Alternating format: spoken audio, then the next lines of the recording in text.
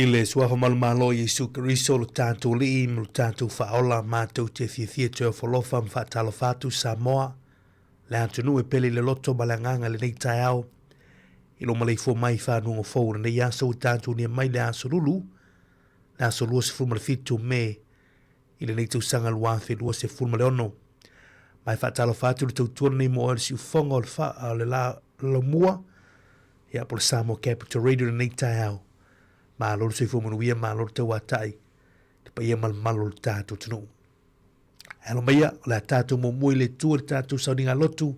Wha le ainga nei tai au. Teite ia lele sunga le wha awhenga Pastor Junior ngā ia. Pastor Junior ngā ia. O le wha awhenga o le kalisia sufitu o le toia fio mai. I maangiangi I Sāmoa. E usi mai le wha awhonga le nei tai au. Ia tu mua tu le viingo le tua. Le kalisia Asufitu, I fasto tai, ia malavi ingo le tua, o le wha moenga e manu iai, o le wha fonga lea, ia I le tātou sauninga lotu I le nei tai au whaftai.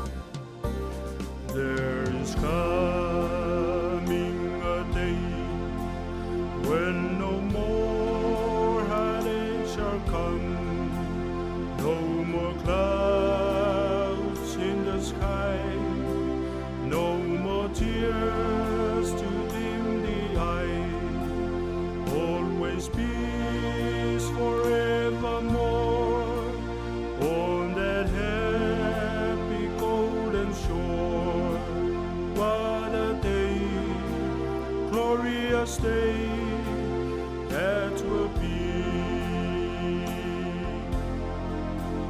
What a day that will be, when my Jesus I shall see, when I look upon His face, the one who saved me by His grace, and He takes me by the hand and lead me to the promised land. What a day, glorious day that will be.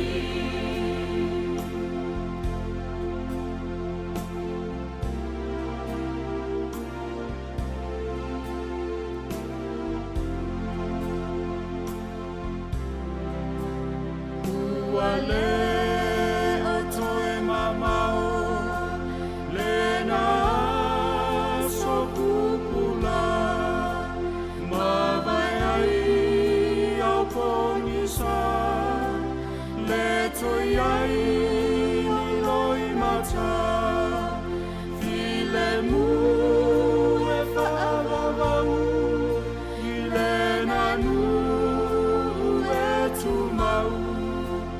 O se mea matangofie le aso.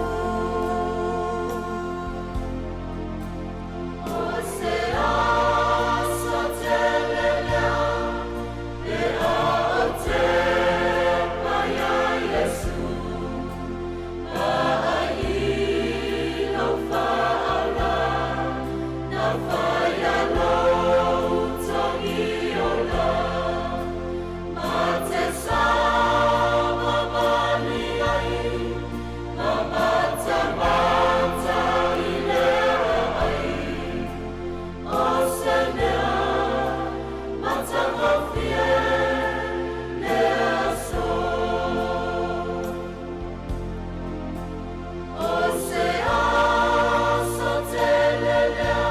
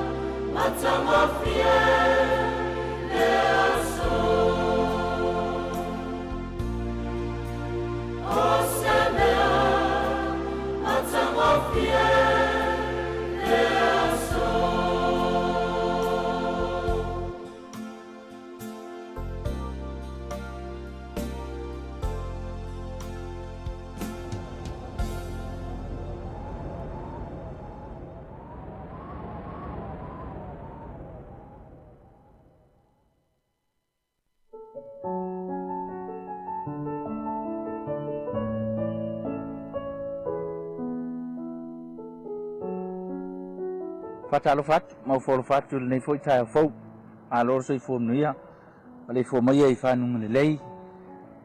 Ia le tua nei foi as fo. Na tu lo mau lunga le lei o le tua. Ia ile soi fua lau le lei.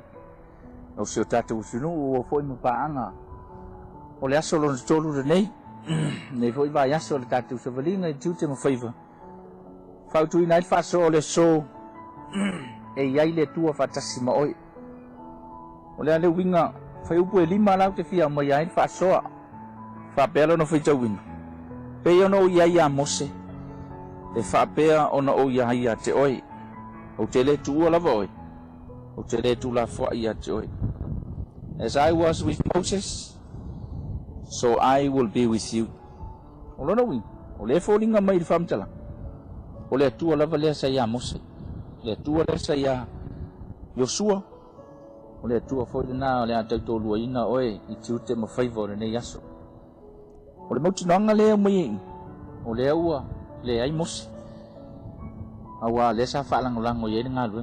Se tai tai longa foi pe fon tatu fa so. Au le mele ne pole ia ma fa fa Yosu. Le ua mai le nga lu nga te le o tai tai no le nu. Ai na toi fa mana tu ai le tu ya Yosu. Awa te fefe o te ya te oi. Pe ia no ia mos. Pa pe na foi no ia te oi. O no win. O le mauti nonga lea e o mai le tua. O le fa upung. I am with you. No win. O te ia te oi. E le fa pe mai sa o ia te oi. O le au ia te oi. O te ia te oi. Tai minate no winga. O le ngangana le na le fa o nga ina. No winga o le presence o le tua. O le mafuta mai o le tua. O le assurance. This is our greatest assurance. Ole iai fatasi ole tua. You are never alone. You are not alone. E te leo tua tua tasi. Ole fina ngalo ale ole tua. Mala ngalo ngale ale tua. Na te leo leo ina I tanto. Ele tu la fo ina oe ma ole tua. Atonu ne manatu na tu la fo ina oe na tu sang. Iai foi fa fitau. Ai le mai ese fa fitau le la tu sang. Mala nei foi tu sang. A le fa mai fa mtala. E masan ya fa pe mai si apol si ilaya si ngol tau sang le ma tau sang le fa vai ya oi la ngona na ma tuai ya na itu ilung tuai ya na la ai la alfa tu tuai ya na e fa se mesi tuai ya na e fa se swinga a le wa lu tau sang lo na winga na o mi le tu fa se swinga fo ai ole mo tinonga ola ya ile tu ya te oi a wo te fifi o le fa mai I am with you. O lo iai le tua I lau savalinga. O lo iai le tua ia te tato. Ia, whamania le tua I. Tu te mawhaiwara nei aso. Te to lo ina oe le tua. Awane ngalo. Pa mai le tua. Pea ono iai a mose. O te iai fo ia te oe. Mai vi ia le tua. Whaftai le mautinong. Wai mai ia te tato. Tato talo. Whaftai le tua. Whaftai le nei foi mautinonga matango fie. Wai mai ia I matou. E te le tu la fo ina I matou. Pe ia ona ia mos. Ia Joshua. E te ia fo ia te matou I tu te mo favor ni aso. Fa mangalo lo matou le fa maoni, fa mangalo lo matou le atoto. Te lia mai matou le nei aso, ma le nei aso. Ma le nei fo itaia I lo suafa o matou ole ma vala au tu nei. Amen.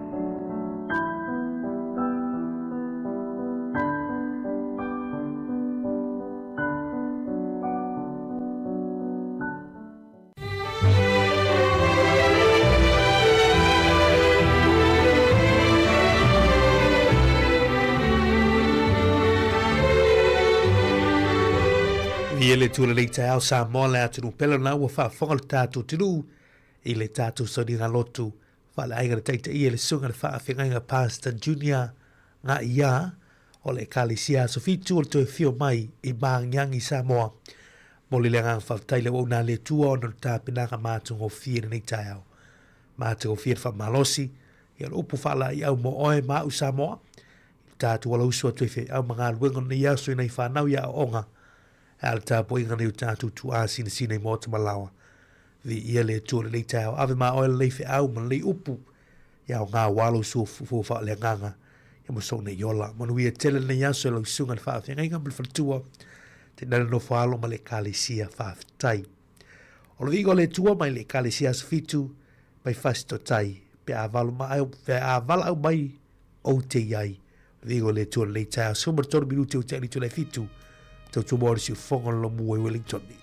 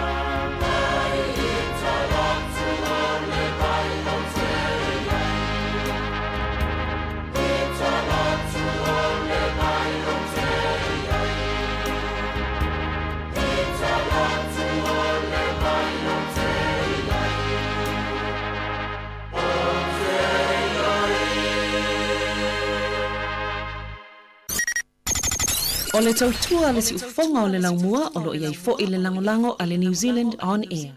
Se vumu fitu minute o te litu lai fitu le teimo le tau to e whatalo whantu mau whalo whantu le tātu tunu. Nisi o vivi inga whaale anganu le teimo le tau to tu mo si ufonga lo laumua Wellingtone. Ya la tātou whalo longo e whawhianga ala whianga o whale alupo e le tausanga luawhis fumalono whamanatu ino limas fun whantu sanga o lo malotu to tasi Sāmoa e usi mai whafonga le teimo le tau. Ato down afli tu lai fitu to tumo si fonga lo mu Wellingtone ya mana tu tu nei ta good morning ta lo falava ma lo se fu mu yesu ta tu tunu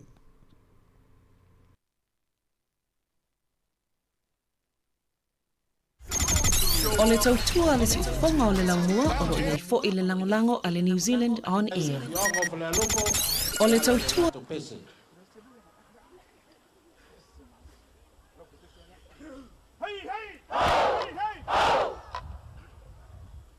Tātou whāwhitai fatasi le lopa malanga le nei o le tua.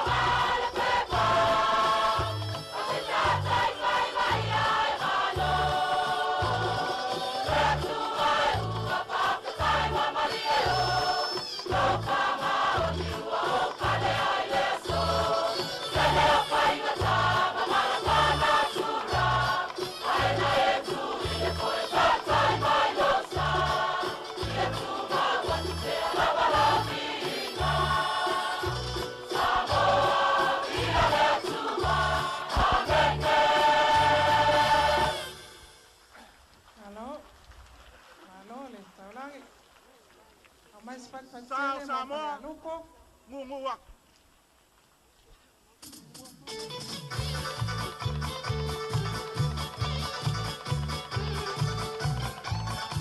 Leo ka wo leo ku mai ka masa.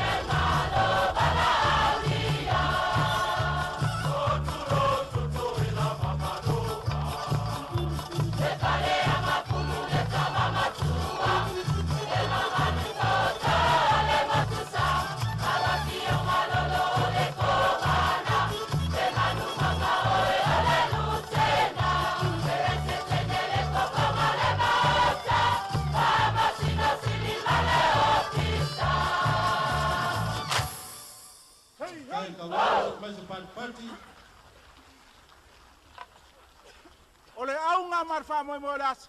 O se whafo. Kai.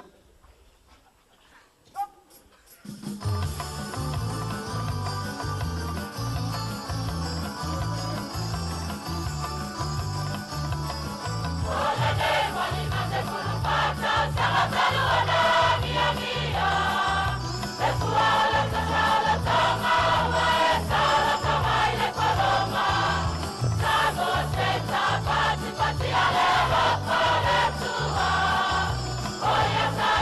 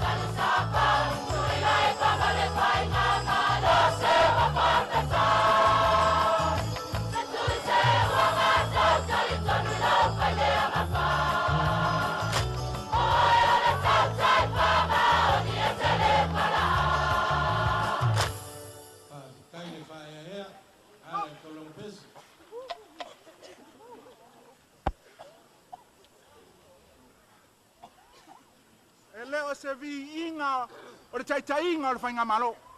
A o le whawhitai.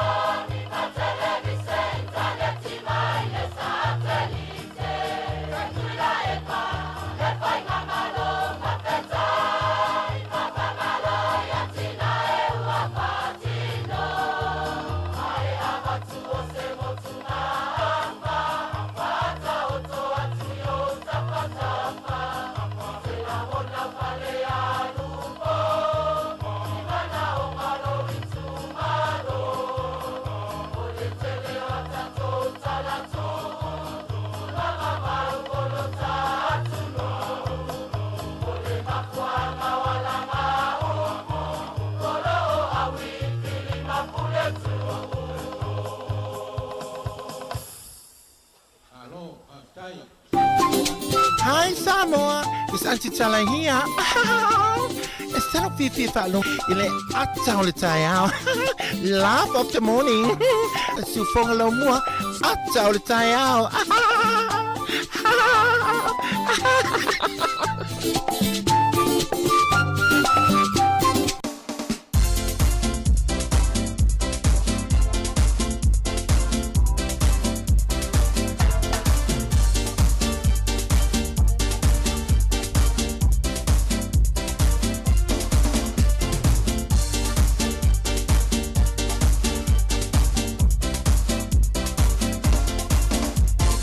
Ata, ata, ata, ata, ata, Fifi, oh.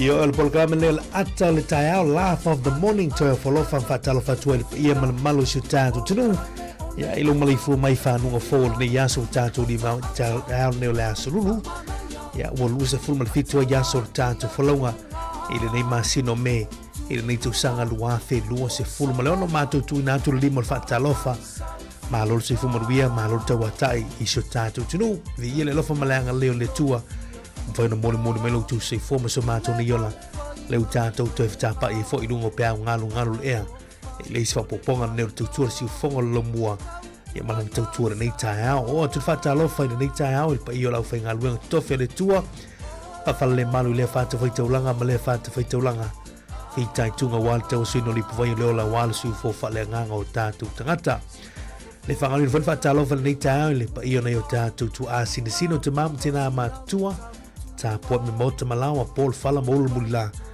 ta po ia fa me tuto o fa volta tu le aso male aso ya al ta po inga mona fa nau ya ila lo su fo ya o le aso male aso ma lo se fu muia ma lo te wa ta ile ta ya o ila van manatu o auto ta sanga ya lo muia me u malawa it's tono tatu ainga Ave tole fa talo fa il paia ia la fa ngaluenga tatu malo Sāmoa ia o New Zealand no fionga kom sine maulunga malo Sāmoa fionga il mutu soli ia sanga ia me se foi fa tua me se la fa ngaluenga malo tatu fiso kom sine maulunga I Wellington ma tu fa talo fa tu malo tu atu ia malo foi ia tu ia mo Sāmoa Wellington me lo mua pa peso se tafa ia le ia tu o New Zealand le galo fa talo fa le fionga konsula ya me se foi la foi ngaluenga ia kilani mangele ma lor tu atu ia mo Sāmoa ia Tironei wo banga le tatu ala leo ma futu mai lungo le tatu Facebook lungo le tatu YouTube lungo foi o tatu penga te fai langi na www.samoacapitalry.co.nz ma tu fa talo fatu mo oi ile nei tai like love ma share tatu Facebook subscribe lungo le tatu YouTube channel aso atu tatu por clamire nei tai ia le whanganu I whai tātu paanga I lungo tasi ono tesi martasi whamo a veo tomu whaomnianga I le aso ma le aso I lungo tātu tautua ma le tātu unanga ia manu ia tele na yaso la autou ona leo marama tui tō whiga vivalu leo tātu whailoai te teimi ona maa whailoai e te whaile manu tō whine ia ana whasolo teitolo ina loutou pa ia ma loutou malu ia il tātu tautua I le nei fo I tae ao ia le wea sila mai ia le wa a matatvo I la e atu I lanu o le Our Queensland Maroons ia la fia na nei ta longa ia o te lofo I lo ta pena mai furto fine ia ana ia marana foi la ei o la foi au tatu tan noi foi nei ta tatu ma futa I lunga tau si fonga lo mua por clam atu ta good morning talo fa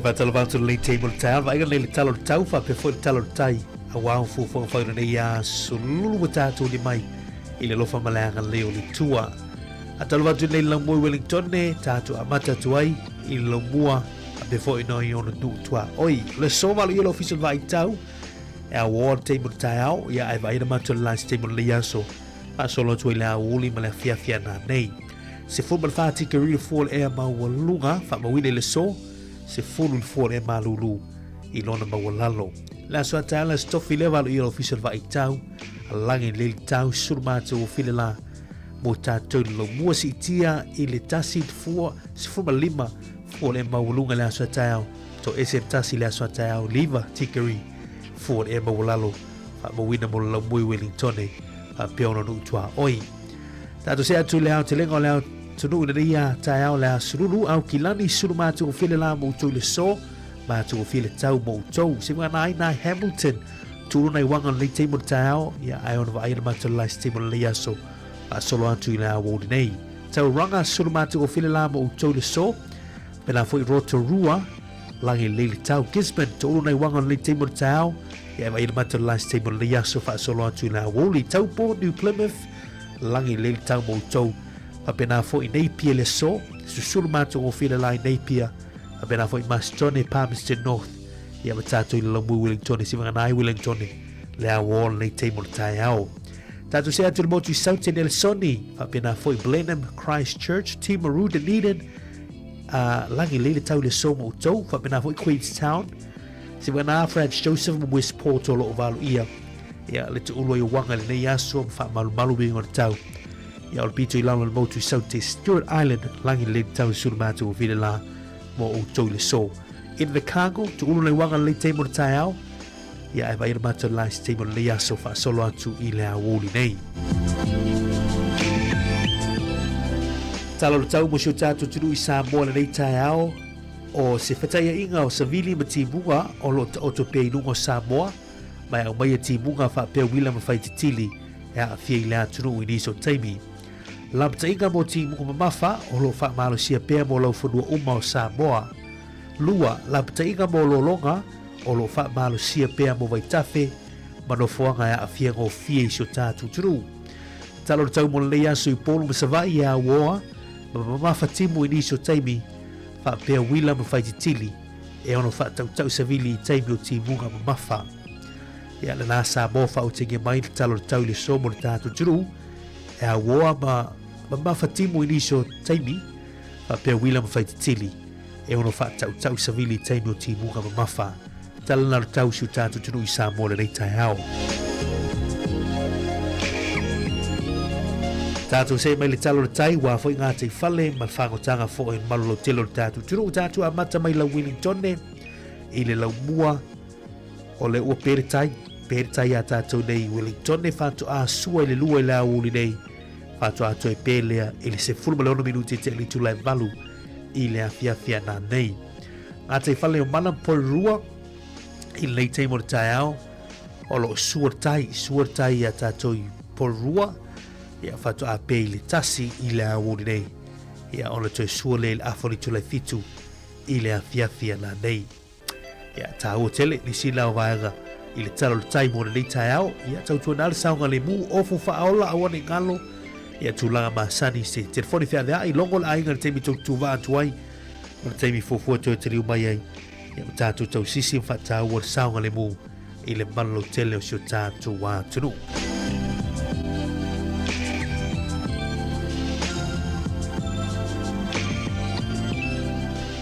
tātou se mali talo le tupela nei tai au tasi le tala New Zealand ma wele tala fa se fulufitu sene a Sāmoa i le so tala fa se fulufitu sene Sāmoa i le so malo se tala New Zealand i Ausitalia ma wele malo sulusene al malo se tala New Zealand i le malo telo Amerika i le so e lima fitu sene ma wai lima fitu sene o Sāmoa la vai e tusan whamumonga le falutupela ANZ tasi tala New Zealand ma wele tala fa se fulufitu sene Fautuanga masani asi pe iniso upenga te whailangi pe ona iai le Click X ia mala mai cash ala Digicel ma nia la to rate to wala fui na to seleni ina na yaso fa tailo wanga lei me fai nei ta tunu a fio anga i Sāmoa e ka le sia pe avalau mai ia e alau tautua masani mo nei o tātou mātua a misi ainga ia o lo whaamuli mai Sāmoa ma lol tautua ainga ia o tau māmā manuia nā.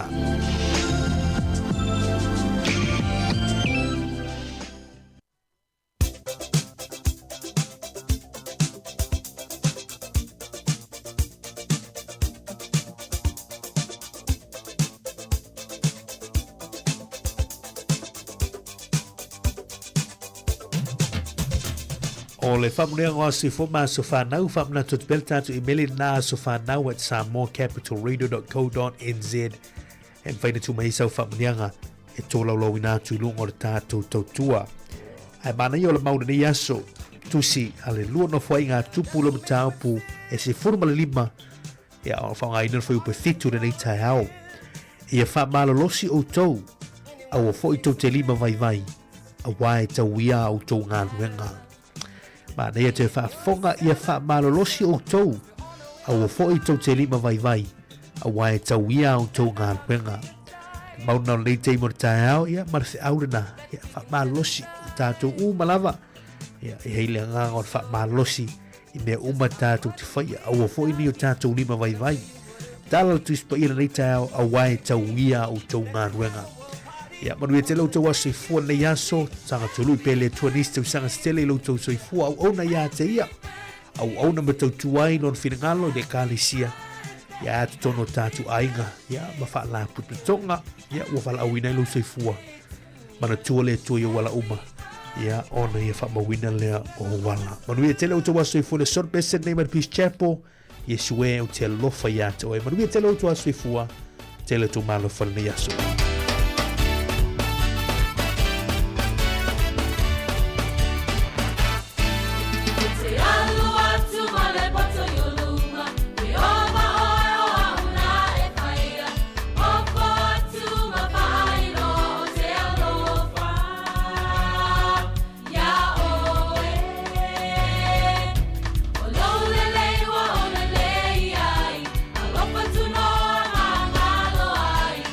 Mama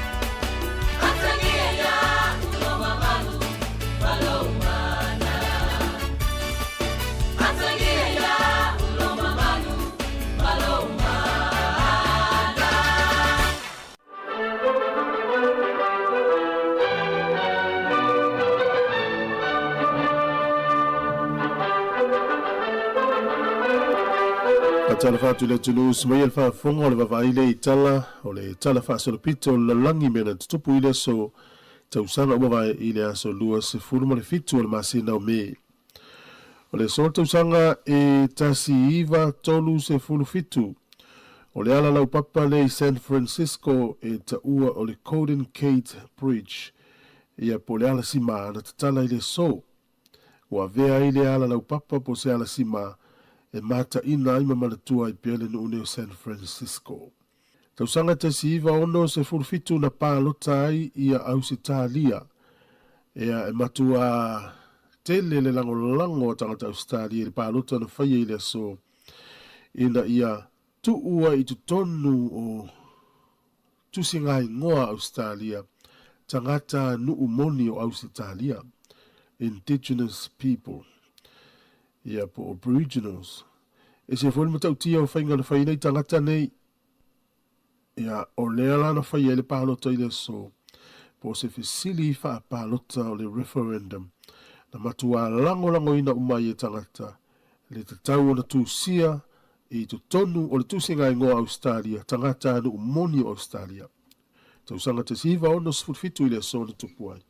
O le so i le tausanga e tasi iwa wha na toi fo ia i Lucia le tangata ta ua leo Alexandra Saul Hainsey. O tangata nei na manu malo le Nobel Peace Prize o le whailonga mawalunga lea le lalonangi o se ali tu stala. Whapea na tulia e sea Malusia i le tausanga e tasi iwa fitu se fulu malwha. Ele taita i o Lucia na ia ele naha taimi, ona o le tele o le tusinga na whaatau te ea i le malo. Ave e sea ai lea o lana City Seni, ia o na anu lea nofo i Amerika, i lalo o le taimi lea o taita inga le tangata leo Stalin, o Joseph Stalin. Ona tula i mai lo leo le isi taita i fau o le malo o Lucia o Mikhail ia o na ia talia lo le toi fo i mai o tamalo le tau no ula i stasi malai va lele le tu i sifo Lucia i le sol tau zanga te si iwa fa tali tangata pe amale lua ave e te ufungala au ave ila to mea lofa o falawa ma masima i se foi mea lofa Lucia ia malanga mai le train South Tono Moscow tau no ula so lua tonu i ulai ma ofa tamalo nei te leo swinga o na tunu utalu na turi i se o ia I le valu sifulu o le tausanga, I le tausanga le tasi iwa valu. Na o foi nā tua I le whailonga tauta ua le malo Lucia tau le Order of St. Andrew. Na te ena le to ina lea na te le talia ina. O na olo na te te atu lava I pūlenga Lucia. O le so le tausanga e tasi iwa lima, o le li leo Christopher Reeve, o ia le lena au tu iei le ata fo I leo Superman. Na pa ui le so I se solo whanua le ti ai, ma pe a toa aino na tino. O le so I le tausanga e tasi iwa, o le unanga ne e lua watu ufatasi, o le Mobil ma le Exxon, e valu tasi tesi ma le 2 piliona, le te le o le tau o ni company e lua na tu ufatasi le so, ua vea I os company pito siri na te le la tau te whata wina le sua au. Tau sanga rua fe le so le pale mia o Ausitalia o John Howard. Na ia whaai loa I le so ia le Declaration of Reconciliation. Ia po o le tau mawhai lea o se awala e toi tu whata sia I Australia. I le tele o tausanga o whaisea nei tangata Aboriginals, ia po Indigenous Australians, tangata anu umoni a Australia. O le saunanga na whaia le so le tangata lea o John Howard, le palemia. Luafe, tausanga luafe. Tatu tala ia, te maua le whapoponga le te masani whaftai. O le tautua le si ufonga o le laumua o lo iai fo I le langolango a le New Zealand On Air. Valu minuti tani o le tane o li tu la e valu, tali tu la e valu le whaupoponga mo mua tātou tala mai Sāmoa, ma tātou tala fo amata ia o le fu tau o le a solulu te fatalo fatu le paia malu si tatu tunu ia o lo ma fu te le te mo tau ala usu fu ia mga luenga tu te foi ia malama singa ia o lo fengai tangata malana le fu tau atalo fatu ni fa na le wa ala usu foi wa o ongo le tau pa no no le tala le o mai lungo TV tasi ni tau nei ia e to fai la to na maliu ia le tau nei ila tunu ule o Belgium ia me se o se pasi ia e la wai whana wa aonga i le tau nei o le aso luore nei i Belgium i le tunu o Belgium i le atu Europa ia al tau le aso luore nei o tātou iei ia e tō whana i whana wa aonga mali liu wai ia i le nei tau o le whiau voilo le saonga le mu whano noa si tala le tātou tanoai ia o lo tula i mai nai Belgium ia o le whetu ai o le pasi le lau pasi se a nai fumo whanau the school bus ia me se fo no fo afi le ia ua fitu ai nei la ma afi ai fo i so i fu la to fai la to ia mai te watu e mali liu ia fi nei fa na wa onga ia e pe to e momoli ai fa au fo fa manatu nei te mo te ai me se la la uso nei fa na ia onga tau to na sa nga le mu a fa fa ngai na pasi tau to na sa nga le mu ma te tu le lunga tele a fa fa ngai no fo afi ma te tu fo sa nga le mu o fe u mai te fa ngai na public transport ia o lunga no fo afi o lo sa fo ia tau to na sa nga le mu nei ma tu ni te mo te fa manatu sa e me se foi fa tu tala tane ona ia aonga ia tatu tau sisi al sa nga le mu me se mo nei tatu fa nau awoni ngalo me nei headphones ia po va nga ia fa longo ai musika me se ala tane no fo afi ma va pena o pasi ia te le lo letto kolosi ia ono lelo tele musika ia te fa longo ai lunga o headphones ia on tupula fa la vela fa mu tau wanga ma sani na ma fa fe out fa manatu le taimi ma le taimi ia pe ona uta ua le uto fa ila to mali liwai ia fa la vela velea il fo afi ia masitasi o pasi ia la wani fa na wa au ngai Belgium ile tau nei tele tala matato mata po la tatu fa so matato tan no ile nei tau e ni so va ngai mani tatu fa so ai ia i lungo o foi o malo nei au to New Zealand la to ia mala so tau pa keti le to no ia tatu New Zealand lau liu ina ile tala au tur tupe mo lua filu fitu la so na file sa pasi ai a ilona tunga momua ia le lau fa se antur fa tunga o le talfa tau au tur tupe lua filu fitu le malo Sāmoa ia le sa fa ta tia ilu ma fonol par meni la so nafi ia tatu tatano fa so ni sum ta upu ia mes fo ia ni so tatu telefon tala mai Sāmoa i le te oli tu lai valu mali tu lai va tau nei stemion fa ta simelo tu fini ia ana fa solo ia la sa malu ta na uta pena ia ini ne ia so lulu malu lu tatu ia fa velane sa pti koko i pti la moli ia pula oi a fa le sa malu ta malaya lo no vigo no atonu la so lunch ia po la fia fo ia na nei la tuli e fo i walta maftanga ia ta o tele va na malu ta e wa fa fo mo tatu tatu fa fo ngal fa fianga nei mai le punia la va malu lo nu pele malo te fo inisi fo au sunga fo no le fa tatu te nu mai lo mua ia la fia nafi ia la son nafi malo malanga manuia malo fo ia le wai e fontanga e pesa ai ia malua i le amtanga ia le luva ia so taruai ia la tatu fa fianga nei ma le puni ala ala tu pisfo nei malua lo lau mua fa fianga nei te mo tatu tu mo orso fonga o le lau mua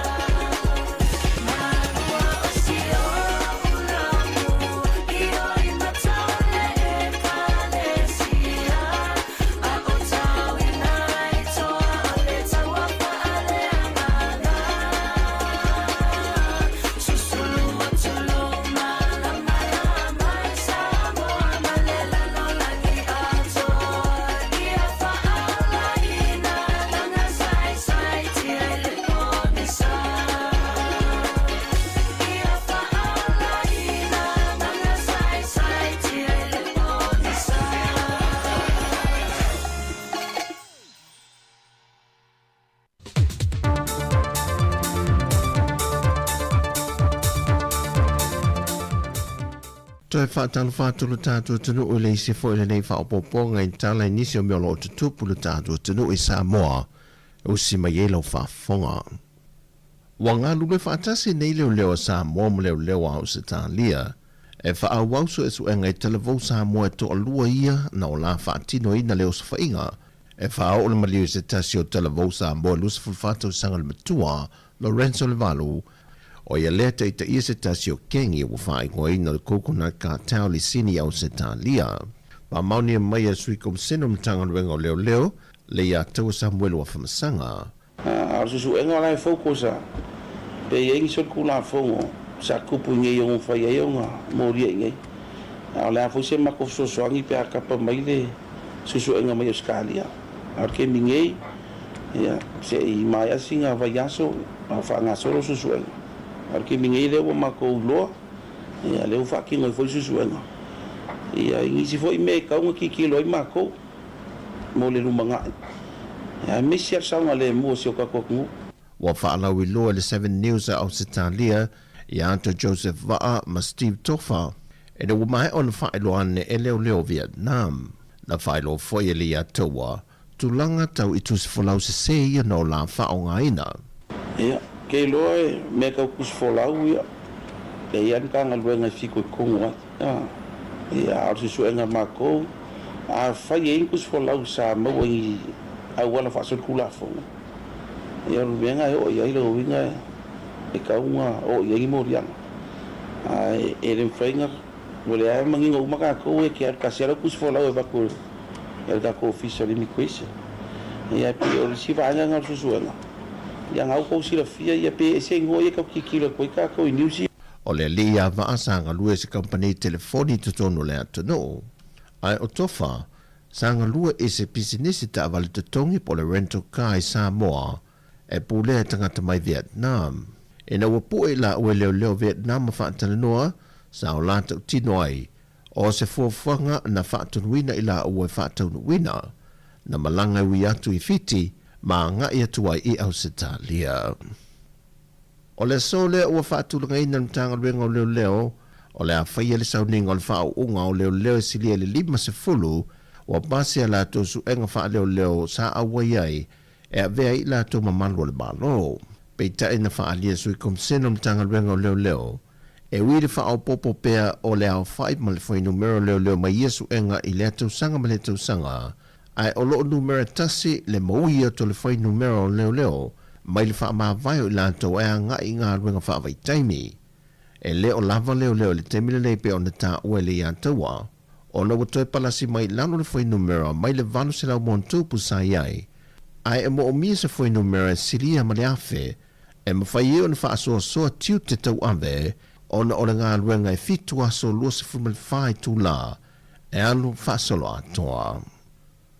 O watatala i tua le sunga ya Samuelu le au, mai le whai unga le whaamsinonga i le vaiaso le nei. E na wa mai a oma o na tuli o na whaasalanga le teimi sa nofo tau fiai le whalpuipui, e molianga oma sa tua iai.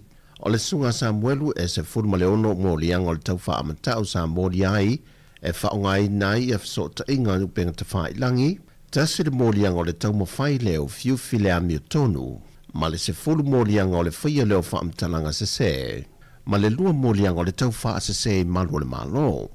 O ia molianga oma e te tau un whaafat pui na le lua se fulu le ono mahasina, pe ta ina wha mao nia munmuliane, wa silia e le lua se fulu le valu mahasina, talu o na tau fiel tu ese. Ma ua whaongai ne le fionga le whaamasino ia lea umi, o lona whaasalanga whaafat pui le vale ua mai o na tuli. E wha morianga o le tau whaasase na mori ai le tinaya si vai kepi, mai tolu masina e te tau o na tau fiel tu ese. Mai o le tūlanga la foi e tasi, ua wha masina talu o le tu ese le tinaya si vai, mai ua wha i foi le wha i unga le tumai tai whaamasino, o lona lava le foi whaasalanga ua mai o na tuli. Ai ole te maita ia Lisa Marie Schmidt e tasi le morianga sa mori ai o ia. E lona le usta ielo ai ai ngana tui nātu le whaamasinonga ia te ia. E na uahandia ai maila mata aupuli nei tau sanga lua whelua se funma le whaa. Mai ua whaapawhala fo i le whaamasinonga le whaasalanga mo ia. na whaamaunia le whaamasinonga i alona mōrianga o lona whaalawhilo le tamaita i a Marine. Mai ua mai ai foi ma lea mata o pō. Ua whilo i atu lana fionga le teitai o le atunu o le fionga le laule le maali atoa le ua tepola te vau Fosse Schmidt e whaurulungo nisi o malo ua awai mai e whaatasi mai le tātou tuto tasi e au fielu lo toke lau i a Honorable Telo Alapati Peter Te Vite. Whaatasi ma le sui fōl whaalapuputonga i a pani Sāmoa le Chaika le uswia ili tamaita i a Yomiko Asha Kuma i le li i a Shiketi Feruta. Mai olo yedu fo fango nisi a solfa i ungan vayaso e taunu mai nisi o malo fa alolungia au lumana i aile tuto tasi i le asonga fuwa le vayaso fau. O telefowia, manuia tele lava le nei yaso Sāmoa i fo fanga mga aduengo le afenga iai. Faso i foia.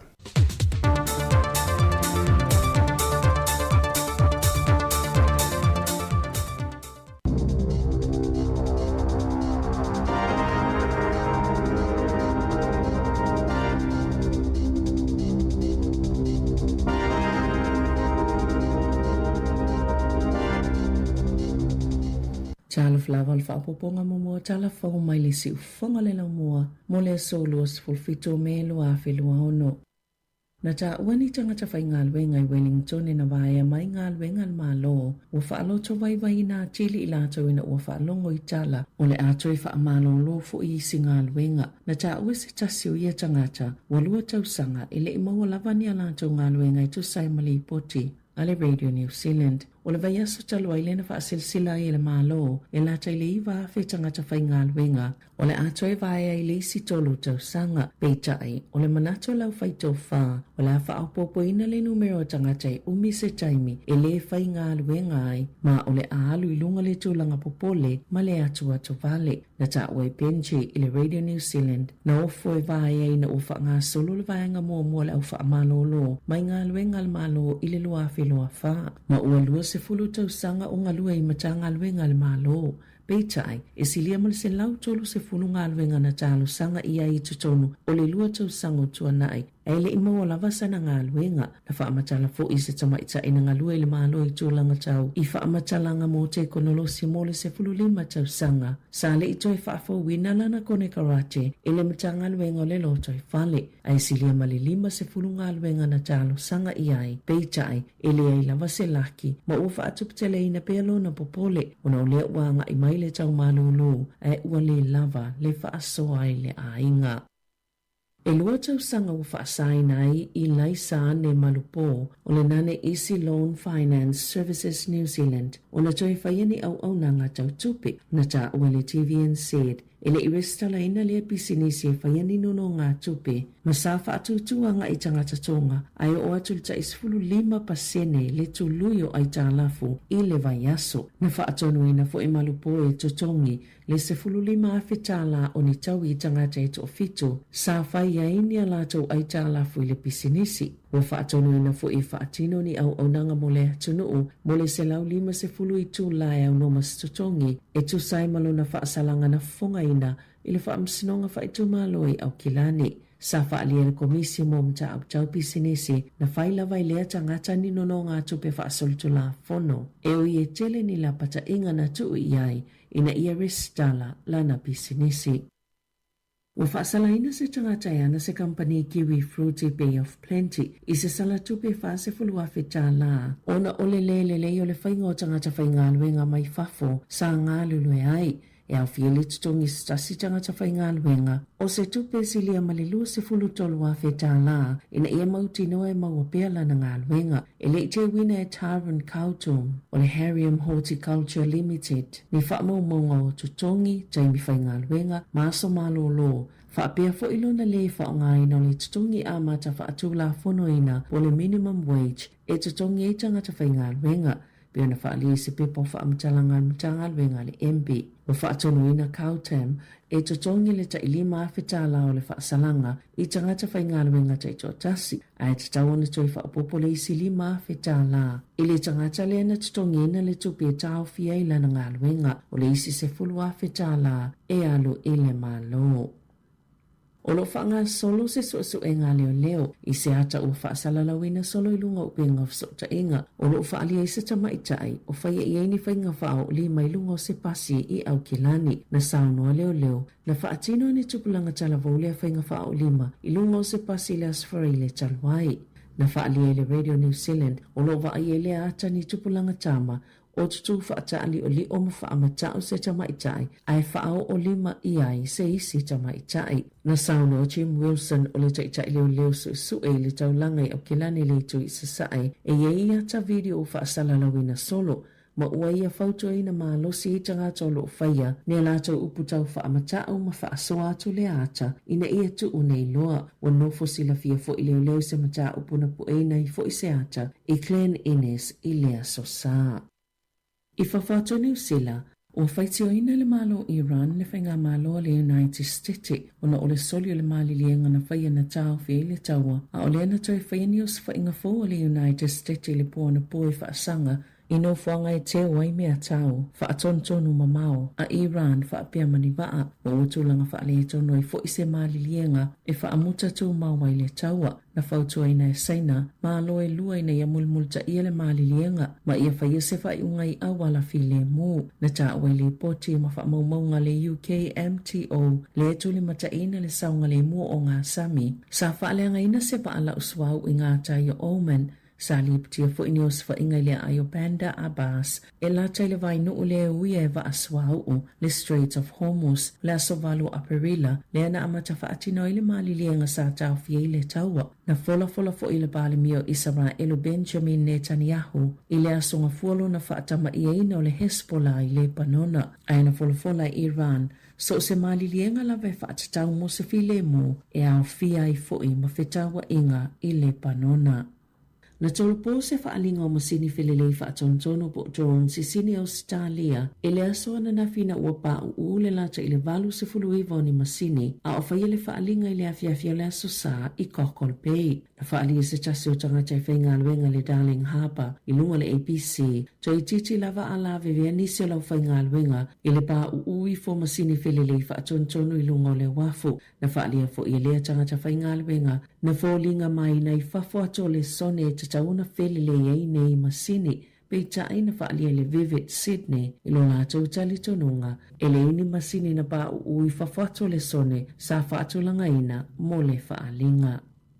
E ta alonga, na saunova wa samana i Winston Peters e ile tala fia o whaaholi o li mai e whaatatau i le lumana i le moana Pasifika pe tai e le i whailoina nisi whaamatalanga ai whaataltalpea na whaia se palo talau whaisia le moana Pasifika ma whiriwhile i se whaala potopotonga e whaawau o na whaava ai le whaangai o ingo le au ai sa ili nisi tupe whaasao ai le au matutongi ai tā lafu pe tai o le ua whailo le uni la kapia New Zealand e iai lava ni whaala potopotonga o loanga i se manatu i le lumana i le moana Pasifika.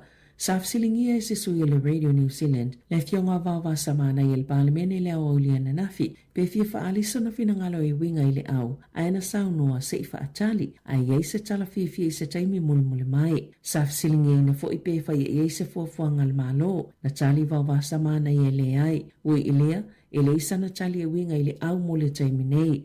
Sali poti le Radio New Zealand e ilo la tau malamanga e le ise fula sanga le malo i se taimila tamai peitai o lo whaia pia whaatalanoa ngale Minister manisi e iele so tanga i le au e winga i le lumanai o le moana Pasifika.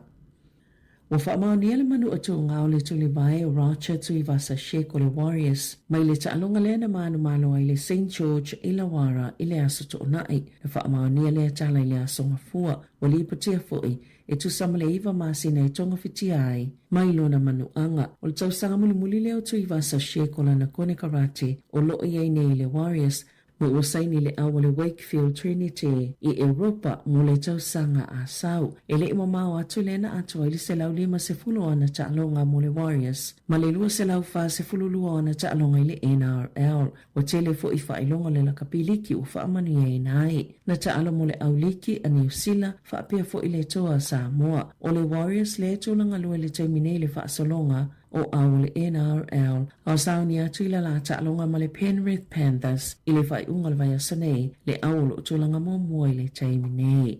Tala fo ia mai le si ufonga le lau mua mo le nei tai au.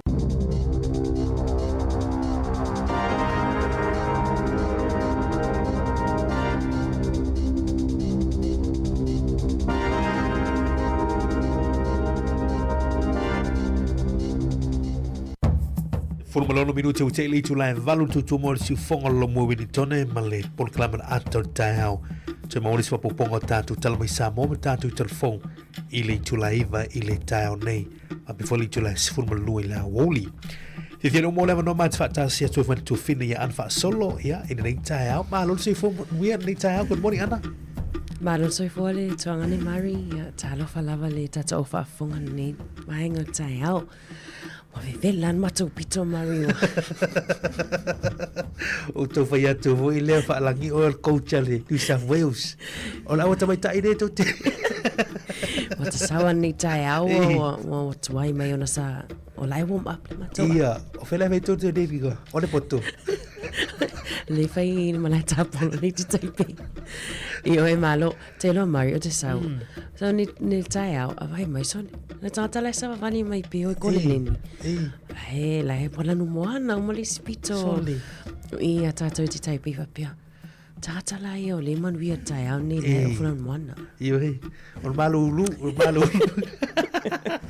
Ia e le Maria lu la e o fai atu tale la turu nei tai au fa tu ya le wa o la email au matu au ya o te loa lela e sau foi o ia ya le wa ta o le ya le wa e a email au tu au o ata o ai me fa pe oi wala no mu mai la pito e lo le ai lo Sāmoa le tano atu o la o Queensland Maroons ma au New South Wales ya o au ni lu o State of Origin o te mia na ni listu la sful wa lima te tu la sful pona ni talo a wala tele foi tamai te a tuaina mo na ni o fatalinga o ta ngai Soli. Ya, Manuel ta po inga Mari. Te lo foi ta sanga le te Elena. Batuma a. Na pio se lucky foi le Elena. Ya. Ya tatu iha pela foi o lucky ya au te lo. Ya ele mo sta tu pedi me ya au te. Le mo tu pe fale o loa ia mai ta ya finga ta la ngole.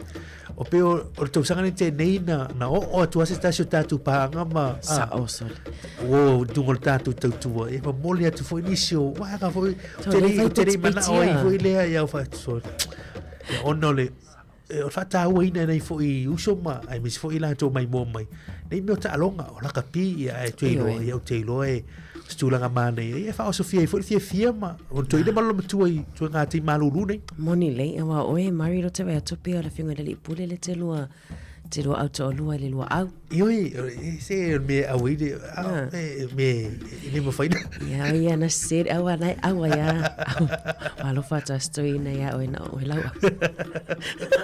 io mo siri mai disi o so na fiva pe o fe awil to rolo tasim tu fu va ya au wana le ima ana ya utelo ya assistant coaches na ma o ye o lo fu ma un sa e te e lo ai lo malai e ba to te le atala o lo ngal malai lo e to ga ta lo ga la o malo monile ai Mario le tele o vaenga fo i tala fo le ngata i tala fo i a tato ni sina nei pe ta pena Savelina a tala fo i Sāmoa le na mai ta sisa e po nisi fo i tala lo fa pe ona la lunga nei taimi ta amata me le ta o ana mai e moni le lau sa unwanga la lunga le ta ni so ta po le tu la mai ya tu no mau ya e tu mama ina foi mata ulenga ina lu ta tu tinu ya o le mele o vai tu singa ana i te lo fo lo o mai mom si fo le malo te lo la tinu le taimi na Sāmoa le tu si mai tu singa ne o mai Vietnam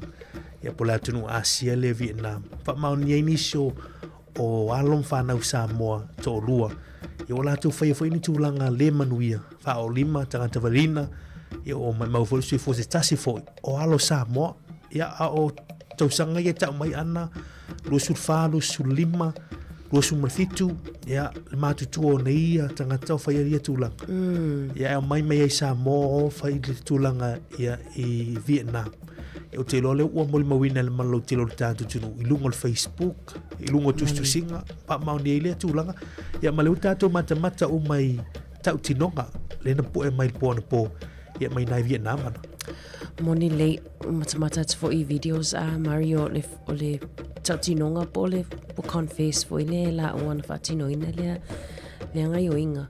I ono pe o le tau sa mai la o lungo le video. Ele masani ai Maria I nei atunu. O mato nei se ilunga I o fa masinonga fa toa ia o mia se taimi o fa atali. A mai tau atu ile video le tu mai lunga fo I upenga te whailangi Vietnam. Ia ono no fo mai ia nei tau lelea ia ma fai mele la confession I le la ngai oinga na fai ia o te loa tele manatu fina ngalo tanga tau whaali inu al Facebook malunga upenga so ta inga winga fo I le ata Mari o le tūlanga le nā ana I le mai tau atu ia mai se foi whainga al tanga luenga o le loe me se foi le tanga luenga le o le pui ngā a Vietnam ia o ata o video tu mai lunga ia ma tuistu singa foi le fa maoni mai ia mai le te aloani si o mtalanga foi le wa le uta tino mai ia ale le mai te watu ia wa lo foi nena mai tatu telefon mai Sāmoa nei tao ia susu enga foi el fionga komisina su komisina lo ia le fionga af masanga ia mal tatu au finga luenga ale le tanga luenga le Sāmoa la tu ia la foi la tu susu enga ia mai se la so tanga le mali ma tuis for la van pena ia le mai tau atu le na tu uai Sāmoa anga ia tu fiti ui atu Australia malanga lo Vietnam ia ole au tilo ala tatu tu loina le mtau ana wai it's a public news item for le worthy of our conversations for matatu fa so ia ono tulanga le mai tau atu ia wa sau mai le ala hata ala tu stala tu pepa ia ma ala leo ia mis from tala ia winga fo I le mata puna ia lo Sāmoa nei ia tula I mai le fa no ngama tanga te valina ia tilo la tatu lo manis fa monga manis fa tala ia I se te mia ga ia tudu ia pe oni sina tala lo lunga le te mortai malo fa tai Mari telefo ila mai saveline winga I se tasio le au nanga le ale Nain Easy Loan Finance Services le fa pelo fa sa ona toe faiaini nononga tupe te le lo foi tatu no po fa pena fa ngai la to le au nanga le fa pele I resita laina le pisini se faiaini nononga tupe o ngai huinga vainga le fai if tang fi fa tonu ia le tangata lengo ia malupo ina ia tongi ne sfuruli ma feta la oni tawi I tangata to fitu ia sa faiani ala to ai tala fu pisinisi te la marisam ta upu foi le langlanga foi manato tato ona tele o ona tato ainga a nga ia tu le falitupe po banks ele mafaini ala to no nga tupe ono lo le sa ili tama I pisinisi ale ona ai tu longole I fa te ingo no Facebook o so ane le pisinisi o so ane le pisinisi fa ala mi lo ai o tama I pisinisi te le lo pe peristala pe le ai a te le fo yo lato pasene tu lui o le tūlanga whanau na ana le beita wa tu singon le tau ia o le tamaita I tonga le ana le whaia tūlanga leo o le whaonga ina o social media po Facebook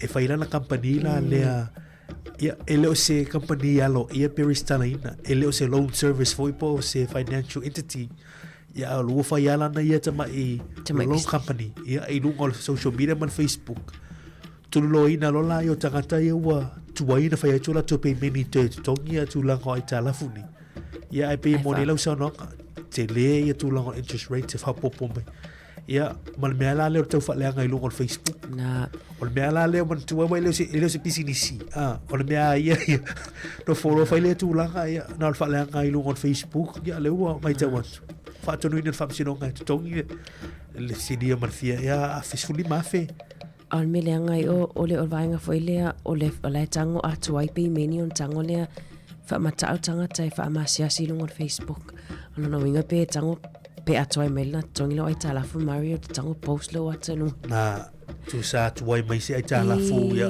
tu atu lunga lata o me fa tanga ta foi le business ya lo ia fu o me a wo to fo fa ina business lo ya le wa fa ina ya e tu lo ina tangata fa pe ya woni fa ye me fa pe so tu la fondo fa yo ni pisinisi e un normal restaurant ya mal pui o te lo fo yo nei tangata ya no ai talaf ya mar tu ele te wo talaf la ini mana onga ia o tele foi o tupe le tagata so le failana loan company o le vaenga foi le mari ia ai me se lava o te lo se le sona mo tatou uma lava awa ile taimi mo to ile ai ase tupe awa desperate times wa ile taimi mo to e mo mia ia wa talia so se wa tal pola le fainga ta e te alwa tufa whaingo fie me lau vaenga fa pe ia na le sfulu lima tala vai aso e te tongi mai ai loan lau sfulu lima fe tala e pe wha amatai whaingo fie ala e wha la fie mai tua ia nisi o vaenga e tato te le oilo sfulu 5% il interest rate ile vai aso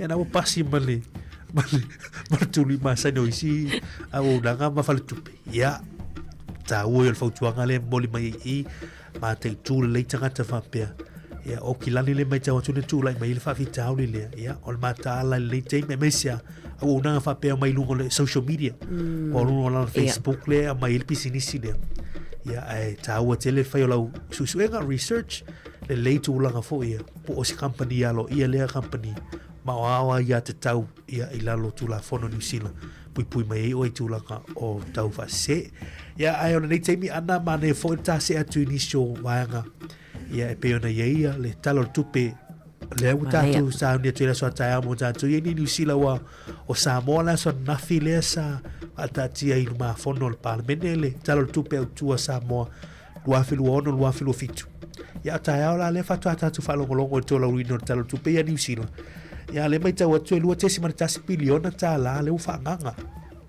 Tuso tupena le la whai mai ia le tele o paketi ma vanga e fisosoa nei malo New Zealand teimi nei. O le mai tau atu I whaalongo atu nisi o whamatalanga whape e la titi tupe le tele o istalo tupe I stau sanga umwai. Lua tesi manatasi piliona ia tatu whaalongo atu piliona le tanoi. Ia fe mai le titi ia o fea la e avei fa mua la tatu I lua le aso tau ia le utele na fa ilo mai nisio announcements pre-budget announcements ia o te la mate tu mo fa tatu tu lango o talo tu pele le aso tau mo ni sila la tau ia mo ni le tau ai o le fa silanga le tala tu pe tau sanga ta itasi a mari o fa long atu la venisio vaenga le na sa no el pale mi ai ile tele o nisi suinga le o mai tatu kiwi saver le va pe a o le a tu fatasi po le suinga e ai le contribution rate e a po o le fa inga fa o le tupe tipi lau kiwi saver e o le sivaenga na o ni sivaenga o matanga luenga ta itasi o le a ave fo I el fa tupenga o le tele o alatou polkalame e awa po afo ini polkalame Mario le a avesi e tele I o tula fa pena e tatu tumatai tui toi ngā aso I fa pena mana tua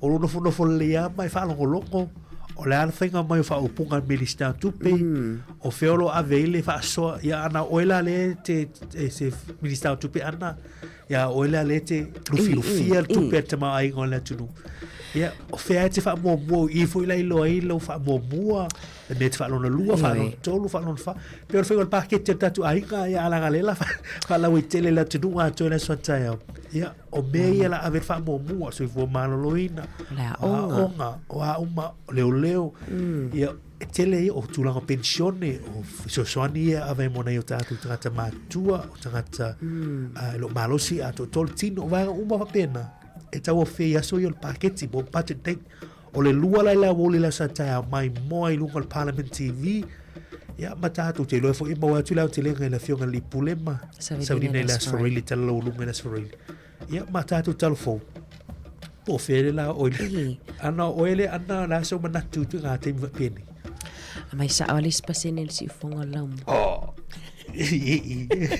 sira mea la fa bole state Nenta mai afe ana e tatia I mai Io e Mario Taylor lea o matangaluenga o haonga e taua I o vaenga lea e tatele lo pe se la tatoa vai foi pe se vaenga o paketi e lavlavea toi pensini o tavale vai toiga fesili takata sa oli o sina me o fa no i tae o pe se soani me la ia tar pensini sa oli oi e o Taylor le si vaenga o te mana o te fa lo me la so tae soani foi le moni fa na ia o nga university moni me se la to ia tu la nga foi fa nursing ia mantua la o mo mia te mi nei ni tata whainga luenga foi tau soifua ia ai mesel ia o tele la to le moli mau ia o tulang foi o latou femalanga inga foi le anga I ngā luenga ia au la onga foi te mile ia pe o inae avela o fata ua foi le te le pole tele le pensini ma ia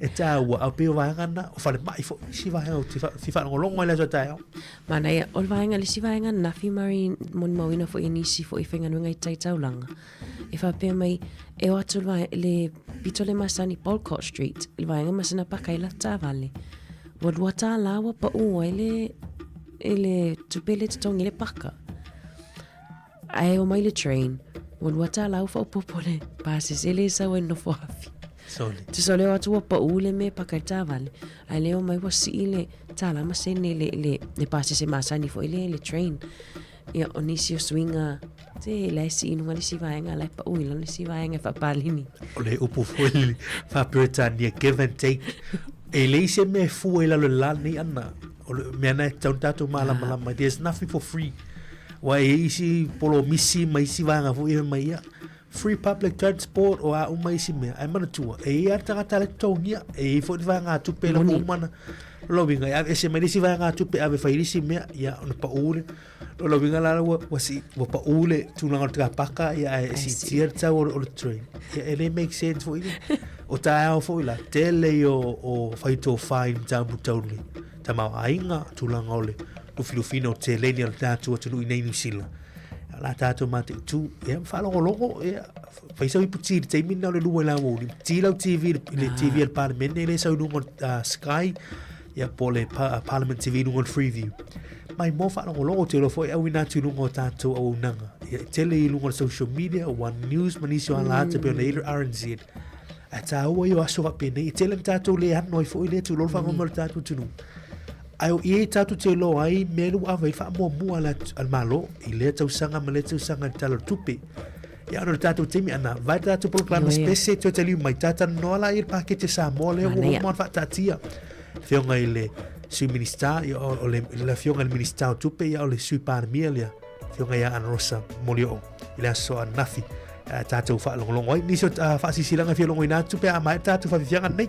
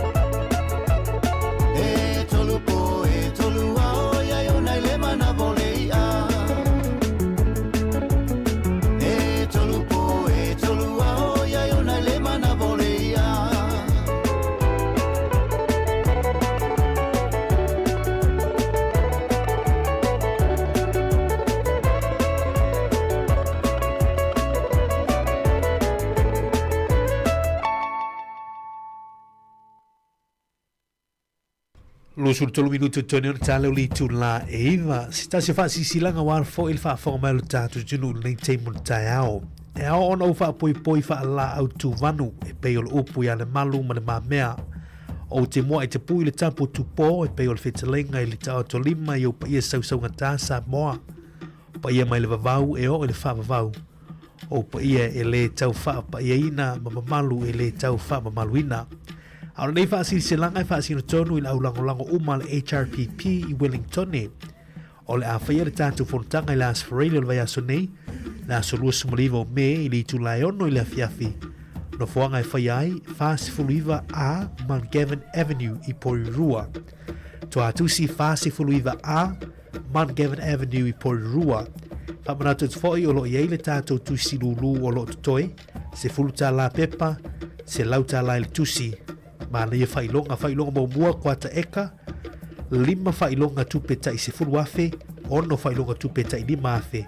A mono mia se pepa lulu wha mole wha so tai maina nai, i le olu o lua o ta se 5 i wa tolu lua wha, po la fionga le taitei fono ya sulunga, o lua tasi lua i wa wha tasi o, ma le whaalo lava whaftai laura wa fono, an mawhtanga ale au lango le HRPP Wellington.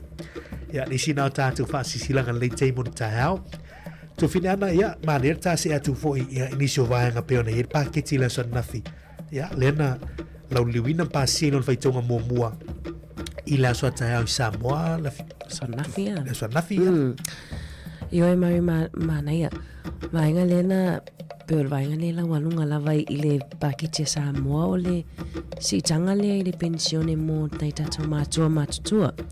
Nena sila ele minister o tupe 5 se lauta la e maua ele tangata matua po fitus fulu tau sanga nga ilunga. Ia mona o tangata la i of tai fitus fulu. O le tolu se lauta la taimi nei i le masina. Le alau le a 5 se lauta la i le masina pe ona fola i le afionga minister o tupe. O le tūlanga le mānea, tūlanga fo ile mone o tātou tangata mātua ana. O weo te langolango ina so se vāanga e whātāua ina i o tātou tangata mātua. Ia o si tanga mātua o whivo ile. 5 se lau tā la, ia o le a whaopopo. Ia i lungo le lātou pensione. Pea ma le fitu a wherua se lau valusu 5 le au whai o tangata anu. Le ua lātou a whaiona anga vaa i lea fo i tūlanga no mingo i lātou ia i lunga ato le fitu se fulutou a sausanga mātua. Ia rono vinga pea ma le miliona ha whaase lau 5 se fitu a hawhi le a masina le tupe fa popo tupe le la fa nga mole vaanga le ia a felo to sanga fa tupe su fitu miliona moni fitu se la valu su fa afe ia tulanga o tupe ia la fai ona fa ngaina o le foi tulanga o la somo mo yu lai le tau sanga folio le amata fa maluina ia le si tanga folio o le foi lo ile ia tupe le na fasilila o se vai ngā tupe le a maua e mātua e ala tau pepe fau. Lua se lauta la pe a whanau se pepe fau se tulou. Ai se lauta la i le masina, le tupe mau e le tina o le pepe, mai le taimi whanau ai mo le tolu sfuru 5 masina. Tu sa lai lua se lauta la le pepe, le whatu a whanau mai. Ia o tina e mau se lauta la e whapopoi. I le masina. Mo le tolu sfuru 5 masina ia. Ia o si tūlanga mālea, ia mo mi arfiso swani, ia me se nei mātua i nei tina. Ia wā, ia teimi amatanga early days i o le ia mamasina i o whengai i tina, ia masiana tama. Ia i le teimi le whatua whanau mai. O tūlanga fwoi e taun whamau mua mana, ia fwoi e nei vāenga. Ia pe ona tātu matatuina. Ia o le ua a se atu nei le a komiti fo ile o tupe ia al tatu malo moli luina o vaanga o talo tupe ia por masina fo ia uni le to suir fontanga e ono o to terminau pasialo ia lo talo tupe ia al tatu fenga malo molo afilu ono lo afilu fitu o vai aso neo paketi ana la mai tautu tai ole tatu tali talo tupe ni sila la to ia ale ua fa tati il ma fono il palmini la so na talo tupe por malo Sāmoa tele i si vaanga ia to la loinatu ana o tonga na mo le te mo tai au to lo 5 lo fa tasi numera pe fi fa so le te mo tai au inisio tatu telefone tala mai Sāmoa ia o la vastulanga te fia talo mai ni tai au mo lo no i lungo tatu fa so ia ana ia tele o tātou tala e mai tau atu nei tā mai fo e savelina tala mai tā longa. Ia, e pe e se mea lailo e Winston Peters, e wawasa mana i e tātou awan moan Pacific. Ia, au le ua whanua noa umal tō tele wapea lela, u whaipalota wapea e whata aperoma, te ule tātou aulel moan Pacific ai, nungo tusi fo i o tarwha so pito la langi matulango tā longa. E le tō tala noa i se teimu lumana. Ia, le pe e se mea lo e toina. O le male, wata fiu e tuli le patala noanga Winston Peters. Po iana talia tu sapi ele o whailo mai e Winston le tulanga le hao iai. Ai o le fesile atu ai tu stala la ina fa mai alto ina. O se tulanga le lei. O se tulanga le lei. Lau fofo mai. Lau fofo mai. Talosia o le tatu talia foi po le ali. Le vaenga o le hao iai le tato awal mona Pasifika. Tai le lei Winston Peters pe whape. O le mea o te piki to ina leo wasa mana ia. O te piki to ina o ne. Tu se, to ina pe i o tangata wa loa lana tautua i a New Zealand. O tangata fo por kiki wa. To mai ma ngā waa fu ini. Pe e i mea lai na te nā tia fu ini. Tu loa o si pālota i o lau mwana. Si o balota i hapea ia te loa e te se fema i vavasa te la vea i mai nei awal mon Pasifika ia o tangata ia lawa ke balota mo i whenga balota ia love mo flasa fitu ana e le tala mai te Savelina whaftai fo i ua i eise la vea i musitasi fo tangata whenga luenga i le au nanga le kiwi fruit i Bay of Plenty le pea le uto e whaasalaina le company le a te tongi niso vai ngā tupe mo sitasi o tangata whenga luenga talo sienu tangata o tātou tangata ia mai tūlango ia wa o te lor kiwi fruit a lor kiwi fruit no mi ia o tātou wa tangata fo ia le malanga mai ngaluenga whawai taimi a lor na ia o tangata whai ngaluenga o loo ngā lui nei au te New Zealand ia a ona lor tūlanga fo ia o le mai tātou telefo o na whaingo tangata whai ngaluenga mai whafo ia na ngā lue ai ia le la ua a tonu ina eile sala tupe o le company kiwi fruity Bay of Plenty ia e fast full wafi ia le uto mai tau atu ia o te tongi fo ila e le tupe le ave le malo le te tongi wale ave le tongi tangata le mori tulangolan case na ona o le te wino fa maunga o te tongi o taimi whenga ruenga maso malolo ia whapea fo ilona le whaonga ina o te tongi a mata wha atu lafono ina po le minimum wage e te tongi tangata whainga nuenga le sa oi mari talo si aile o nisi o nei tato whanau mai Sāmoa wa o tangata lea o le o start whainga nuenga lea o tangata whainga nuenga mai whafo le nanga lua company Kiwi Fruits lea i Bay of Plenty o le Harrium Horticulture Limited o le tūlanga fo ile malia ana wale tu a mail fautuanga le e moli mo tātou tangata luenga. E kato tangata luenga e malanga mai Sāmoa. Malama mai o e a te tau whala tangata whainga luenga. Mai sen company mal pisi nisi le te au nai mai tau tuai. Panga fo i e te tau ana e moli mawina tūlanga i o lau tutongi. O tūlanga o aso i te malolo ai po sick leave. Ia wanga fo i te o aso mai. A me so ai a te tau lalo tūlanga fono New Zealand. O le mai tau atu le tongi i tūlanga o le a tongi a mata.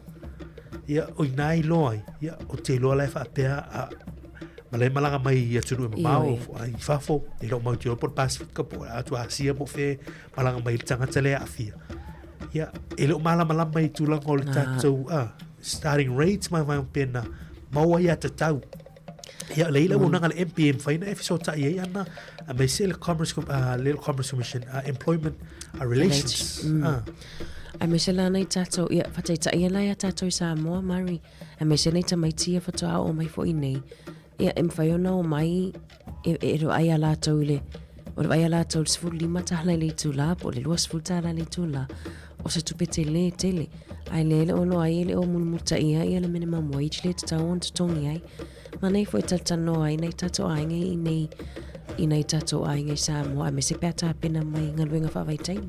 Tā ua tele ia ma tā pā fo ile tato ia i nei whamaunga fo ile te tau ana tā pā mai monai whanau ia malanga mai Sāmoa. Le ia lau vili ai longo wa ese kopio lau pe slipi wa pena ma tato mati tuina wa e afain le ngalo luwe wa le ngalo wenga fai ngofi tu lo fa mo tato tunu ya a faila ele tongi ai ya matele le fa mo te wina wa nga ye te company ma una they have to keep official documentation on ngalo wenga tanga misola tusto ya le su ifo mo ya le la wa fa to wina company le ya e fa te tongi fast food man da tu mo fetala yo stanga tala le fo ile te tawi nei tanga nei ya a ol tu langa le motato ma ye mo chino me mala mo yo ya tau you're right ma vai ngam fai no pui o ema ave mai o ema wo na ngam fai na e tangi ai por MP ya por employment relations ya ta o tele l'authority le na ya tu o tu ave sa fa sia sa complaint ele o sa o tongi ele o le leva ngam pena ave fa mo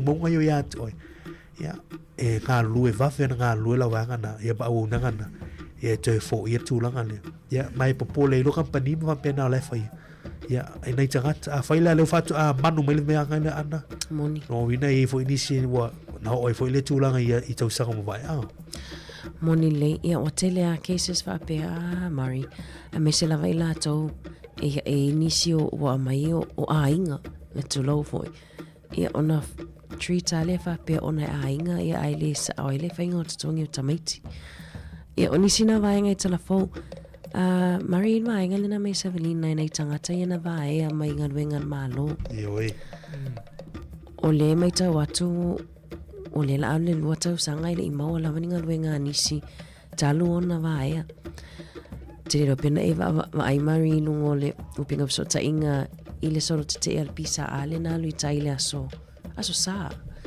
le tum wa ilu mo le te papa Sole, o le tūlanga fo ile ana ile whano noanga o nei tātu whenga luanga nei. So le umatu se a pe a to se tau sanga o ya le o te whalonga te fo ero te whaina fo ila tu ngaluen. Ya lo wing o le ngalue ha male mati tu fo ile po ani tala o ani whamtala ngolo o tantano e ia pūlenga male a whenga luenga le management po ini la to e fo ile o no a fia la tu ngaluen.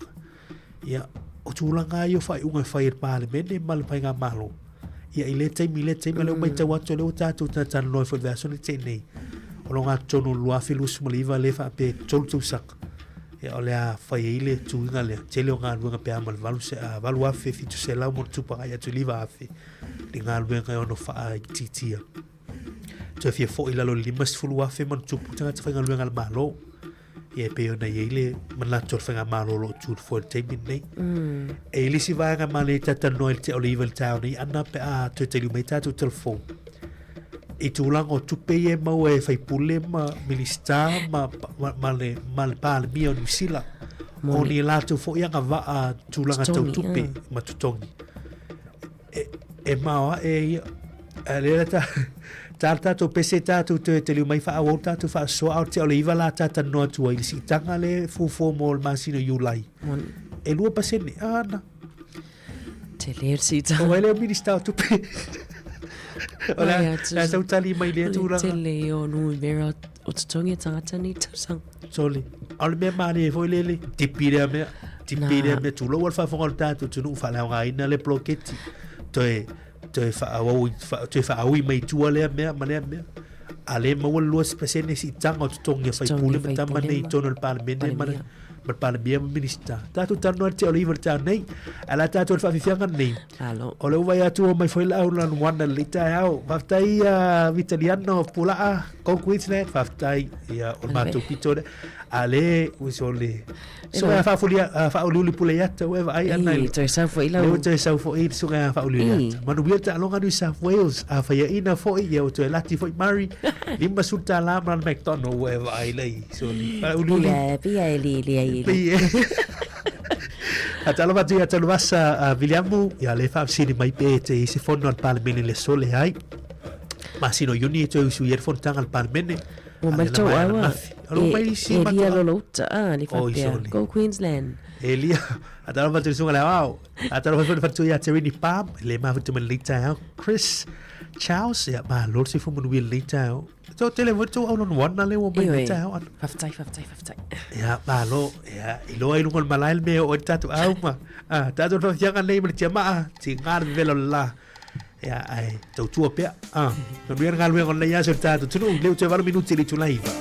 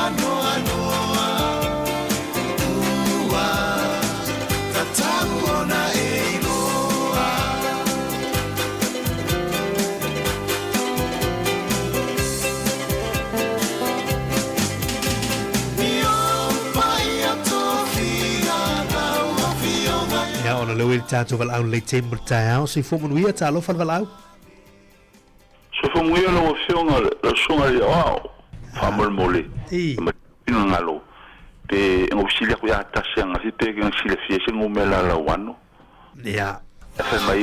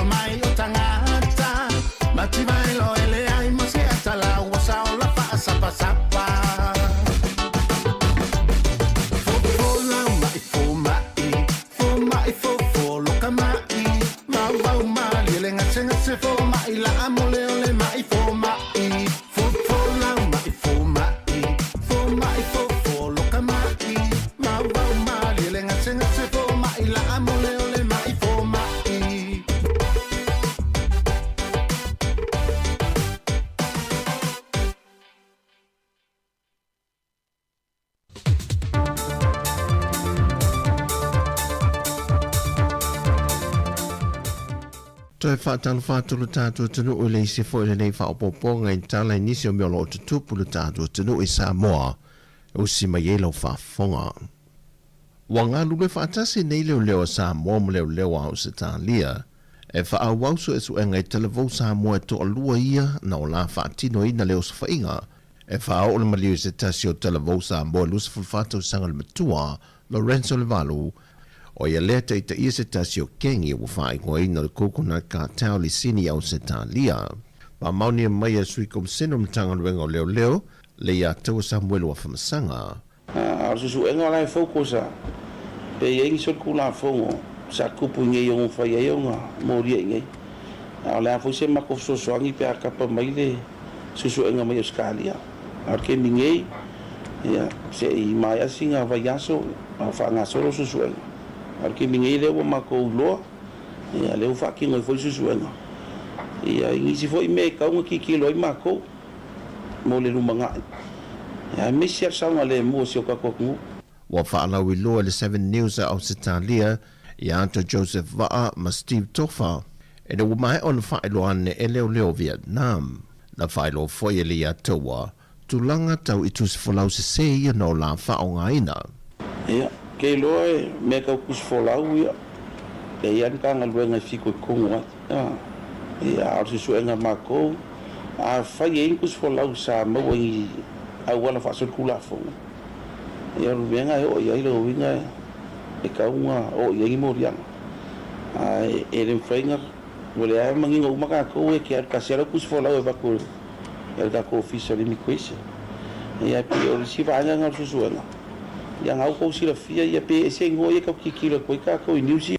O le lia vaasanga lua se company telefoni tutono le atano. Ai o tofa, sanga lua e se pisinisi ta avale tutongi po le rental car i Sāmoa e pule tangata mai Vietnam. E na wapu e la ue leo Vietnam ma whaatalanoa sa o lata utino ai o se fuafanga na whaatunuina i la ue whaataunuina na malanga ui atu i fiti ma nga i atu ai i au se tālia. O le sole ua whaatulanga ina mtanga ruenga o leo o le a whaia le sauninga o le whaau unga o leo e silia le 5 wa basi a la tosu enga wha leo sa awai ai e a vea i la to mamalo le balo. Peita ina wha alia sui kom seno mtanga ruenga o leo e wiri wha au popo pea o le au 5 ma le fwai numero leo mai yesu enga i le tau sanga ma le tau sanga ai o loo numero tasi le maui o to le fwai numero leo mai le wha maa vai o i la to e a nga i ngā ruenga wha vai taimi. E leo lava leo le temile le pe o na ta ue le ian taua. O na watoe palasi mai lano le fwai numero mai le vano se lau montupu sa iai. Ai e mo o mia se fwai numero silia ma le afe e mawhai e o na wha asoa soa tiu te tau ave o na o ngā ruenga e fitu aso lua se fumal whai tu la e alu wha solo atoa. O watatala i tua le sunga ia Samuelu le au mai le whai unga le wha amsinonga i le vai aso le nei. E na wa mai a oma o na tuli o na wha asalanga le teimi sa nofo tau fia i le whalpuipui. E molianga uma sa tua ia ai.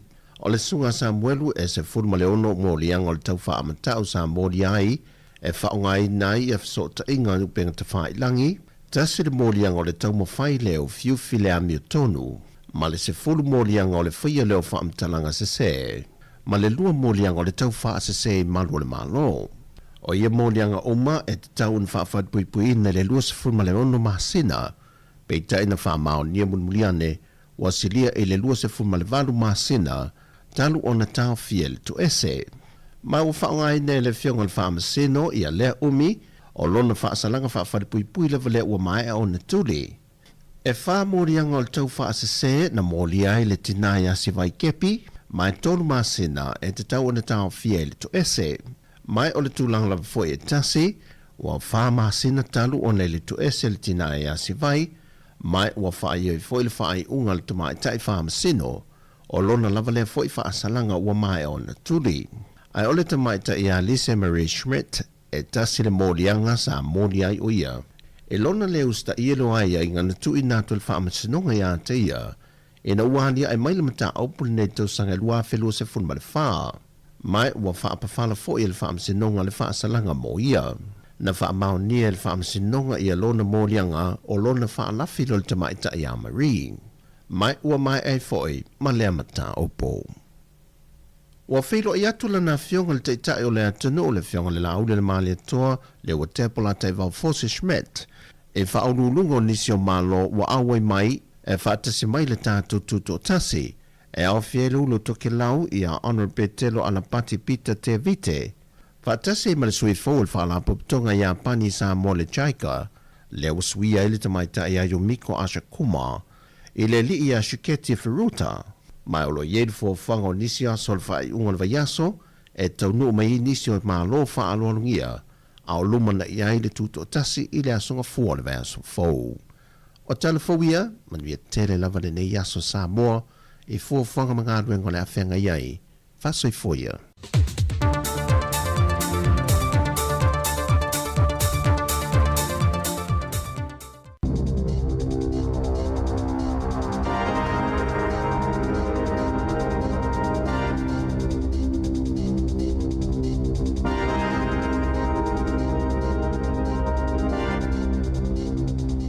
Toi whaatalo whaatol whaapoponga o telefon.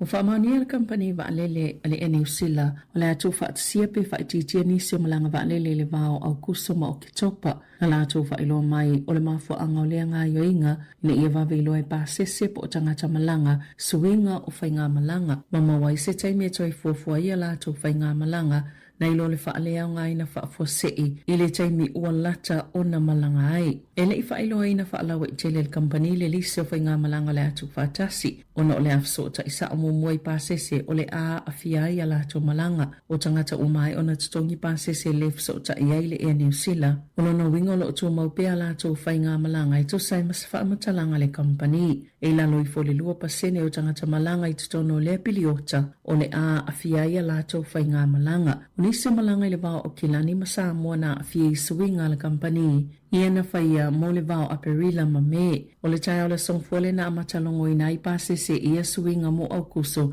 ia o atu ia o ke topa. O folfola e vaenga wha upwhaita tele le leipa wha apia ma le national o le ale isa la tau fuwhanga i toi ave seisi tupe wha upopo i le toi whaunga o le malu tele i kala i estete po le Christchurch Cathedral le ana wha alea ngai nei mafui e wa i oele pule ngānu o kala i estete toi wha upopo seisi sa 5 miliona tala i le polo keti pe a whai e tu ufo ia i le malo ma le e kalesia Anglican ni vaenga tupe wha apia na tau fia le whainga o le malu mai le lua whelua wha o nai whas 5 miliona tala wa le la waile tupe o le ngā luenga. Na whasiringia le Radio New Zealand, le National ma le Leipa ma whaailoa ne ai e le ini fōwhanga i toi tu o tuaini si tupe le polo keti. Aina whalafola il taita il New Zealand First wawa samana i Winston Peters o le atoi whaopopo se isi se 5 miliona tala pe awhai e toi o fiatula na maenga whaopwhai le isi whainga malo o lumana i nei. Na whaalia se ainga ana se pamu penisini i rongo tea carriage i Manawatu e whaatolu le poetasi o nau so whaila la tau pamu ele au ngā hoi. Mai tu samale tolu awheta la le tau o le penisini na ave whaangoi le po le asosa. Sāmoa i masini po eata po CCTV cameras.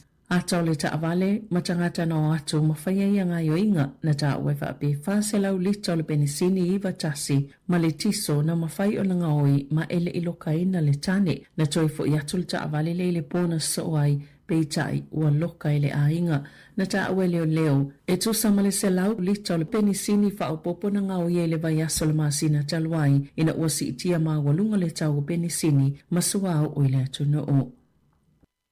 Na ta wani tangata whai ngā luenga i Wellington e na waia mai ngā luenga al malo ua whaaloto vai nā tili i lātou ina ua whaalongo i tala o le ato i whaamalo lofo i isi ngā luenga. Na ta ue se tasi o ia tangata ua lua tausanga i le imaua lavani a lātou ngā luenga i tu saimali i poti ale Radio New Zealand. O le vai aso talo ai lena whaasilsila i le malo e lata i le iwa awhi tangata whai ngā luenga o le ato e vai ai le isi tolu tausanga peitai o le manato lau whai tau wha o le awha aupopo ina le numero tangata i umi se taimi e le whai ngā luenga ai ma o le aalu i lunga le tūlanga popole ma le atu vale na ta ue penji i le Radio New Zealand na ofo e vai ai na ufa ngā solo le vaenga mua le au wha amalolo mai ngā luenga al malo i le lua awhi lua wha ma ua lua se fulu tausanga o ngalua I matanga luenga le malo. Peitai, e silia mal se lau tolu se fulu ngā luenga na tālu sanga ia I tutonu o le lua tausanga o tuanai. Ele ima o lava sana ngā luenga na whaamatala fo I se tamaita ina ngā lue le malo I tūlanga tau I whaamatala mo te konolosi mo le se fulu lima tausanga. Sa le I toi whaafo wina lana kone karate ele matanga luenga le lo toi whale. Ai silia mali lima se fulu ngā luenga na tālu sanga iai. Peitai, ele ai lava se laki ma ua whaatuptele ina pealo na popole ona o lea wanga I mai le tau malulu ai ua le lava le whaasoa ai le ainga.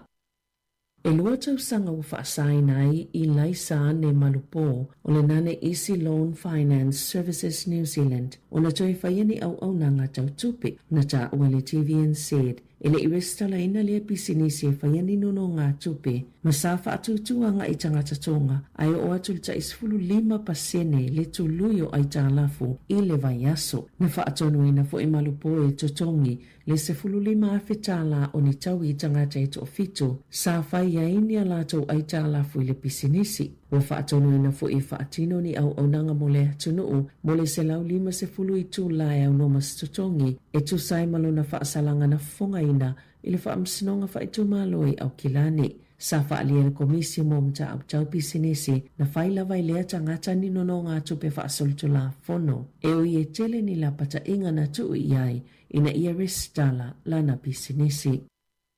Ua whaasalaina se tangata ana se company Kiwi Fruity Bay of Plenty I se sala tupe whaase fulu awheta la. Ona ole le o le whainga o tangata whainga luenga mai fafo sa ngā lulue ai. E au whiele tutongi stasi tangata whainga luenga o se tupe silia malilua se fulu tolu awheta la ina ia mauti noa e maua pea lana ngā luenga. E le te wina e Taran Kautum o le Harrium Horticulture Limited ni whaamaumaunga o tutongi taimi whainga luenga maso malolo. Whaapea fo ilona le whaonga ina le tutongi a mata whaatula fono ina o le minimum wage e tutongi e tangata whainga luenga. Pea na whaalia se pepo whaamatanga matanga luenga le MB. O whaatonu ina Kautam e tutongi le ta ilima awhetala o le whaasalanga I tangata whainga luenga ta I tōtasi. Ai te tawana toi whaapopole isi lima awhetala. I le tangata le na tutongi ina le tupi e tau fia I lana ngā luenga o le isi se fulu awhetala e alu I le malo. I whawhatonu sila, o whaitio ina le malo Iran le whainga malo le United States ona o le soli o le mali lienga na whaia na tau whi le taua a o le ana toi whaini o sa whainga fo o le United States le po na po e whaasanga I no whanga e te wai mea tau whaatontonu mamao a Iran whaapea mani waa o utulanga whaale e tono I fo I se mali lienga e whaamuta tu mawai le taua na whautua ina e saina ma alo e lua ina ia mulmulta ia le mali lienga ma ia whaia se whai unga I awala fi le mu na taa wai le poti ma whaamaumaunga le UK MTO le etu le mata ina le saunga le mua o ngā sami sa whaaleanga ina se waala uswau I ngā tai o Oman Sali ptia fo ini o sfa inga le ayo Banda Abbas e la tai le vai no ule uia e va aswau o le Strait of Hormuz la sovalo aperila le ana amata fa atino ile mali lienga sa tau fia ile taua na fola fo ile bali mio Israel Benjamin Netanyahu ile asonga fuolo na fa atama ia ina o le Hezbollah ile panona aina fola Iran so se mali lienga la ve fa atitau mo se file mo e au fia I fo I ma fetawa inga ile panona. E ta alonga, na saunova wa samana I Winston Peters e ile tala fia o whaaholi o limai e whaantatau ile lumana ile moana Pasifika pe tae ile I whailoina nisi whaamatalanga ai whaataltalpea na whaia se palo tala u whaisia le moana Pasifika ma whilifile se whaala potopotonga e whaawau o na whaava ai le whaangaio ingo le au ai sa ili nisi tupe whaasao ai le au matutongi ai ta lafu pe tae o le ua whailo le uni la kapia New Zealand e iai lava ni whaala potopotonga o loa nga I se manatu I le lumana ai le moana Pasifika. Sa fsilingia e se sui le Radio New Zealand le fionga wawa samana I le palemene le au lia na nafi pe fia whaaliso na finangalo I winga I le au aina saunoa se I whaatali ai iai se tala fia I se taimi mulimule mai. Sa fsilingia na fo I pe whai iai se fuafuanga le malo na tali wawa samana I le ai ui ilea ele isa na tali e winga I le au mole taimi nei. Sali poti le Radio New Zealand e ilo la tau malamulamanga ele ise fula sanga le malo I se taimi la tamai peitai o lo whaia pia whaatalanoanga le minister manisi e yele so tanga ile au e winga ile lumanai o le moana Pasifika.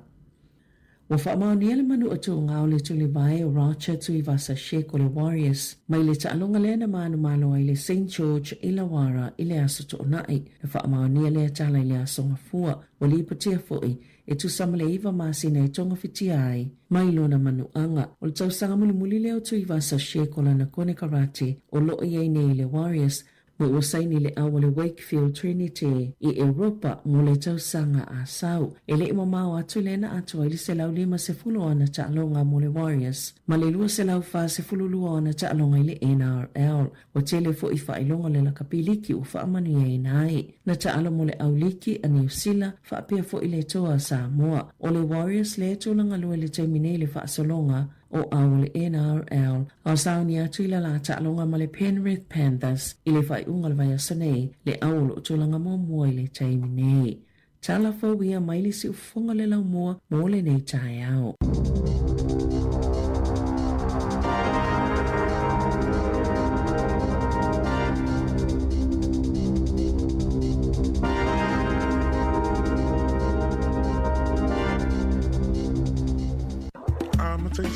Se 5 minuti o te le tu laiva le te mo tae au whaatalo whātu ia i le au boys a le Hillwood Farm pe au Tasmania Australia ana le mafuta mai ia si auso lea ia le mole mai alo whaanga mai a sia mau tamala muli vai ia mole atu whamurianga mo le au boys a le Hillwood Farm ia lo whengai mga luenga le teimi Tasmania Australia ana mana ia pia ko te lani le te lo pofe ko te lani po New South Wales se le au be ai fatalo fatu ile uso ia mai la tolo nga luina le Hillwood Farm i Tasmania Australia ia o te lona ia lo fana Sāmoa ia ale wit tato vala lu ngol tato le telefoni le te mo tae ma lo se fu manuia talo fa Queensland te atu lalo vala aulia Yes, ele ainda te pone. Vai tá aí.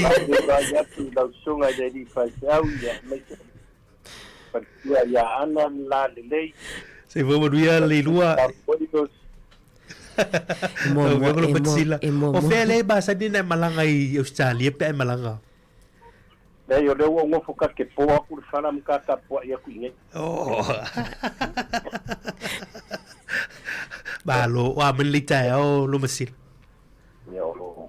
Udah lo fale di muan malosi. Sai foi de mai kawa ko so foi manguia de malo da fai nga wenga ya mai so lo sunga lo fu foi ni kai au fo. Balo sai le tai au. Eu a mai tau nai apat. Ole e au au. Lo sulu la malu ya. Ali. Ya, mo lo no le tai au. Wo ana malo singi kai au lo katiro kilo aku de na la yo lo da e. Tai. Yo le tau mutu mai. Au le te la ngoina. Masina. Mutu mai connection vai ngani. E foi eu taika. E akai lo e fai inga sa ka ka ke si o fu.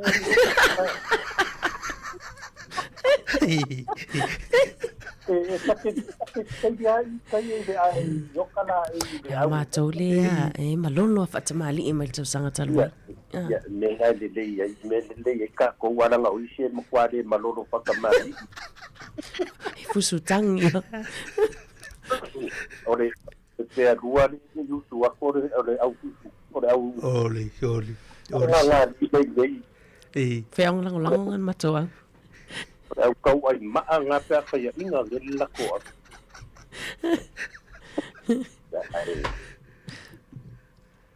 Ore pei ar makua inga so. Ore ko kele ore mawhanga ue au umai a New South Wales. Tamiti ata mai. Ko katia se wakari i kamitiki lai ngofo sa o ai ore mele i le au la champing. Pangwana nga kami ki au ya kunchela. Ya ma au ko ro ma o mi. Soli, malo. Tai si ina. Yo wana ka ti ro ai ka o nga nga po mai ke lo kam ka alo ka. Sa ole le. Ya. E ha nga po ni me. Ai ka si au ni ave ma me se ya fo ia. Ia, nā tonua. Tau sian file mūmare. Ia. Wau ki nei do ia ana po umang whaasoa langa o le whasau ki ngā. O mea lofa lea na maula satina o le ofuli Southwest. Oia, tamaro e whakau le ti o pou wanga maasai, le ti o pou tanga. Al te malo e Maroons. E o atu pen Maroons e whaatau wai o fua mātau lan moan. O topsi o sile. Wai kua tamaro e kua ya ia matianga whanga ugo wika pia ia E lua la so fina ngalo i nisi o vaenga ian. Aso atu ai. O kai au pia via le ko lau e kalo kupe New Zealand. So e se fai me pale ngi New Zealand Samoa so. Nā tonua. E kari kongu a uia umanga ko lau kupe New Zealand kai au pia via. Ia. Fa solo ngari me file mua New Zealand. Ya apa ko ore fa kali le vai so ko pe au dia fa ka walo walo. Ai aka kilo sore nga umanga la mer kana ku pe nga fi vai la va o mai o ngari o. Wa kelde foi le fa ki o ko la nga ku pe nga. Ya e me la wo nga we I me nga fola ele vai nga fa fai la nga fa ka u ka nyunge se ma fa le ri par mia ma tenga malo fa mua ka ma inga ma me o me ka fa mai o nga ka mai ki to no sa mo ni ya kirkilo va o fa me po fer va dele ya o ngai ka me ki ngai va dele bangia e causa samia ide ku ngai va dele ala fa bua ele fa nga malo le lumanga I manguia mo pio menga ko be ku kai le lo pe fa ko ya kalo ku pe ni sila ka pe dia ya amakaro fo nga fa nga yo ya la ko ya ku langa mo na Pacific ka ke ka ko wa wa de mo sa ngo re ko inga wa makai Sāmoa na longa e fai e ko inga se mele le vai da panga me ko inga rang pa ko singa I le mele pa lo ka wala mo ana yo singi foi ar ko inga mele fa te o I e mo wai do wa bango la song e fai se mele le mo ana Pacific ya se sa kilo le mele no vai ko ka maki Vietnam au kiri yang wa foi le yang Iyo. Ate na u fa no ko ni le kio. So de ko o fo mawa yo le mawa ya ale se fa pe fu ari ngi ya o le ka fa no ko sia lo Sāmoa po I den fa ki wa o le ngi ya ko fa e ba ku ku li si Sāmoa ai ka o va ya o na va I o ya ku o lo se ma mau le la me wo fa ki wa Vietnam ka ua ko ia masa mo ari ka pai e wa ki o la I mai var le kulanga la I kuskala lo ngala o sku ngai le ale au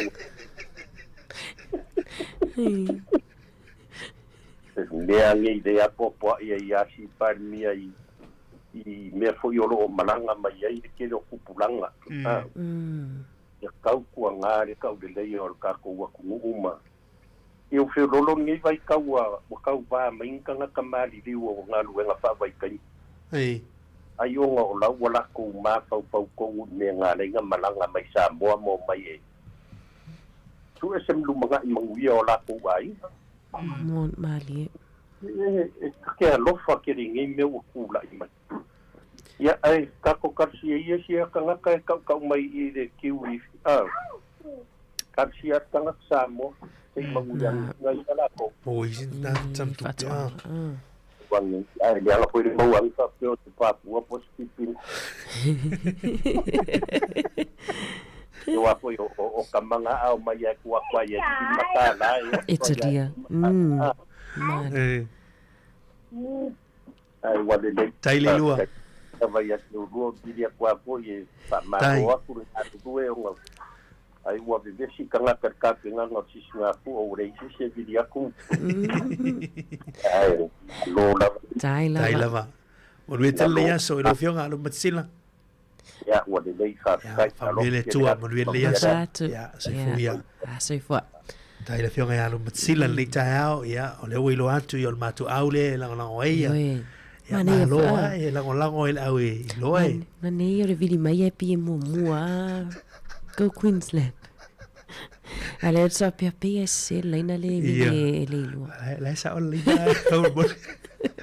ya malo o le mai tatu telefoni le ia se vili le te o le tu lai vel town ia tele o ni so malanga le o mai tau atu o le ute ya o le taua o fai lo atu fo le tatu tunu mate tu le lau ticket male te me te malanga ai le fo wai e lo po le ua faina ia stempo no winga o tu mai si malanga lau ia malanga fo va pe le so ia le po tai fa tatu fa tau to wo e taua ia le longo mai e ni stilo tatu a sia ke lo email lo telefoni mo le text po o mandi vai nga fiso tai tu ia o te mi e longo tu di swinga lo malanga moni le vai lo email e al watu la vai email ia swinga i lau ticket o le si vai nga tau ale na mai savelina le news ana le la le valu o vai nga le e atai po videos le video lena faalu pe fa salawina solo lungo ping of sota inga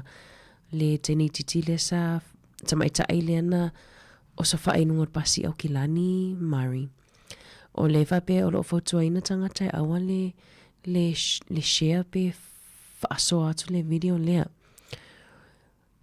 le fa pe o lo fa yani la tau fa matau tanga tai fa so atu le video le o le teni le tamai ta ilena fa oli mai pa so fa ia nunga pasi walu fo iluma le fa fita oli mari lungo pasi tamai tia onga le tamai tia onga o tupulanga tala vo pe wo pe fo pe lu ili tamai titi ai le elai sia onga nei langa i po roa o foto ina tamai tia onga e anga e isi bus stops e awan e yo il a mesia il station tato foi po roa le na sa foi telefon ili si vai taimi le o twista mai tula onga pe fetawi ile farfatel pasile ia tato po roa ia ona fofole yo e pe o e fasi sista mai titi ai ro foto ina ia nga e atu isi bus stops o le bus stop le I no mo farfatel pasile I no mo Woolworths tasina farfatel pasi wa nga e ista mai ti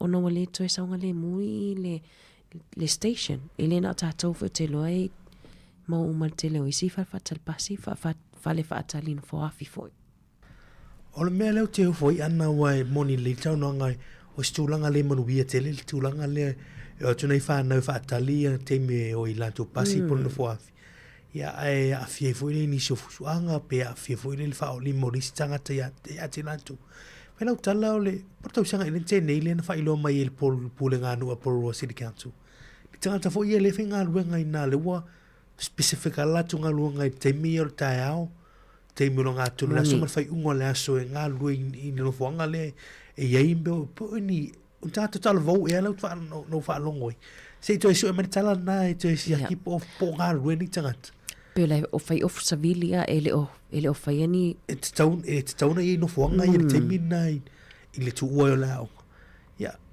te fa mal si foi alto la le te want ave tu la le talo ngo le no fuanga i te wana na ye lo ye fiafi ma ta te lo fa nei fa na foi e me se fa na witi foi a fianga foi na fia fu atu ele mala to ele o e me foi ele o la ye la to i fai misa mane antula ta ua tele ia ma tu fo yo tu ala lo fo ile te tanu nei fa na u ia o me o no fai ma ne tu langa le me i ro le si te pasi anga esero ne ia fai nei fu la to ia moni le ia fa no ala vale le loto no o le fai fo le sta mititi a me se lava yo fa inga ia le wale mantuale sa fa pe fo na fai o so fa ina ave pasi e ai le wa matfeno so fai a o tamai tai tulanga fa no ana vai ngalena mai ni telefo savelina ile tulai valu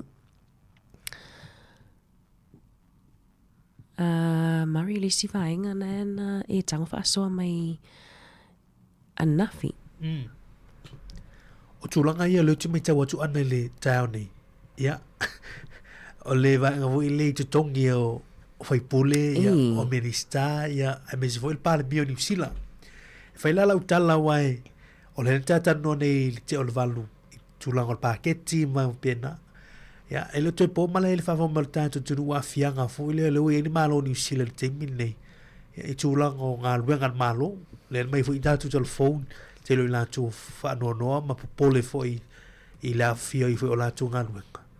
A o nanga fo el malo, se fo malo luina, o lo ye pere tangi al tanga luenga lo tine mu Fire Services New Zealand o alu pere la tu so te lo te mi ona tulanga o la tu tongi wa pena ai o le masino yu lai fa malu ele si tanga 2% ale palmene e me sone ka malo e ma wai al si tanga wala tu tongi pe ama 2% le si tanga tu sele fa la ngaina le me tipire me to e fa au i mai tua le poloketi se fe mai le tupe malema ia au le si ti ai lunga turanga o tupe maua a fai pule o minista o kabineta mal palmia se tatu ola ya si po fi fai o a fai numera e tata noi o la fo il falling o nei 2% si tanga o ta wolo mala mai Sāmoa me se tatu tu se pele fe tau i fo le se manatu foi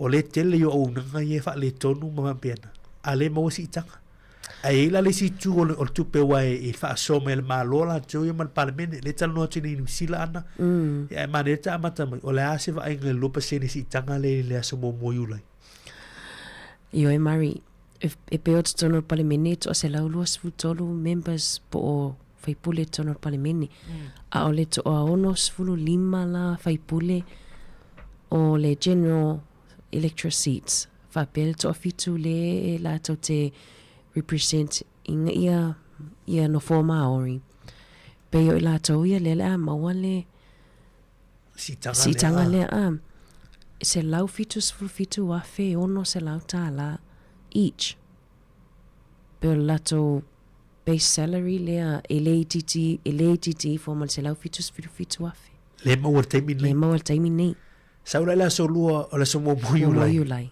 se la valu sultasi a fe lu se la ta la le la si la tu tongi ma se la fitu sur wono na ia a pe a fa fe mon tupu pe le lima fe ia tu pe fa popole la mo ile fa si lingo la tu pe tongi e mo moni ta se mai la le minista ia fatita inga la le fa pe mai o le minista le o Nicola Willis ia po le minista tu pe o le ono o maua le tolu se lau luas fulu tu afe ta la tolu se lau luas fulu afe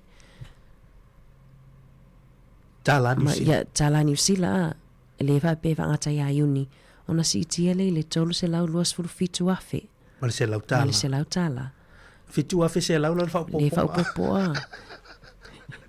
te fia minista o tu peso tu si dave bolu mo tu par mia o fia sana mia la mo te mini ia o le pale miolo o mawala na 5 se lau fulu afe ma le tolu se lau ta la il taimi nei ia e o atu ia iu lai ua 5 se lau 2 se fulu afe ma le 5 se lau ta la e mpai fu ento e mo fa pe foi e mpai fu ene to e claim pe to e mawala na retirement package 5 se lau 2 fulu afe tau 5 se lau le la si tia la sumo muyu lai ole o telenga la Sāmoa me sol fa o malta tu tunu ia isi tango tu pene mo e fai pule minista mal palmia le se lo telenga ora me ia le tata no il fe tonu o me male a me tonu ole o tulango o lo il fa mo o fenga malo me se te tai o le tunu le tai mi le tangina tunu ida fia tulango pensini o tulango a fianga fo ile fio te forma ile le forma ile ta tau se fo ile ole bil fa tani o vai re tun ave fa mo ia pe a ta tu si la lai tu lango o si tango ala tu tongi le mo ro pa se le la fa popo o fa si lingi le po fe ile lai na vo ile le tu ita tu nga me fa pe wa le me to no ai o le tali le mai el pan mia mal kabineta me se fanga malo e independent te pe tu to tasi le fa la tonga le ta o remuneration authority la tole la tu fa tu langa ina mai tu langa tu tongi fai pule ma minista io e tu to tasi la tu te fai tu to tasi le la tu fai un ai le te e le te mina ta fie fo e te sender fanga malo te wai le lepa ile te mo covid to tongi fai pule e le te mina la na fata off e si tanga e lono winga e mawhaina la tu fai atu le ai o no o mātu a lofa tele la tu nuu lofa tele a mari mana le tongi la fonga matu ia nātu pēa la toma le si tanga o lite usanga ia ai peo i te fui le te of ma ofo e fui le lele i le wha mua le iei ia le tātu te fui le tanga tāo le sui fuanga leo i tātu te mini ia pei le e sulanga le leidwa ia tu ala maua tutongi si tia tutongi o tangatani Vele i lau whainga o le tongi whatata inga na lau whainga o le tongi o le pale mia a mari lea e whape lima se lau lua sulu afi e tu whaatasi ia tutongi o ai longa e ato pe hatu whaatasi tutongi e tata o whainga ruenga i le tau sanga ai e le ngata i lea e whapea mai lea so mo yu lai o le a maua e sui umar pale mene sisi tanga o ala tutongi e le titi fo ma le tolu afe ono se lau ta la ia sui uma la vala o le pale mene e le ngata i lea o le asi itia fo ia la to sa whanga wha popo mo le penisione po le superannuation o le mea le angala na tu lo wa fa mo tatu tu tolu sfulu ono afe fa popo lua se lau fast food ta la i le tau sanga pensione al peni e fai lau tala il pensione le wai mantua e se mai pensione le dato ya tata matu ai il pensionale ce lo compagnia ma o nanga e foi la to pensione foi se tu pe fiso swani mo tanga tvenga lunga io nga lue o il parlamento la e ma offa tele o de tu lo pensione le al parlamento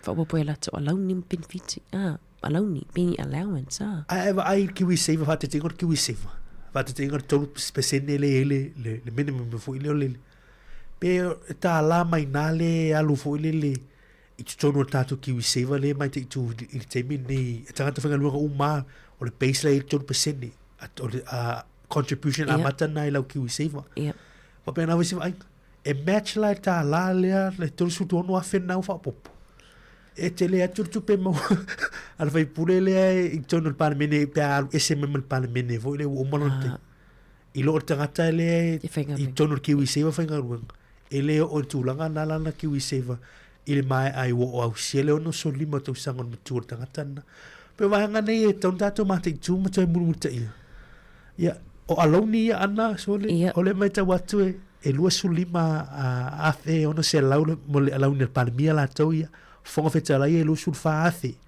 ia o isi fai pule sulu I va afe o tau se lau tal ha ia la tau launi fo ilea ia e la tau o lo o mawar fa munianga fo ilea ono la fai pule o kilani po fea e malanga mai nei Wellington moni ia lam faina tu talia ina ia tulanga o le launina mo tulanga mera no foi tonu nei New Zealand sorry le la mua pe e tatano ele la kitie tu pe tatano ai ana le taia tu so taia ne o taia tu pele tatano mai a mata mai paketi Sāmoa paketi nei New Zealand le sa taia ia le uta va I tongi tama ia so le on me fele mana ia le tupi ia tal no ai tupi pe ia lo te tupi on mana ia va ngale mari no fsila fiel tato atu no I tulanga lewo failo mai fo ia wa ele oni tala fatu mario o tala leli potia e le fasal lau mainga fo I ese amesel paketi le saun ia tuai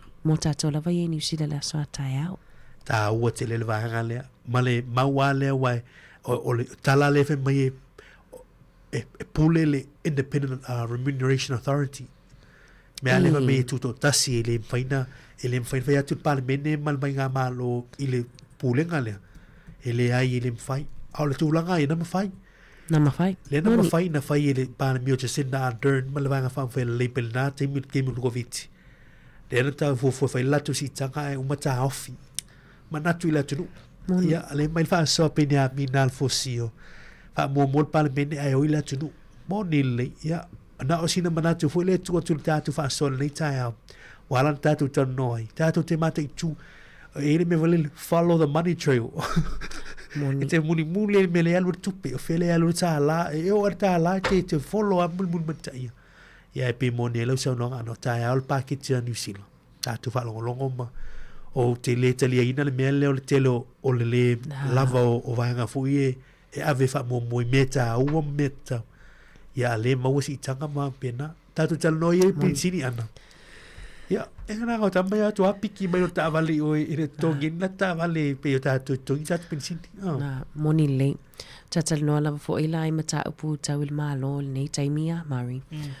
O le vai astalu aile na mau ele tusi mai le matanga luenga wa onga i a onga. So, e wa whaasao na toe o mea ai po tau mawhai e toe mai le whaingo le free lunch. Wa whaasao na toe ave i tamaiti ave le whane. Ia on matoa onga mari. Ia e ila ukuka. E la taimi e pe wa le lava mai tamaiti le a onga i le aso. O na tele leo mea ai po sanuisi e tutoe. E tele alai na ave mo nai ai me se lava nai a inga le ilo e le a onga ele o lava le tamau a inga. Ai mo mai matua tusi a David Seymour. E whapea mai, ta ofi uma, la foa ai uma la pisi ia tulo, ia me ai e tutoe. Sorry. O te le ropo le aso manatu mari vaenga le aina whailana matua fono le poa le vai aso tanuai. Ia. Ma whaatala noa le vaenga le e le ma whaiona e lua meo au mai e whapea mai a matua leu a leu sita ia o le a tipi lano le funding o le whaingo o tau mafa.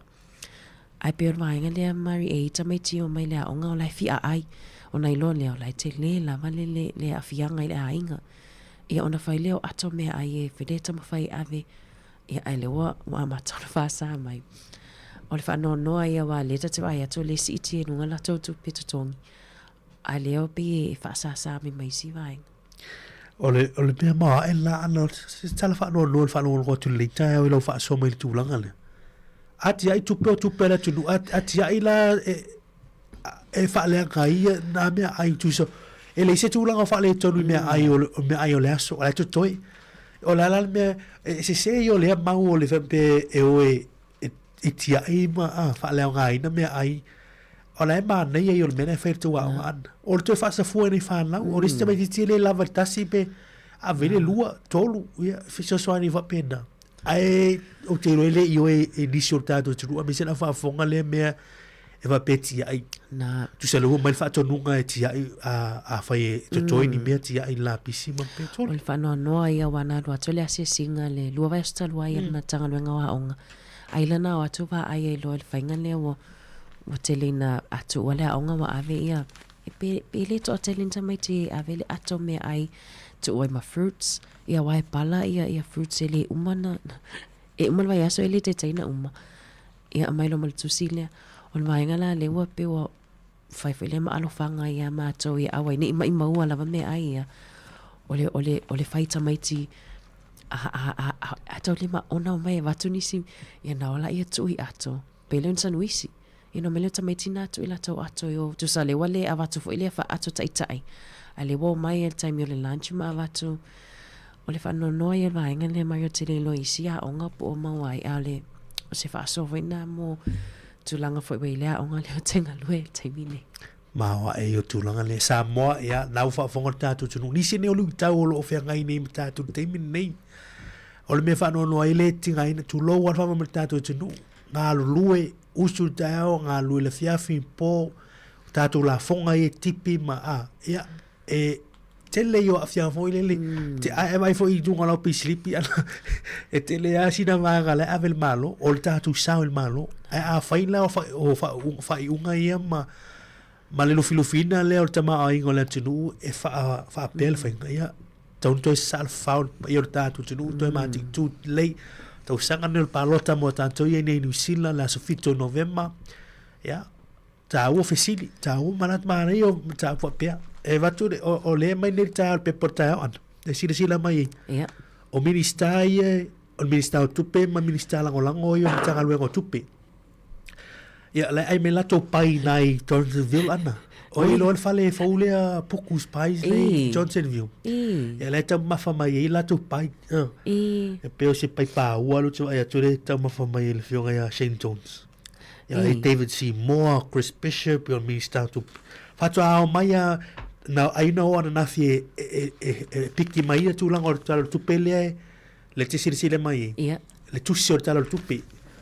Na o e siaki wala na lomi me la so nafi na mata lomi talo tu pe. O mai roto tui na i Johnsonville le puku ispai. Pa atau ila tau pai pu ila tau wata. Ia matau mawhala tau pai. Ia aleo ila tulu.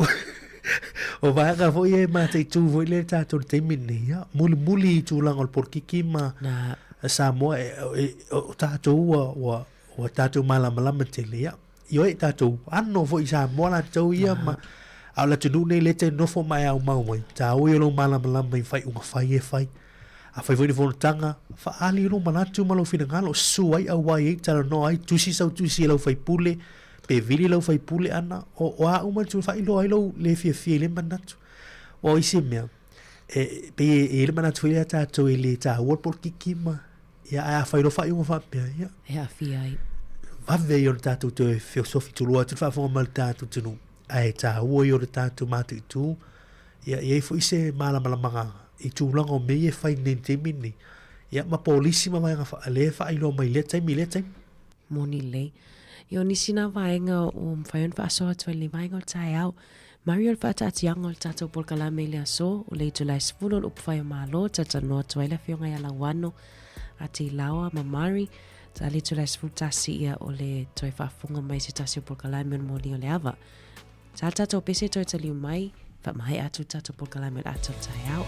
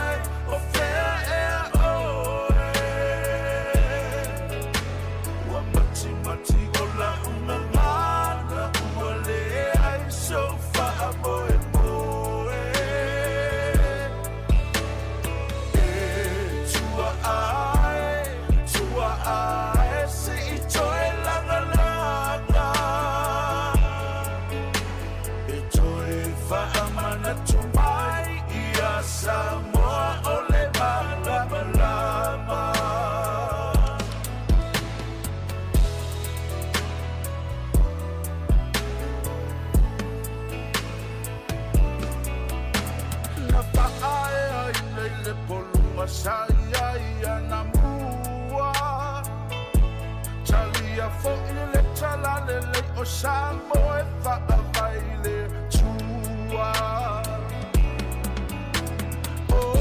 Oli ai nai tua awa whai ilangi.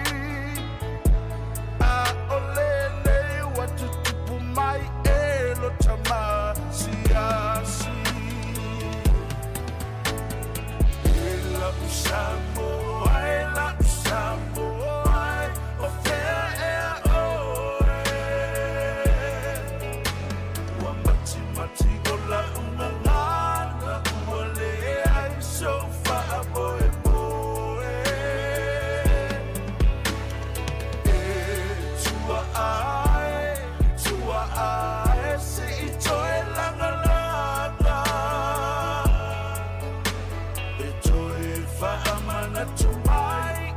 Sāmoa o le malama.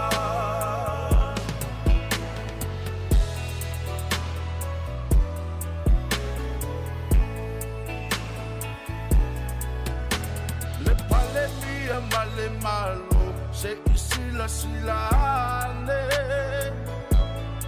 Inane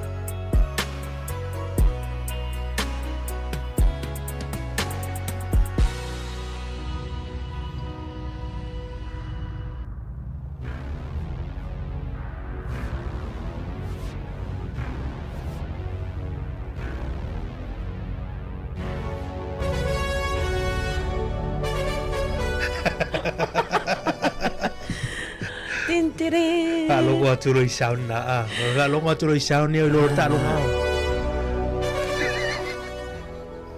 Ya onor tatu se furu minute mulu tatu programa ya ta lunga tu ni so talo ta longa. Ya tu vas a shake le mai ta want to le.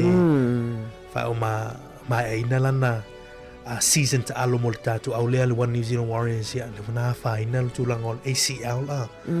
Ya le lawa fa muta va vei foi lona foi time ta alo le fi tu sanga wa tu sanga le ni fu lana time ta alo mo le Warriors yes ile foi le si awe ya nga ya tuoi ya le mai tau tu tala mai ta longa ni fi ta Sabrina ya ono tu langol ACL injury ya le lawa mai ai foi ya le li tai ka mi sanga ole NRL ya ai tau sia ya mo fa malo longa le tuoi sunga ya project tu va se shake mana e foi ta alo le tu sanga ye le One New Zealand Warriors ya me foi lana Sāmoa le tu langa lual our Warriors i fa tu langa o le NRL team ni an moni le mari o le wai atu le wa mai le update ia po le talalata mai fo io le lisio o Aulia State of Origin mo ta alongana nei le 5 minute te exe fulu ya mana ia la fa tu nai tu mo tu au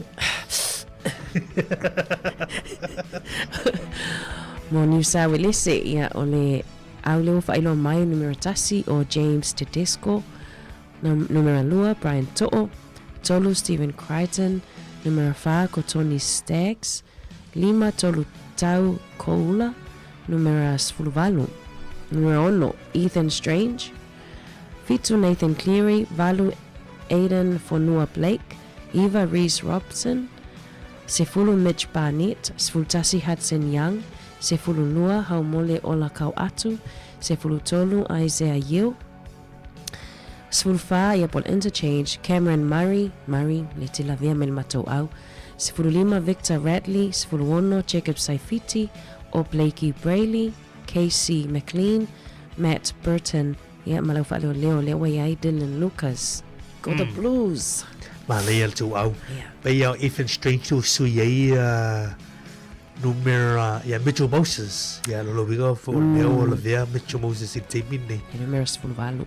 Lo suman valu nai le numero ono o le poana nei. Se mai matu au le Queensland Maroons Siampini ia pesanga na vai atu nei. Numero mua o Kalen Ponga, Lua Sawan Cobo, Tolu Robert Toya, numero 5 Hamiso Tabuaithido, numero 5 Jojo Fithita, numero 1 Cameron Munster, numero 2 Sam Walker, numero 4 Tom Flegler, numero 5 Harry Grant, numero 10 Tino Faso Malawi, numero 11 Ruben Cotter, numero 10 Kurt Capewell, mal numero 13 o Max Puth. Lalu ingai li si suwing on matu au. Kabel au ni fa leo mai. Numero 5 Brighton Nicora, numero 5 Lindsay Collins, Patrick Carrigan, numero 9 Trent Loliro, sefumar fitu Ezra Mam, sefumar valu o Keimat Shipaski, sefumar liva. Ma numero na lua sefulu. O tama fine fiu laki. Kulikefu fine fiu laki. Au ale Queensland Maroons. Ia matu au na ana le fo ia ta longa mo la fia na nei. Maruia au o le au e malo, o le au na malo, e se me fanta tu fai o le au e malo, a malo foto au ia o patpatia foto malo ia. Le vai atu ia tasi. Na la fo mai tasi ia ma moena wa mona pe fa ofu mai ofu Queensland. Ai ta to i me nei. Ale mai tasi. Tamala le Tau le so si pea va pea em pea. Vai tu talo le ka wo. Matanta wai ma. Vai be ba buere ni. E lo ai lungal malai. E lo ai lungal malai ia te lo a wori fa la vela tesi na nei no or telefoni pe te text bo se chato group chat ia vai me na a wori fa la vela message. Mai keep your thoughts to yourself. Wale fa mai tau sanga fanga io po a fete move at wayo. Io in matan ngo mersunga ya tau ni stay now wat. Ofisiri silia po fere no foi tau va tu ia. Ele lope te o shot foi nice stay ma. Ya lo va le fesiri mai sunga tau po fete malanga tu. E ma lo Queensland tau sanga nei origin. Ya ba fo ro isi te mi o le ga ia tu. E te wala ta la te mail ma tu au ma. Ya, wale mo vinta no mal ma to coach ya o te na wale te pe swil ma to coach to sang fo. Awal ta hor for mo ni. Ya sa boy fa ma ngalo mai si tu le ya so me se tala wala vale la fa fo mai ya ai. Mon vi tele le ya so ta tu marta to fa fo an. Io ya lo fa tlu so ya tuina le ma futa mai wanga nui mai la to uma la vale lo fa tala fa mai. Pe se fo i wa sa si foi se fa matalanga nei tai au ia fa mangalo mai Sāmoa ai awan le se le ki fa longo la le tio fa longo mai pe manuia tapo inga ia e ta longa la fia na nei ma lo fa la lava fa tai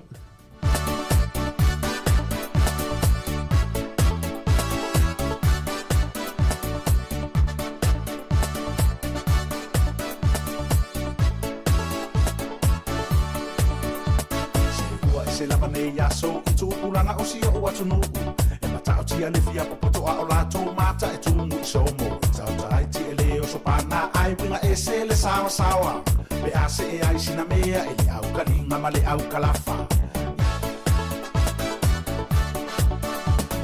to a tele o tu ulanga uana o le tata a i le awala fe o ai fa kinga maka fa ko i la no mu kuma fio anga e fe alo fa i mane fale o matai pe lava o lo mo ya le sawai awai ngau i le ati ni popo mare fai ai isa ta lo fai i le valea tu lo fia ta male anga wai va me ona pe ai lo mata pe tu wai la ti fa ma le tai o si o lana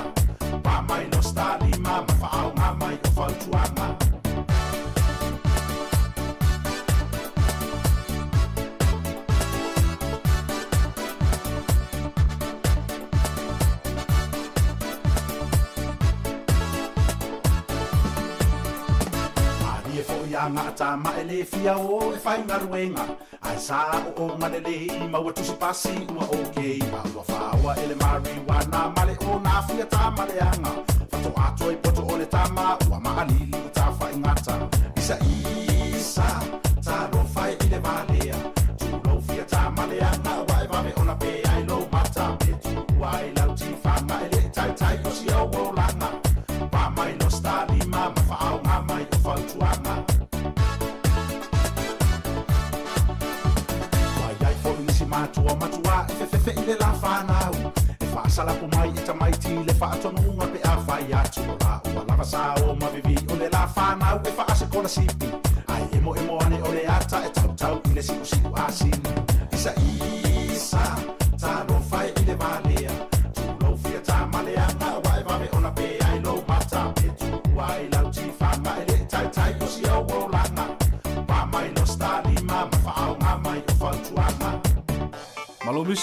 Malomiko so le seki al fokua ea o mele we ku pulanga ka koku o le kali upu ye ngai ma kongu wala e ma fai ala se ko o mikasi me ro fai upunga e moi okay Miko al waku kama wai ai fo ni si matua fe I le la fanau e fa sala po mai ta mai ti le fa tonu nga pe a fa ya tu la o la sa o ma vivi o le la fanau e fa se kola sipi ai emo ane o le ata e tau I le si asini isa ta no fai I le valea tu lo fia ta malea na wai va me ona pe ai lo mata pe tu wai lau ti fanga ele tai o si o lana pa mai no sta di ma fa au nga mai o fa tuanga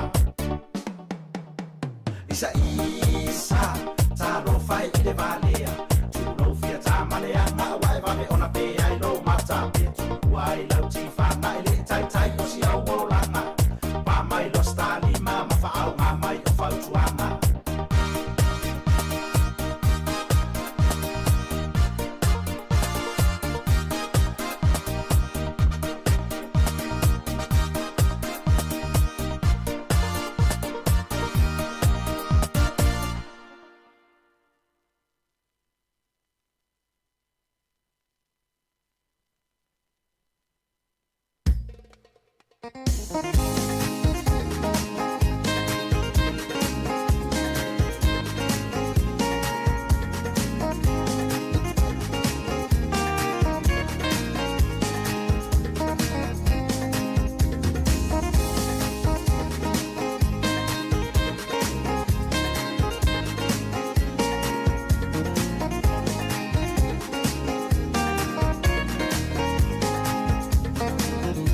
It's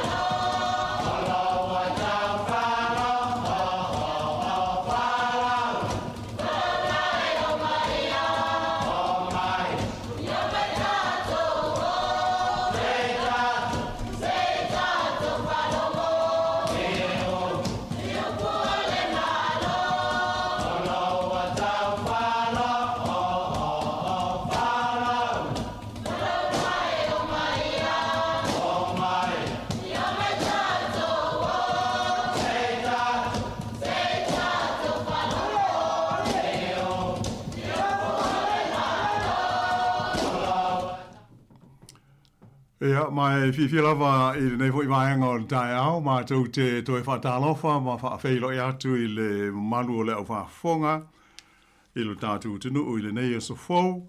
Ia, po whai lava ia le ai fo i New Zealand nei o maua mai ai, ia le tātu whaasere launga, ia, ma lo le langi mo ma le sui fuana au le lei, ma tau te whaatalofa atu fo i le manu uma, ia, o lo maua lawa noa isi fo i ta whae fio le kilo pe, ia, e mafuta mo iei lunga o tātou so te inga te le vavave, i le tautua le siu fonga le lo mua, i le nei aso, le aso lulu le so, ia o le aso luas fulu mo le fitu le nei o le masino me, i le nei fo i tu sanga luafe luas fulu mo le ono, ta alofa lava.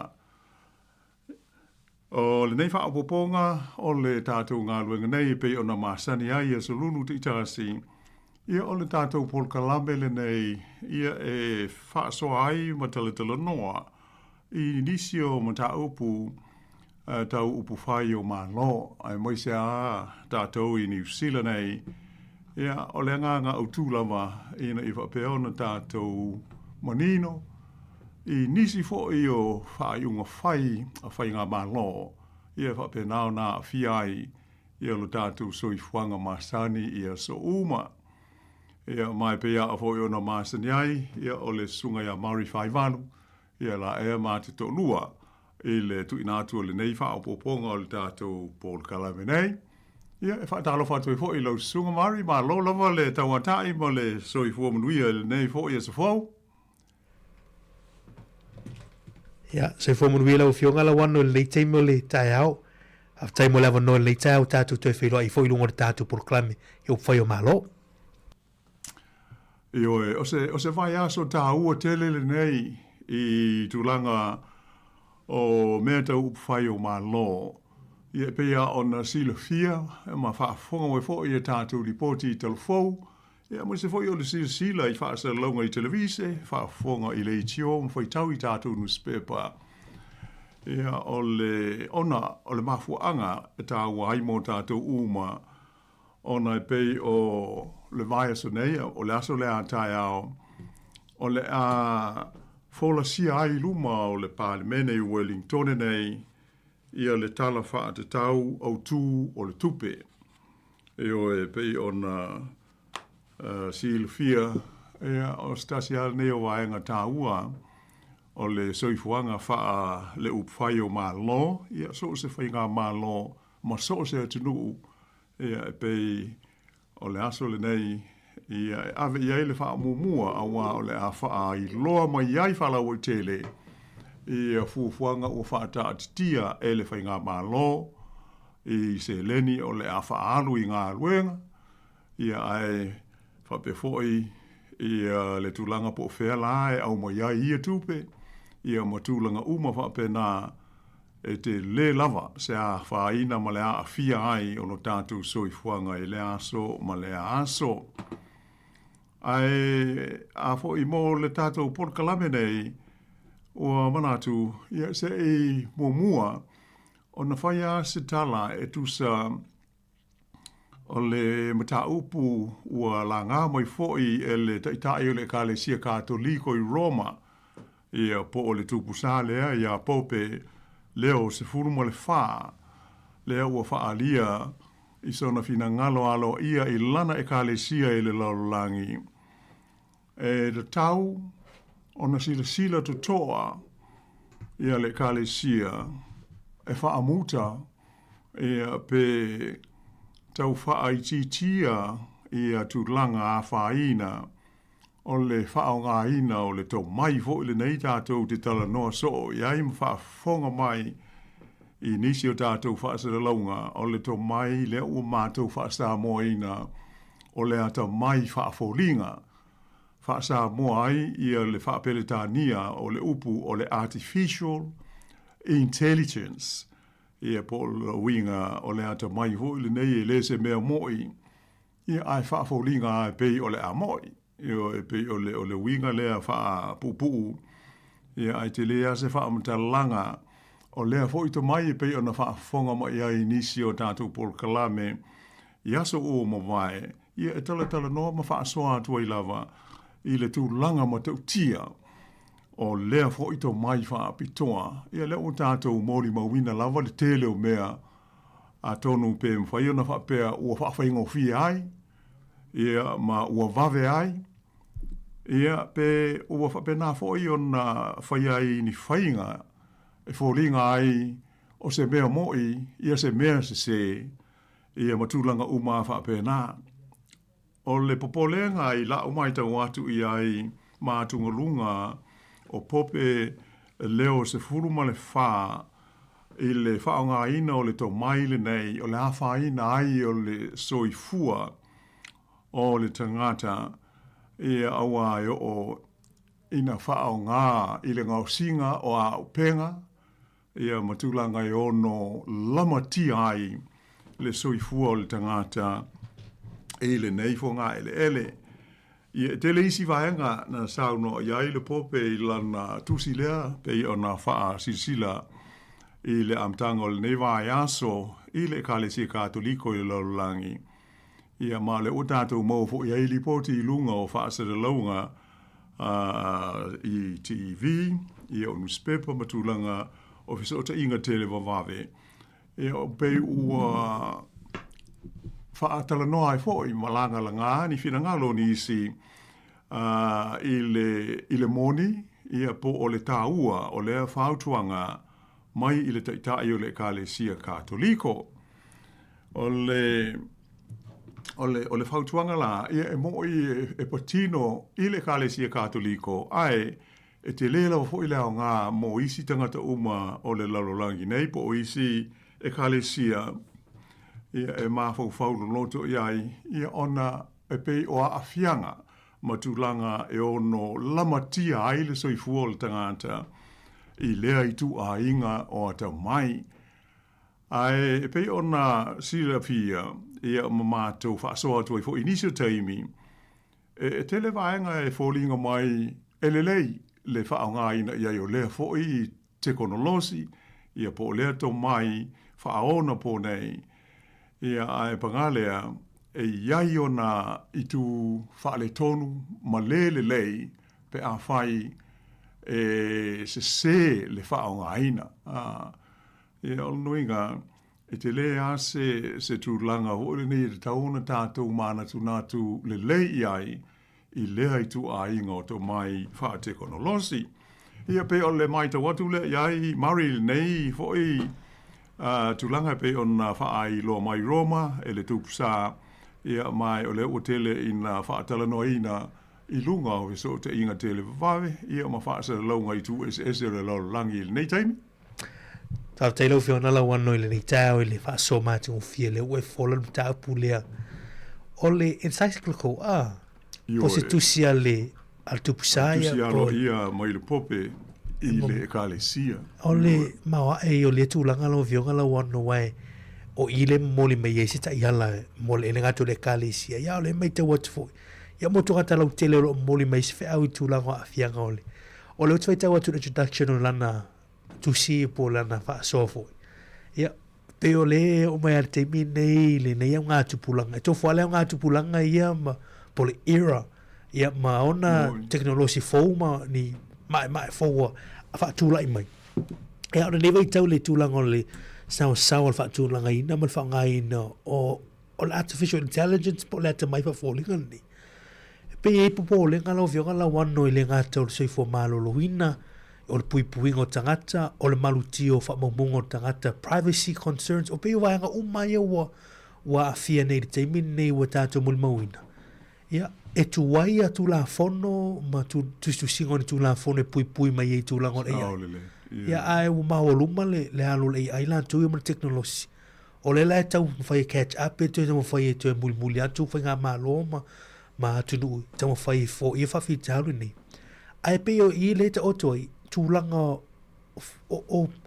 o principles o so fuanga la to ie ele ma fai ana tatu alo fia vo le privacy o tūlanga o le vāo lesia tunu Malaysia tunu tangata le vāwhia loa I tangata pio mea le popole manu le tāo fioli o le vionga tupisa ia I tūlanga whapea nei mea ane wa tātou la loa I tūlanga ni ia e ngalo ai me taun fa mua ia ma fai nei tūlanga ni. E pei ole tūlanga na, ia pei ole au mai whau tuanga i le ekalesia, ia ai pei ole tūlanga mo ia le e wha manino i le saunuanga al pope. O me ia o te tupu ma tātou sila nei iai, mai o atu ngalunga la pe ale whaia iai se wha anta tau i le nei taimi, ia o le tūla i mai iai o nisi e whaafi tāuli o ngaonga e sili atu ona le fia tala noa iai se i sile lumanai, ia pe ale whaia. E ola fo i le soifua o whanau, alo ma whanau iti po o tamaiti se i tulou, tā ua ia le whautuanga lena o tau i fo i le tusi le ale pope Māori. E winga i le whaonga ina, e alo ma whanau, o meo o telefoni ia anta ma mai ua iai nei o na po smartphones, le whai maila na saunanga whapea. O le vave o na tuu, ma whaonga e alo ma whanau la iti o itu ai ngā telefoni anta ma mai nei, i le teimi a laela iti e le itai au na mātutua. E whaate tele i nai le mau whaafita auli. E ono lamati ai i winga ma ale o loo iai alo ma whanau la iti. Mai se ai o tātou tala no so fo i le whaafita auli fo i nei o le bullying, i le o mai fo i le cyberbullying po le whaonga ina o fisota inga te le vave nei e fe misa ai ma whaafefe leisi tamai titi, pei o le tūlanga ma tau tia lea. Alo na winga la, tātou le au mātua, tau waona mahu whaura loto ia i le vaenga o le o tātou ua tātou sisila i ai ma mōli mau, i le whaale tonu. Ia lea na ana toe wha manatu mai, e le tupsa i le natusi, e le o se mea le lei, ia le i tu ai ngā ta mai, ia pe a whai e le wha au ngā te tau. Ia loinga pe o na mātou taua, te le lama ia se tūlanga i te tau ona tātou mawhau loto i ai.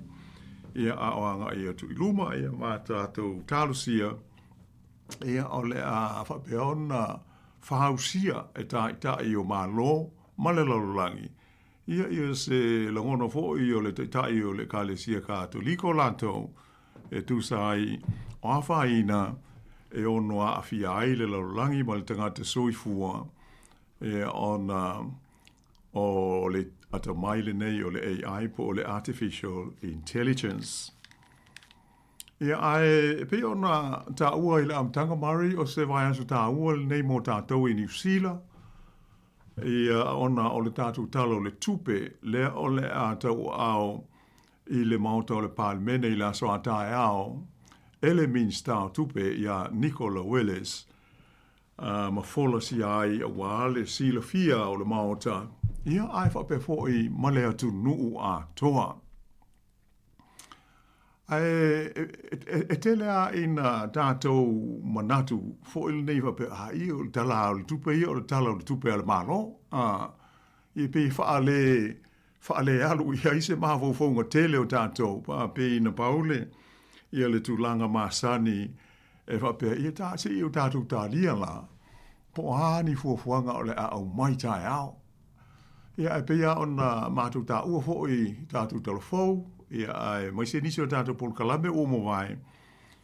O tele vaenga au tū o le tala le tupele nei o uma na whailo mai le malo i ni whaasara launga pupuu i nai vai aso ia le i mamao tu nei e o mai lava nafi ia o lo whaia pēr ia i tu a inga o whaasara launga whapea mai le malo e whaata mai ai ia nesi o lātou fuafuanga o lo fia i le tala o le tupe.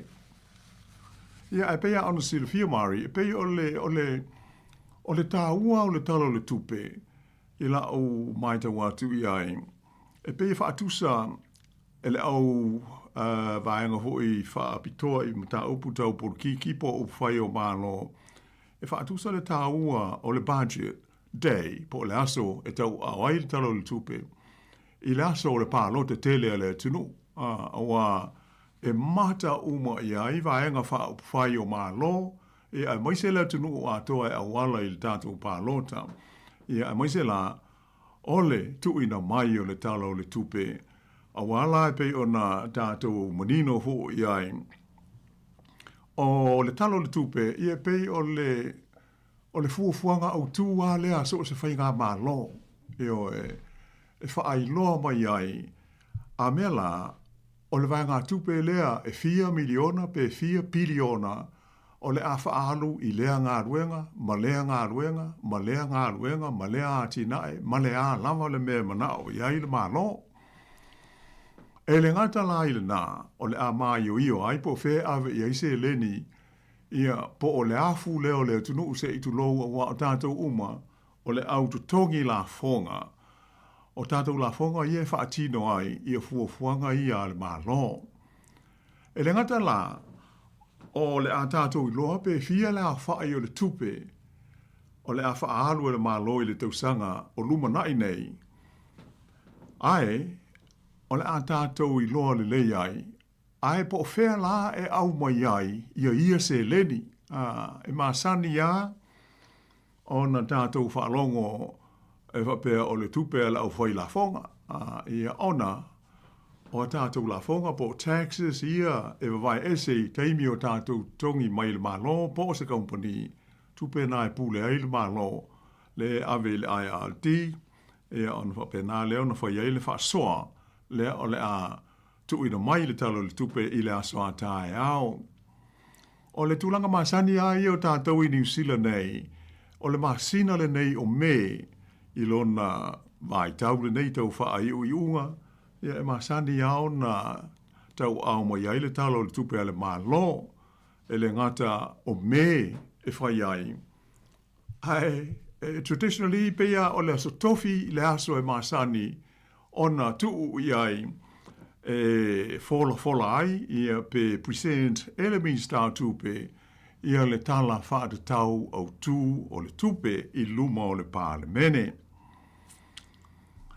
E iai fo la ia tu la fono e a fo i pui ai ia le aso a tae ao po le aso leo le budget e mua ona tufa ia kopi ua umana lo lomi o le budget po o le tala o le tupe i le tusi o le tala o le tupe e o i fo i pule o i tutonu o le mauta e whaatu langa ina fo e tanga ia le whaitau wai o sui a hoi pule uma, i tonu o le maota, ai e sā ona lātou whaasala lau ia sina whaopunga o iai i tonu o le budget, se ia au lia le tu lai lua, lea o le a sauno ai le minsta e winga i le talo le tupe, ia pe o le winga o le whainga masani lea Mari, e embargo ia details o le budget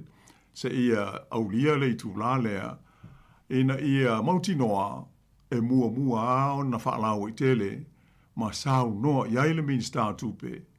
Ia o na whaato a tatala loa lea ma wanoa mo whai pule uma, ia e maise le mamalu o le tunu ia sila tu toa iai i details ma wili linga o le vaenga o le tala o le tupe. O le budget fo i pea on silfia Mari, o le me o le pili, ia po o le tula fono tauwha aofia le malo. E ala ona fola sia alo ia, e mo le sila fia o le mauta, male atunu. Ai, e mana o mia, ona ioe ina, e whaipule o le pālemene, ma pasi e le pālemene, ia le awha inga, o le talo le tupe o le awha atula i mai, ina ia avea ai alo ia matula fono, a wā awhai e le pāsia, e le pālemene, ia le pili le nei, e le e tau le ngana peritani o le meo le appropriation bill, e pe o le Sāmoa e tātou o le meo le tala wha te tau, e appropriate, the appropriation bill, a le malo, foi a le pasia, i o luinga, o i le tele ina pa u ai e whai ngā mālo wha demokrasi, pe a whai e le pāsia e le maota ia lana tala o le tupe. E whai ngā mālo i ai tātou e wha vai mai whai ngā mālo pe le tānia ia o le whai ngā lea tau na iai mālu ai. Ia le sa tātou mori mawina le tausanga e le i maua tu nei i Sāmoa. Ina ua le talia ia le paketi po o le talo tupe. Ale whai ngā mālo sa iai, ia ona mafuai lea ona le whaatua tuaina ua pa le whai ngā mālo. Ia ai alo loa e whai le pālota wha nati. Ia le pia ona tātou sila iai o pei o a fo nei o le taunu unga lea o meo o whainga wha pāle mene ia pe a whai e le pāsia ia lana tala o le tupe. Ia peila o le tūlanga nā le iai le aso a tai au, le o le a tātou tali. Ia ona tātou mauti noa i lea, pe fia la se vai ngā tupe, ia ai e fia ia se tūlanga pangatia o le a o ia i le au tongi la fonga, ia pe a whai o le a le ai nisi tanga o tongi, ia pe a whai o le a to e wha au popo, nisi la fonga fau, e wha tupe ai pol kalame, mana onga o le malo, ia ai wha pe nao na wha lango i le malo si o le au tongi la fonga o le tunu. Ia pei o le tūlanga na iai ai, o lea ua umao na whaailo mai e nisi vaenga o le talo le tupe, o le foi iai le whaalinga alo ia lava mai le pāle mia, ai moise le min sao tupe. E le ai ni whainga mea lofa, pe o mea nei o talo le tupe ma sani o na au mai ai ia nai polka lame hui le nei e whaafia ai le au pālota, e awana la i le siti o te tongi, ia pe whaapa ula fonga ma mea whape nā.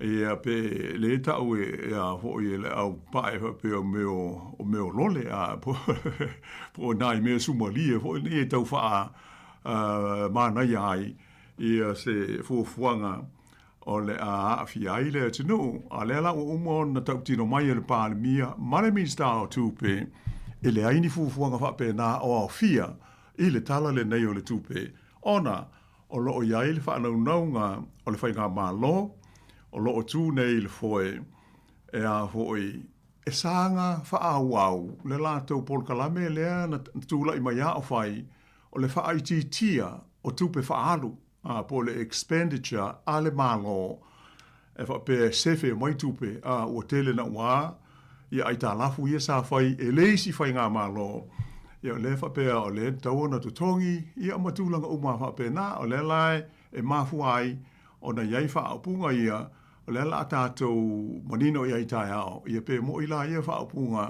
e le aini lole mani mea sumalie, ia pe whaamana ia ia le talo le tupe o au fia ai i le budget ma le saunoanga le min staila so aitai ao, Mari? Moni leila o whiongala wano. Pio nei awa iaso ia o lo tātou whatutu ale tūlanga o le talo le tupe man paketi.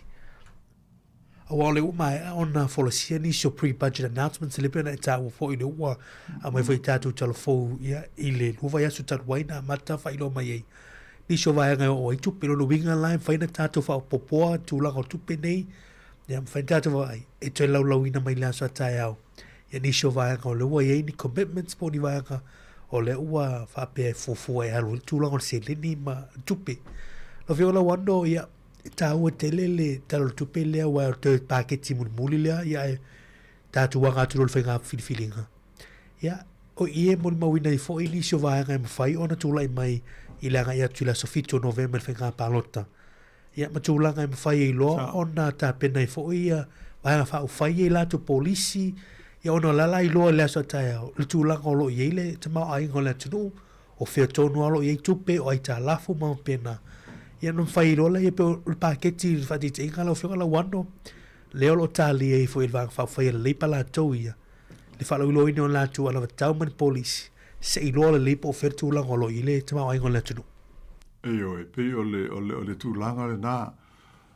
Fo e ta tali uma i ai ia me uma. Awa o le a manino i loa ia le tu langa ia ngā i ai fuafuanga so se whainga māloa e tūla I mai I le foe. Ia e pei o nai vaenga ia mō tātou lawa ia o tātou māsani ai. O tūlanga lawa o te tongi, ia mea whapea e pei tātou te tūli matai ai I le teimi e tō lau ina mai ai. E le mālo, ia e mai se le means tāu tupe whai masui o le whainga mālo I le teimi, ia tūlanga whapea, ia o I le linga lau fōfuanga whai a le mālo.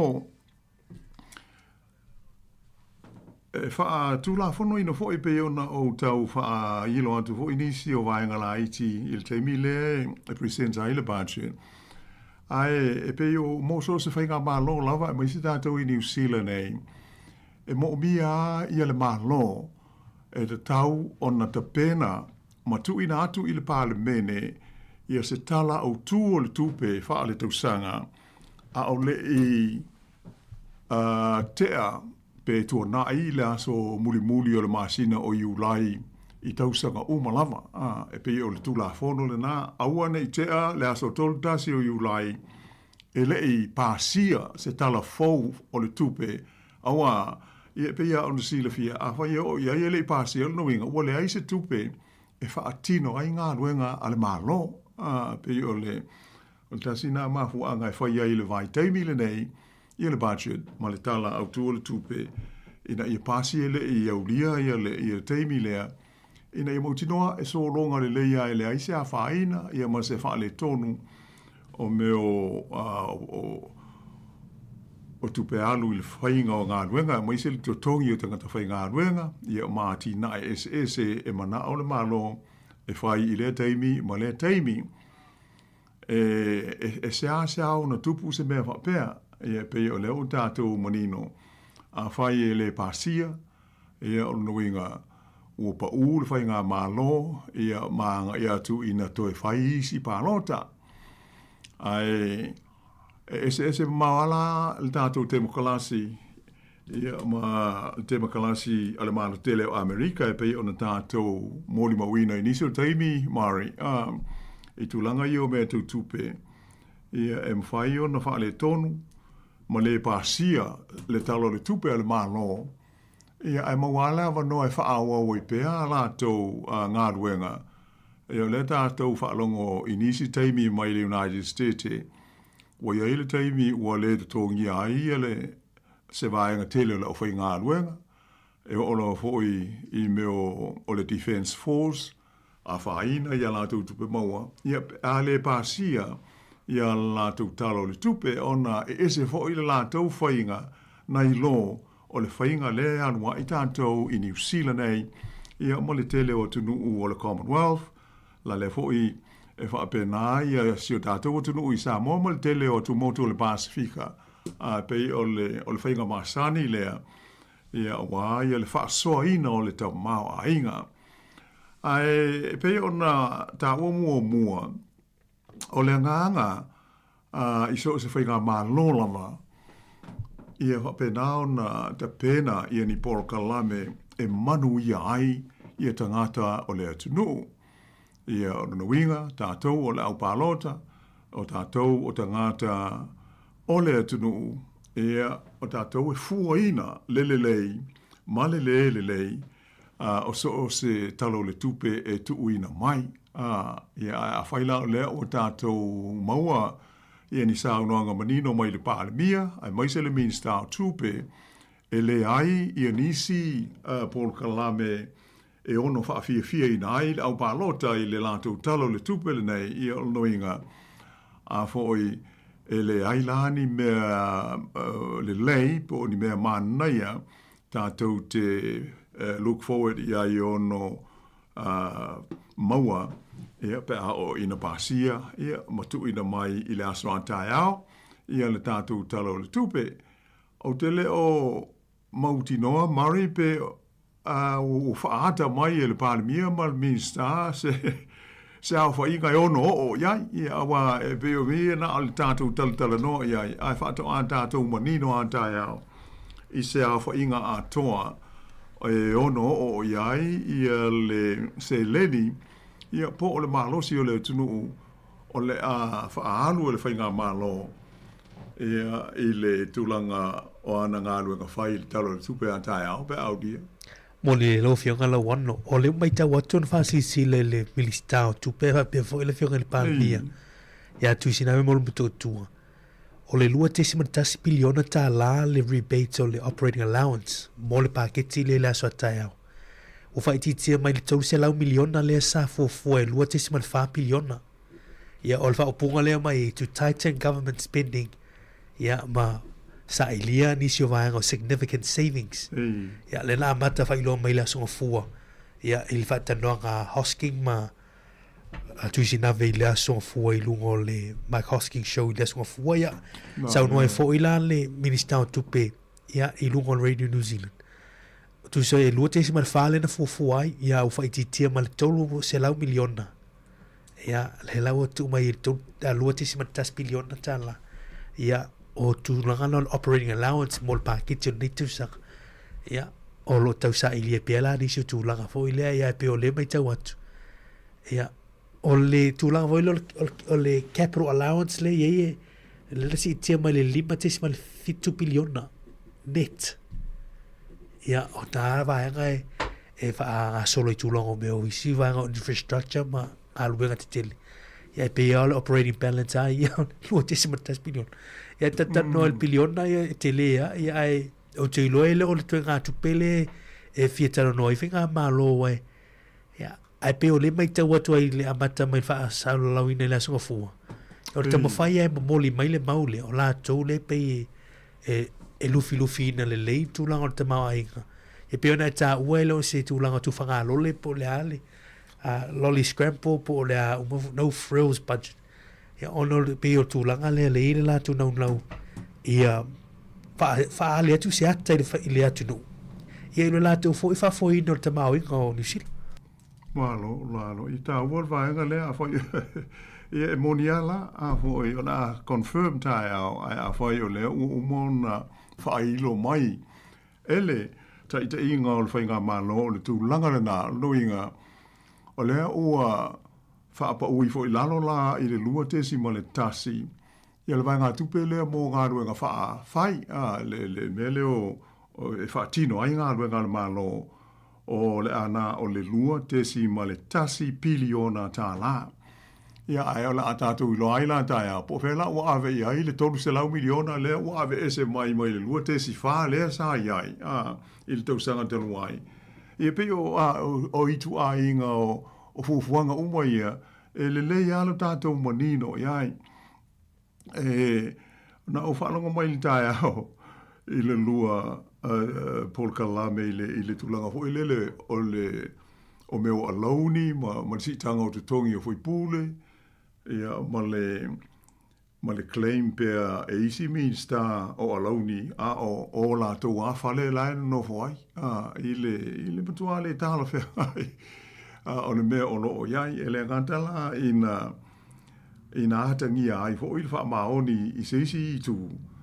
Ia ai, e whaingo fia, e pisa so ai, ia tangata, i le upu peltania, fo ile o le mea o le corruption. Ai, a whai o le sao lea, i le maita watu ia i li poti, ia o tātou maua nei, i lea fo i Minster. O se matua le matautia la ma le fai pupulo nei me o lona fale a lai to e claim e ia le alauni lai e masa o entitled ia ai o ra fala o ia e ana le fale ai pe o le si vai nga matautia le la o mai te wat ia pe o me o mai fa pe e a fia o mala vai tu pe alu nei ar malo e a fia i la natalo le tu pe le tau na tu ina mai leo le atatou whaafonga i ai la so atai au. Ai a whai, e le o iai la ni tūlanga e pei ona iai ia, a tonu o le o la o maso salo. A whai o le nganga leo le malo, e whaawau pea, ia lana pol kalame na fola, ia hoi nei ia whaiti tia tupe alu. Ia le lao le ata ngia nei tai au le talo le tupe. Ia le tūlanga o le whaiti tia o tupe whaalu e le malo i ati nae ia mga aluenga. ia le o tātou loa, le o umona fola mai, a tonu pēla vea ai, ia folfolanga ia o umona whailo mai. I leisi lua tolu te usanga o lumanai, o le iai le wha moe moe o le whainga malo lea. Ea fo i e vaea nisi tangata o i le i wafe, o tangata whainga lue ngā le malo. Ia le sa folfola mai e lua, te si fia ea piliona e wha asao mai ai. Ia pei o le tūlanga na, ia ai o isi vaenga umamale o i linga. Ia, o le a tātou manino i aipea au mai, o le mele tāu ai, i lo tātou tau mawhai a fo i sila fia, ma sila le lei pea o nei, ina au mai le talo le tupe. Ia, on wa ili la lea ma au mai, ia vaenga fo i whapea na whaina maa fi ai, ia lo tātou soifuanga masani, i le aso ma le aso, ia ai pei o le tūranga na ia i le tātou talo le tupe mo le aso antai au mari. Mo le leila o fionga la wano ia la tātou mati tūle lua i la uli la sa tai au. Ia la mata wa solo mai ei u teilo foi. Teilo lau tuistala leo la taloka tunu wa fo mer tātou tunu. Ia i tonu ole o le pale mene tonu ole banquet hall. Ia ma moli mai tuo la tula ie o mawala wano e sa fa ie tonu ma fai tau le talo tupe. Ia ma mata moli mai lui tua ia ni se fa munga. Ia, mole malau telo la tunu. Telo foi la mola telenga la sfarile. Ia, i tātou telefon ta lau lunga la yasu. Ia, malava yasu tātou tā lia foi. Ma tātou muli ta ia tūlanga o tupe mol Pasifika. Ia pe o iei foi ni tupe mol Pasifika. Ia, po ani vaenga wa afia mo tātou. Pe o vaenga ana e mo tātou wa ai mo tātou ia Pasifika. O feo i se tupe, ia, o po meo leise vaenga, ia, ai me soi tupe i avi fafo. Ia le mtanga luenga vai fafo. Vai ngana pi tāu ia tātou. Sa o le lava, le mtanga luenga e le tau tangatu Pasifika. Ia tālusia, awa oso ia, sa le aini tupe e maua mai i le mtanga luenga. Ia nei ono po oma le tūlanga oro o iai. E aina i se leni e mwhai ono tālusanga atu iai. E awala mai i le ofisa lea, ia monisi o Paul Kalame fiso soani ma manu le tātou utino. Ia tātou tālusia. Ai whapenao no whai ia la so atai au ia mai o la le tau mate o la atele fo inisia tātou Paul Kalame ia e tātou te sanga au ili aila ia le vaenga taua ia tātou tālusia ia le wha moi o le malo i le aso atai au pe au lia ia i le budget e pei ona fuaina ia ai wa vawe fo ili tātou taimi mari. O nisi o vaenga sa mai tau wina i le nei vai aso i me tau upawhai o maa lo. O le na o ta ua i la amtanga o le vai aso i tātou tala fau. Ia se mata apu hui sa hatu lai mai ia mai pe o se mata upu patino il parti ale leiba lava ia. Ia isa la tau whaatesinga sa whaia. Ia mai sa whapena ona o le whaapunga e whapea o se mea tō tino a le parti. E le whapea se mea fo ile le wata tala i tua pe public. Ia ai pangalea e ui lava i le nātulanga. Pe o le sona tā ua pe ona mai tau atu i Sāmoa le tai o le leiba. E te taua o na wha e tete, ia vaenga wha o whai uma. Ai moise, ia li imta mai ta ai whai pule, ia po la tau e tūlanga i e mau tofi i tūlanga o se wha la po tonga, ai moise, vaenga wha o whai. Ini Sāmoa ngai whai ai, pei o le whai pei o se polo kalame a fi ai whasiri matali, ia po la le tūlanga na iai na o iai le tala noanga. Ai pei oni la fonga mani sao noanga. Ia mai i se tasio fo i o suisi ni o le partia le leiba o le tamaita i pule le fionga ia pe sta Barbara Edmonds. E pei oni ana la fonga e wha ate taulea i le min stau tupe. Ia oras ia mo i o le ngana pel tāni ia ai fo i e pei e hatangi ai ia le tūlanga fo i tūlanga ma maru bale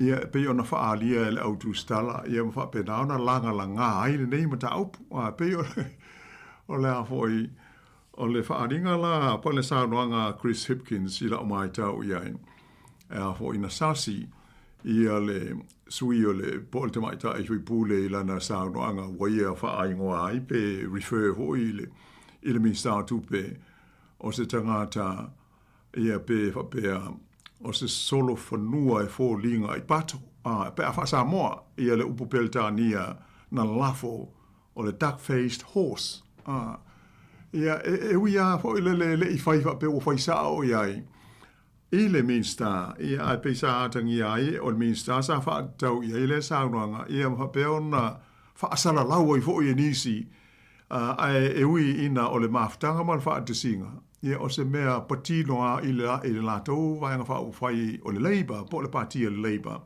ia ai Silvia foi ia e langa ia fina ngalo ho i o le au papae ia maisi le au i latou fo ia fia i meo fai o malo i mata u fa penei ia mai o te talusia au ia I hope fo i le e ai si a fianga to a ali mai ia e ono a fia ai le tau foi fo o le fianga ia besta o le tau fai le tu malo le fo o fa vai le malo ia il palo de tele ila sofitu o novema ia pe e tau tele le vanga mo i tato uma ia mai se ia o le mai tau i le anga ia tu il tato palo ta i le masino novema mari mo le lo fianga la wano wai no mata foi mo fa longo i vaenga ni le ngato la fioka ia pista pa brand men se au ni se foi fai pule lipa ia o stulanga foi le te taona ia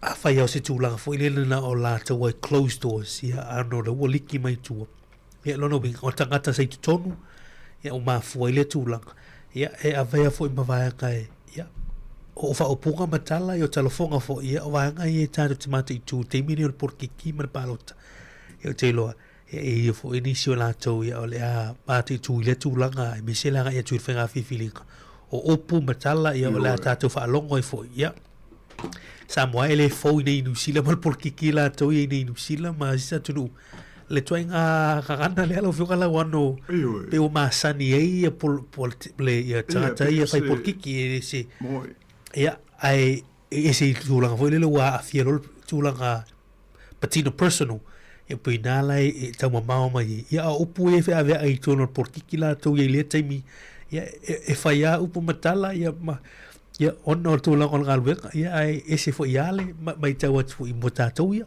pe o tulanga na ole si me la o mai tau mar e pe o ho nei o fa au mai a ho na o sa no nga besta a ole mau fa upunga isi foi pule paton ai ele o tu o pe fa ali mai lunga el tangata le na foi ia le poti a pe ole me na o foi ola foi o se maftanga ia potino o le Labour ia sa le ai atongu sa manatu la to ile se me ole aliki e tu se be o se la to a fa to singa ele se me fa la o tele ia sa o ilal ta ia Chris Hipkins ia ele le ia na fa tete awa be on mai ta watu ia o au mai a fo ina o fa o punga fo ia le foi pule Sāmoa ia ele o mo ia isi mau fa o punga isi sui foi pule sa awai i le pon kalame o le Labour ia ai o se vaenga ta ua tele le nei taimi o le tausanga o tātou iai ia le o tātou a matau na whaafonga ma sila ia mo mori ma wina ni isi o tau mo whainga whaatou sina ia mo tau mo whainga tau whaaleanga ho ia leisi pāti ia ona o le anga atu i le pālota tele i le sofitu o Novema ia ta ua ho ia i tātou ia ona sila i vaenga o ma mai tau ia fua ia fo iso fina ngalo iso se mata opu ai mai se lea o le ata to fa fonga nei le talo le tupe ia ai wali ali mai lava ele ai nisi me fo ia po nisi fainga e tau fa ma ai le tau mata so i fuanga o fia mai le talo le tupe le ma no wana a fuanga e wha tia tupe alu. Ia o le teimi a tātou te wha alongo ai i le wha opunga le o le wha tia tupe wha alu e se whai ngā mālo e ta tau ona tātou popole mo le fia awa e mauti noa e le ai nisi mea wha au pōpō ia e ono fe so ni mai i le tūlanga wha le tonu le iai tātou. Tele io o manatu ua wha ali i ni whainga e te tau ona se e iai le mālo e tau wha mai le avenga i le taunga tau le sui fuanga ia mai se alwa e ngā pensini ma suau ia ai le ai ase fōlinga o amana ia whautuanga ia po o whai tionga fo ia le mamanu ala au pālota a ngā i le whainga mālo o lo fa ulu malo lava ia ta i o le whainga malo so fa tasi o lo ia nei tanto fai mai ele lei ia ona toi fa foi ia tusi ala malo i se tūlanga le lei ia ai o te le lopo ia i se su ngā tusi o fai e lai ona fa ta ua tele le malo le fa le leia o tusi ia ma mea tau tupe ale malo ai e le maho fau i le tūlanga o le mawhatia o le totele, ia ona o ala atau whainga whiliwhilinga, ma la atau whai unga whai, e tanu aona tūla i mai, ia nā o le vaea, ia whai titia lea mea, whai titia ia manuia, ma ngā tupe sa wha tino ai ngā ruenga lautele mō tangata, ia ai e ave ia se leni, ia e wha alele iai la whonga ia o toi wha fo ia le au mau mea, o la taua ia o lo tūma losi e lango i whainga mālone a mai se apati nei le National Male Act ia a whapefo i le New Zealand First la tau i le tūlanga o whoa ia o lo o ave iai mea tutupe e il tātou telefona o ta ua nafi ia le a whaina tele ma le o te ale miliona tāla o mo meo o a fo fo ai ta o fo ai fa por kiki mo political donations e au pito tele a tupe ave ile national male New Zealand First fa pe male act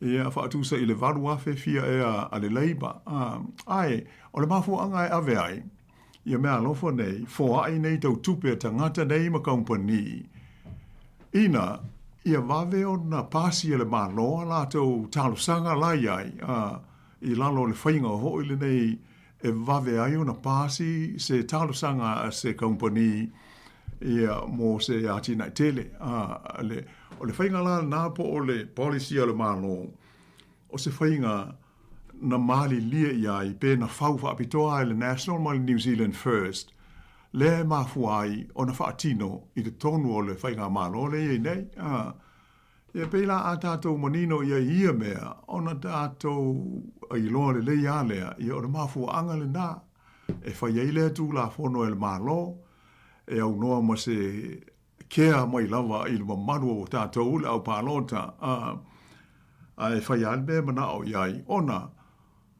o lātou interest la iai o lau umana amatu iai se leni e tai fia se lau afe e o le tai miliona ale au milionea ma company ina ia whai le mea lai maa na o ai lātou ia ai whaatuatua na iai ia i tātou e le tā ua tele o wai le ini tātou tupe pe o le tasil na waenga tā ua tele ia e le tā ua na wha tā ua i o tātou manatu malangona ia awa tātou tāperanga mō le pālota tele le masina o Novema. Ia pei o nai tūlanga i e fia tā ua fo i le nei wha apoponga mari o na o le tātou teimi. Ia se wanga nai e sisim tā upu o lo e fia sau no iai.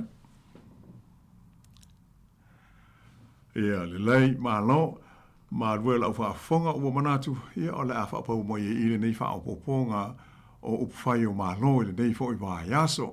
Tātou tālu sia la soa tai hao, ia o ale tātou talo le tupe, ia o le a sila fiai, ia fufuanga ale tātou mālo mō le anga i luma i le tūsanga a sau nei. Ia ai whaftai mauri mō le tātou pol kalame, ia se i wheilo i fo i le teimi tā, sila wā so mua au le teimi nei, ia mātou whantou whawha so i whātu ma manu tele o le tātou tunu ma le au whawhonga.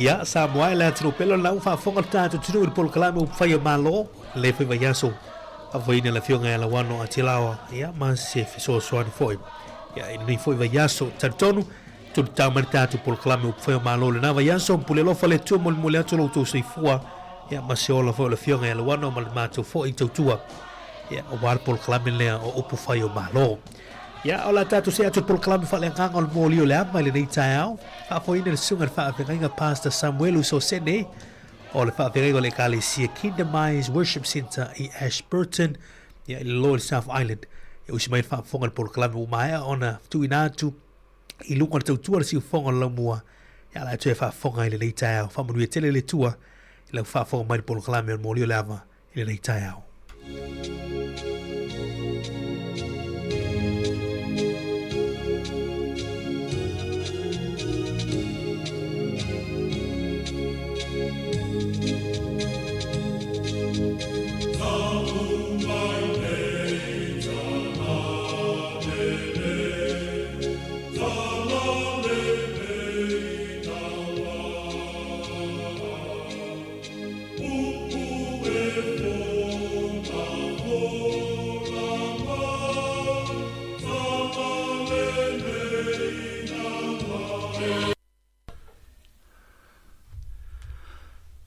Fatalo fat Sāmoa nei tula fa felo ia tul pa ia mal malu so tatu tunu Sāmoa tupu mai e fa pe fo ia au na le tua o la tu fa tua le ngata ilea se io atu lava le malo sonu sa ao se io atu talavo fa pe tatu fa nau nei taiao matango fie fa felo ia tu nei taiao po kalame fo nei o morio le ava fai mai stato te mafuta i lunga whaleanganga i lunga le ea. Ala stato whasoa whaleanganga ni taiao. Ala fai tato talo. Le tua lo mātou ta mātou te whawhtai alawa lo alofa ma lo wanga le leia te mātou. Le anganga lava whawhtai le ni taiao le tua. No lo saunga le mū ma lo fi le mū si o mātou ne iola. Whio ai mai ta vale lo mātou li Yesu Keriso. Whawhtai mātou taunu umai ma le fia. Ia me se foi o saunga le mū tono nei ai a tolo mātou i Yesu o no lau puipuinga mamana ia te mātou. Le fo mātou wheloa i maseo mātou atunu ulunga nei ala leo, mātou te whailoa ailo le lei moro mātango fie ni tai au, ai meseo mātou tapo inga ia te oe, whatai foi nei ala leo, ma la uso nei o ngā lulue, o lo whapenao na tautua matawela le aso ma le aso, a wā lava le molimorina, whe au tā ua ma le au ngā, a meseo whailo inga o lo lau fo isuafa le atua, o lo o te tala ina nei ala leo i le tai au, ma le tai au, ia fo i arvi inga ia te oelo mātou i Yesu, mātou te whape atu ma loto maulalo lava ni tai au, wha mangalo mai mātou lo mātou i Yesu, mātou se, mai ni ana pōsa, i o mai ni tai au le atua, wha mai mātou le mana o lo toto Yesu Keriso, wha mangalo ai mātou, nganga pa ia whio mai e teitaina i mātou, o e lava mātou teitai, mai e le nganga le poto ma whalinga, ai meso le ata mai a te mātou, ma lau whasoa ni tai au, mai e whapenao ni whau mai a te mātou u malava, ina ia fo i le vi inga ia te oi Yesu, mātou ole matalo tuai. Amen. Le a mole tus whaitau ni tai au, tatus faso soa i ni tai au, i le salamolon mta upo tolsfu marfa, salamolon mta upo tolsfu marfa, a mata lau fai tau fai upu e walu, se eo o fai upu es fulu marfa. Salamo e tolsfu marfa, a mata fai upu e walu, se i whangata mai fai upu es fulu marfa. Ina tofutofo ia au tau, mai au tau i loa, ele lei ova. A muia lava tangata o le whatuatua ia te ia. O tau nā ona tangata pa ia. Ia o tau matatau ia Iova. A wae le aise mea mativa ai e. Ua matatau ia te ia. E o nge mea le ona ta noa malato fia ai. A le aise mea le lei e mativa ai la tau. O e sa ili ia Iova. Whana ue. Ina o maia. Ina wha longolongo mai ia te o te o atu ia te o tau. Ia matatau ia Iova. O ia le tangata ua manao I le ola. Wa ua loto ia tele o naso. Ia iloa ia mea le lei. Aua nei tau tala lau whaiva I upu leanga. Ma au lau ngutu nei tau tala whaole ole. I nā alo ese ia I mea leanga. A ia whai mea le lei. I nā sā iri atu ia le while mū. Ma tau sisi ai. Whamanuia mai le atua. E ala e tato. Whaitawina o lana whionga pa ia ni tai au. Tu mau atu ia te ia lona lava vi inga. Se ia o whaavavau lava. O le salama o tāwita. Whailo ai le lei o le atua. Tele o le alofa o le atua ia te ia. Sa leo leo ma moe. Whau e whai matupu. Ma lo ma ia koriata. Sao mai le limo o sauro. Ma le tele o whawhita auli. Whaingatā sa whengai ma le nei au auna. E mawhanwhana le mawhtanga tāwita ma le atua. O le mawhtanga fo I le ele a mata mai tono sa I ngā tupu le mawhanwhana. O le mawhtanga nei e mawhanwhana mai tono le pā moe. Po le mea sa leo ma moe ai le au auna nei. Tele whawhita auli o le vao. Tele manu ai. Ai le ai ma se a whaina o non soifua. Ona o puipuinga a le atua I a tāwita. Le alae, nei mata upu atoa, pei o le whailo ina, e le lii, o le tupu nei ma le wona nei, o le lei o le atua. Le fwoi lae la ungai, ma tue wha malosi mai a tātou, mai nā tofo ia, o tau, mai o tau I loa e le lei ova. Ia, tātou mata upu na nei tai ao, tui nātu I lau fina ngalo e whai mai e sau whasoa. Ma naia e whai mai sau manatu po sau whasoa whapea. E le ngata lo o whai mai sau manatu e whapopo tatou. Ai ma naia fwoi e a le eiso manatu e whai mai tonu la fionga le atua. Whai sau moni mau I le lei o le atua ia te oe. O le alawa se mea le lei o whai le atua ia te oe. E se ma naia e whai mai sau moni mau po sau whasoa ni tai au. Pei foi o ne moni mau o tāwita. O le mta upu nei o le mta upu e mwhai o ne moni mau mai ai I le lei o le atua I o tātou o langa. Ia, anga le atu le atua le whasoa, a le ata mai tātou pese to vai nei vaenga le tātou tapu o le pokalame. Atu le wanoa e whai meisa whasoa.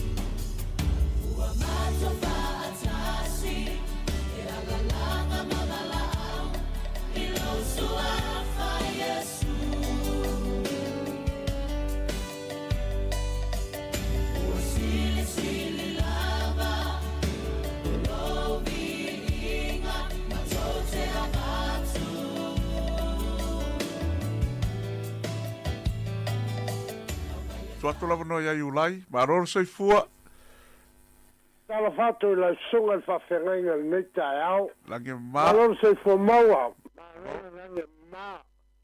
Ia no nei lava matau pua e saunia nei tai au. Ia o se matau tau a tele. Ia pe lava matau e lau sunga. I lau vinga o le. Wafionga pa ia le tua. Ale ate I.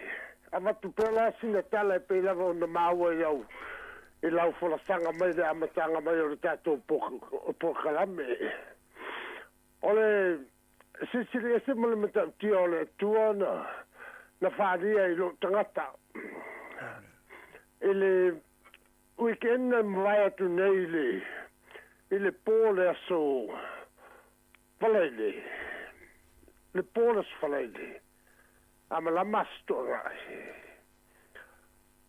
no salwa e fai fata wal matuaiga ma maltina ana na ma fata wal fale po tele lua tanu ma le fale matau tiele men o langona e o le mai o le tino o wasolo lava I tutono le tava le no lava mso to fisiri se tasi po le fai atu se fana o wasolo lava le tava le walu na Wellington e manuela o malanga le no o atu na le vin o lo sa ili fo sa ili fo stanga te mo so la ve pete na mo le vin lo so son Atonu fafuga mai latou sa tosani a te au lepo e tale tonu whārima le mameao e le momoe le matele I latou sa au wala po e tale ona le taeao au to ofa le tamale o te foi mai Wellington I le nei lai tulasi au nia mai nei temi wala whangia au e le tua I lau singa ama I ta whai o lo fatua tua mele malo se lo tantone moni whamaoni le tua me o mo te tautala mo whaia. Whaune whamoe moe e lama le soifua whantarata. Ai whau tantonu e lama se tarata o saunia e le tua de soswani moa. Ina tari lama le tua moa. Ina nei la tae au mar tata mta upu e tu ina mai. Ia o te whaktai e tuai na sunga. Na mea voi a manoa ia ole vin voi na au mai ne tatam taupu. Ia whaktai tele na sunga mo le a manoa wotu ina mai. E fora siengi mea watu tupu i o tato o langa paula volea. O la umanu tau tita o ame. Ia au stai ma au whamaoni. Pai mea ume na me tonu. Na au tantonu lei manuia o le tua. Tata fua. Manuia oe la sunga ma le awhareano. Sa fua. Sa iu lai para mai. Kai por mata mo ki en dikta au ia vi ia la vale tua e ala fo tano fa mano longa le asa pena tu e aso me le aso ia la fo ia le tua le soi fo fa fo lo para sunga mes fo lo fa I lo ina le matau tio le mano le tua le fa malo longa ia to le uso ia por ta ma fo I fa tai vala mai fa manuia la vale tua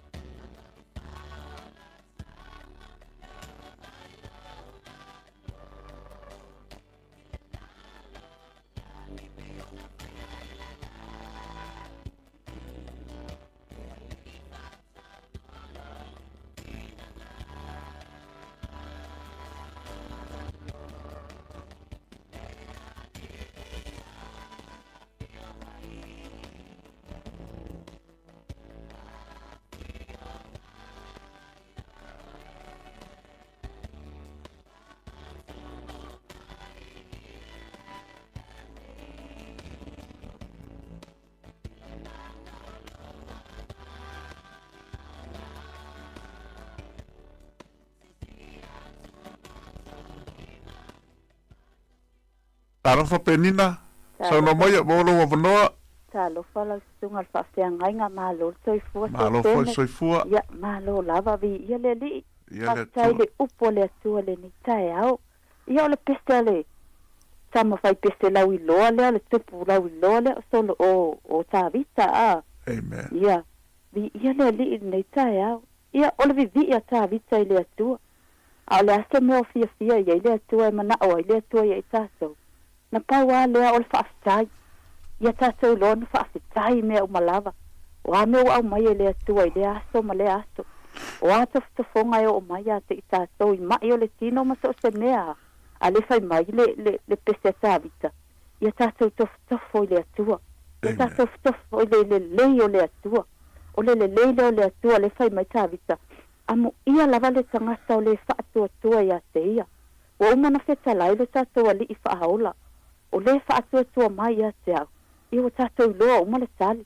E maua ia le ola e whaavau. O le ale me o mai a te i tātou. Pele ai se tupe. Pele ai se ngaluenga. Whaatua le atua o ia na te au mai a te i tātou. Ona o Yesu. O Yesu na whetalai a te i tātou. Whaatua atu ia te ia. A mai le nei tae au le salamo a tāwita. O fia i lava i lea upu. Whai mai nā tofo ia o tau. Mai o tau i loa. E le lei ova. Amu ia lava le tangata o le whaatua ia te ia. O le o tau whai mai ai fo le whai upu e iwa. O tau na ona tangata pa ia. Ia o tau mata tau ia i ova. E le ngata ina whai mai tātou te whaatua. Aia tātou loa fo ona tātou mata tau ia te ia. Pe tātou te sā ili fo mai. Ia atono lo ia ile mafau. E au wala mai ile whaamalo longa le atua. A o le whaatua ia Yesu. E ta tau au na tu mau le whaatua. O ia o le fo mai. O ia au mai ei manuia. Pei foi la o au se tina. O la upatai mo te whainga luenga i afi. E to a ono se au whanau. Wa o tau tala le nei tūla. Ona wa o tofo le leo le atua. Wa o wino le sosio le leo le atua.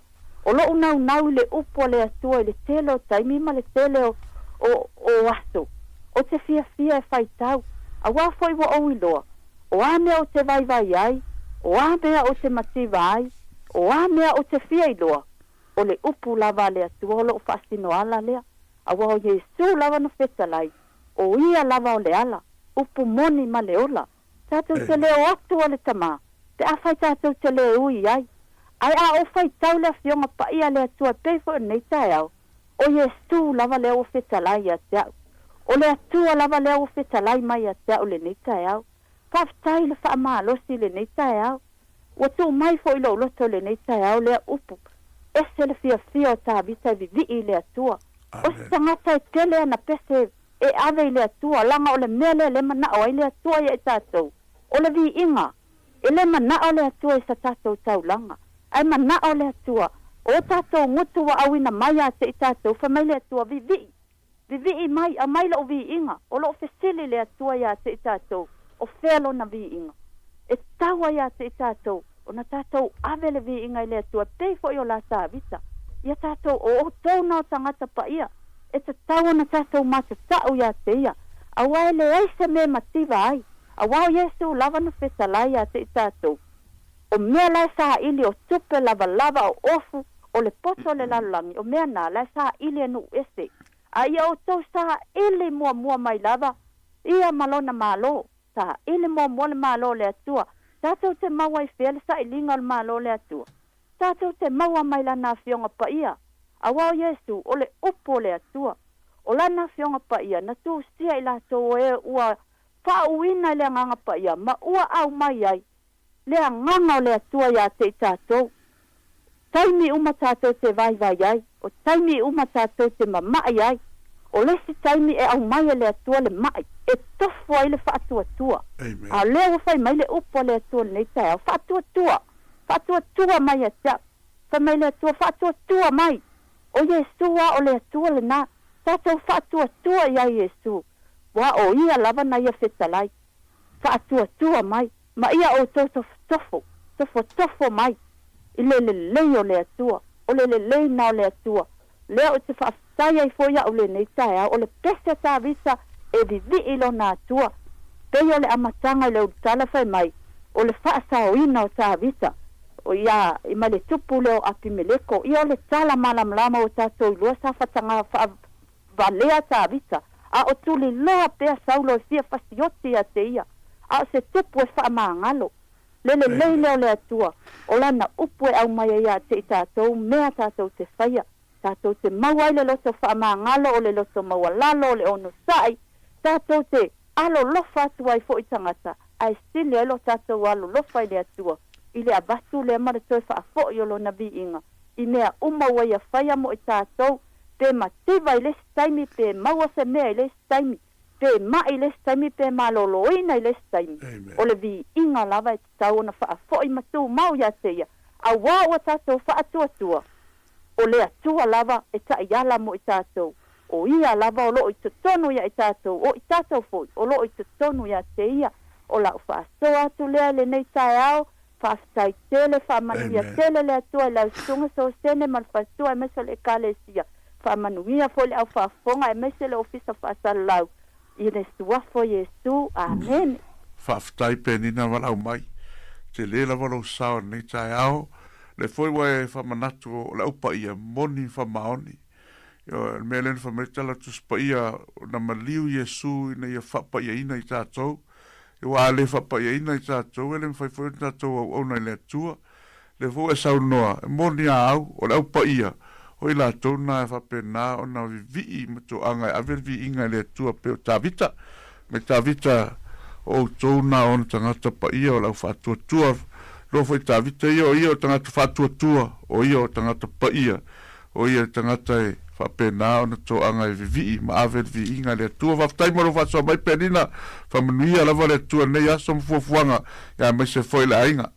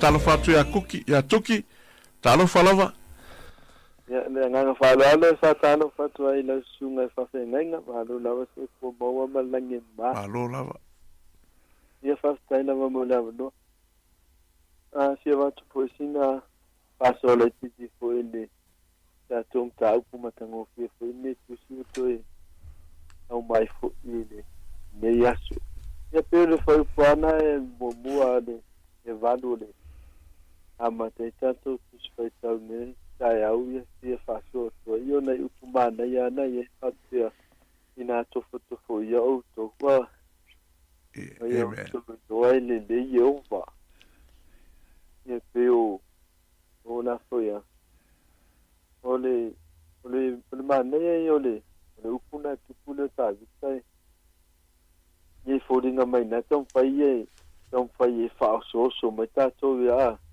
tato to fole atua ia pe le asa tato to fole atua ia tele dei amen ia ai ol fatu tu ai e manao mia fuina ia wai e tato vai fo ia mata pai tau fo ia tate lo ai vinga ole tua fo le ia na au nai si tele tua tanga tena to fole amen ai masani tato ia atu mai foi le sui fuanga ia e le ma faina na fast na mas tanga to foi na le ta foi ta tele alu no amen ya wa anu no fuata na sa ia ai le sa me fei ya e lim foi na o na nga to lu metanga na ia pe ta la tu falo talinga ya e atu manava e tonga tulanga foi na le fa pena te ta tanoi e tofo tangata na to le atu na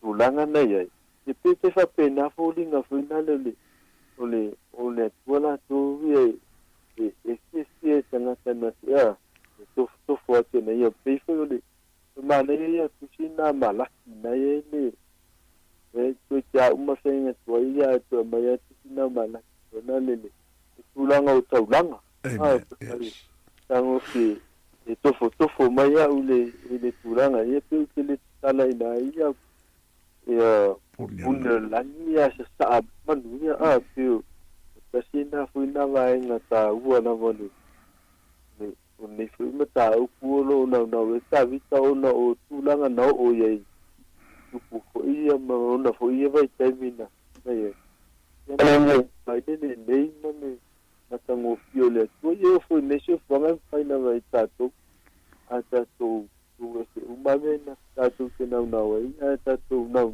le tu ia le talo fanga vai matar le tu ia vai ne tu se me ana mai mana vita na ia pio si vai tala tu faço pupu tu na nesse fita o foi matango pio le tu si tato tu foi le tu ia tato le tua tota tu loto yo le nganga mal ma fo fo ne tua ta tu manau e tani ane pura ile ma fa ina le tani ya ya sta la mo le no ne ta au e fa mo ni fo ne tu na sa na na inga ya fa te fo le tani so fo yesu ma lo fa sta tu ki mo le fa mai tai foi lo fa so ne ta au vi ia la vale tua le voa aulo fa so stasio vai ngole o tato ta upu ne ta per malaki tolu vi ia la vale li fa tai fa mo ia la vale tua me foi pui ngale tua mo fa malolonga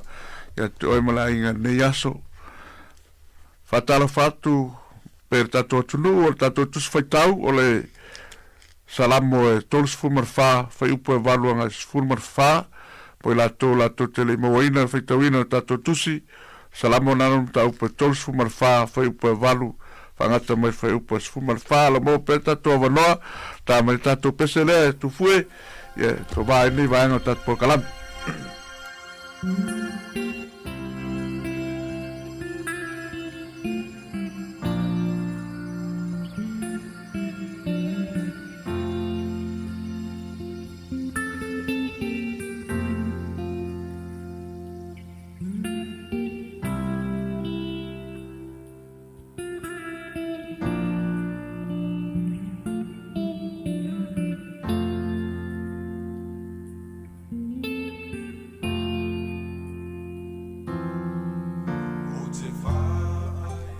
fatalo fatu lise malo soifua manu ia la tunga pa malo lava paftai tele mo lo wa no ele tele so manat ai pawal me se fa so atu il tusile ia tavita o tavita ona lona lo fai ia ona le tua eu fa o ina wa mantua o fiu la saulo ila mai ia tavita ai sa alo fa la tavita pa mangalo o na o ana mau foi ta vita ila lo leana ai le ai foi sana me na fai ai ona lo na lo fai ile o fa o ina ile tua me na e fa ta wa ia ile na ia salamo ta vita ile tamana ilo na lo fai le tua ma na ona ia eu foi lá ile tala le wa mai o fasio ta ia saulo na tali ia na fasio ia foi ta vita o fato foi tamalo e fazia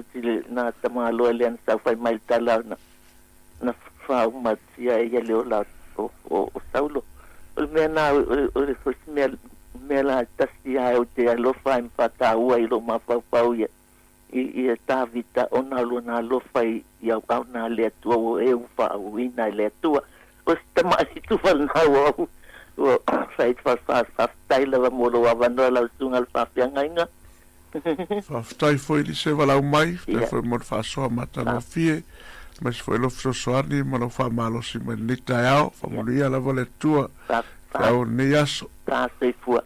Ta soifua. Tato wa vanoa, lua la va noa, le o la fa soa le fionga ia le tua, fai mai sau mo mau a miso la se mele leo fai le tua e lo lava ia soifua o lo e soifua e nei taimi o le olanga ia tu atu tatu avanoa la vai foi tatu pese ia tu e tala tu le tatu avanoa nei tai au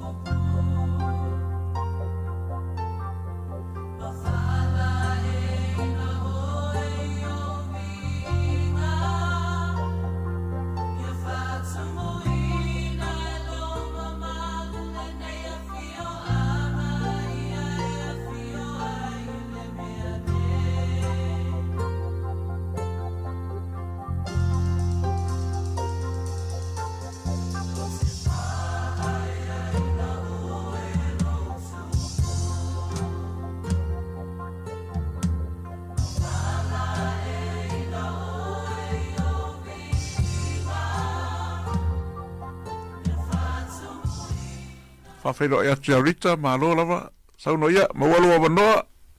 Malo soifua la stunga whawhenga inga ni sai au. Malo lava soifua. Mana ia le upu whauina le sua ni sai au. Watu whaina mai fo i e watu e ini, manatu fo i ni sai au. Ia vi ia le li. Amen. Ia o sa whasoa ni sai au, te fi whasoa i le ulutala, ulutala ni sai au. O le whaamanua tāwita ia i ova i lona whasoani ia te ia. Ia le li. Ia o tāwita na filifilia lava tāwita e whaimatupu o au nei le lafu maa moe a lona tamaa. O i sa whaapeona nangalue whaamaoni ia ili nei au na o tāwita. Na amata mai te tono lona ainga. Sa ngalue mal whaamaoni sa punou mal whaamaoni e leo ina maa moe a lona tamaa. Ai ua whaea ina o ia. Mai ai leo tala nei tai au. Ua whaamanu watu tāwita i le atua. Tusa o la ua whaamanu watu tāwita i lona atua. Ona o lona anga le lei ma lona psosoani i a te ia. Awa e ui lava ina sino le lei uso tāwita. Ai le i whaapea na filifilia ai e le atua. Ai na filifilia lava i le atua tāwita. Ona o lona whaamaoni. O la utu o la utatalanga le nei tai au. O ame o lo tātou whaia. Ia tātou whaamaoni ai. Au wao lo sila whafonga o le atua. Ia tātou tofo i le atua. O le alofa lava ia. O ame tātou te whaia. O ame o tātou whaia. O lo sila ma le alofa whafonga o le atua ia te tātou. O le atua alofa. E le mana tua e le atua lo wana nafi. E le mana tua e le atua. Aia. E sila le atua ia te tātou. Ia na tātou whaamanu ai le whaatasi matawisa nei tai au. Ma tātou whaapeane. E pa ia lava o e le atua. Ia whaapitai le nei tai au le nei a fionga pa ia le atua. Ua whaamanu ia ina ia lo loto le nei tai au. Whaapitai ia matua whaamanu ia le atua i lau sunga. Ai le ngasa i lea ia o le porokalami le nei tai au. Ia whaamanu ia mai le atua ona o Yesu. Amen. Amen. Whaftai rita walau mai, e le wea saunoa ni tai ao le o langa whamanu al tupe o tāwita, tasi le vaenga le tapo inga, e se taulanga o whaftai, taulanga o whamanu, taulanga o siva, whapenao na ave ervi inga i le atua, e o le whamanu la lea o le whamanu e le aleluia al tamalo o tāwita, i le alofa pe foi ona e saunoa mai e paia, Iova, moni whamaoni, whamanu na tau an ave le atua ono na lofa mono na leia te tātou, whaftai whafsoa mai, whaftai fui whamanatu mai, vi ia lava le atua, rita whamanu e fwe le atua le, to e nei asa me se fwe fuanga. Vai atu le tātou pese le tāo.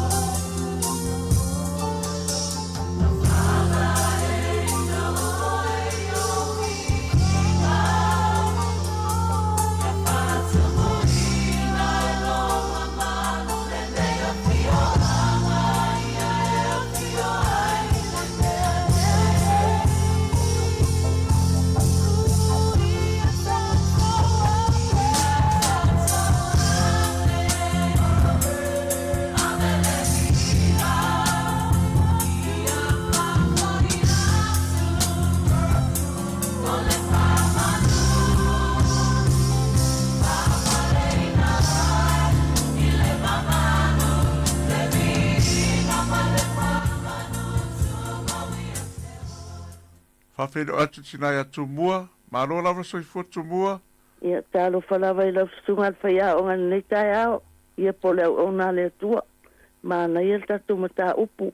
Ia ele telefo isa utala wa masani ai I le fionga lea tua. O le tangata whaitau le tuspa ia. Ia e fia e whaitau. O le langa o tā vita.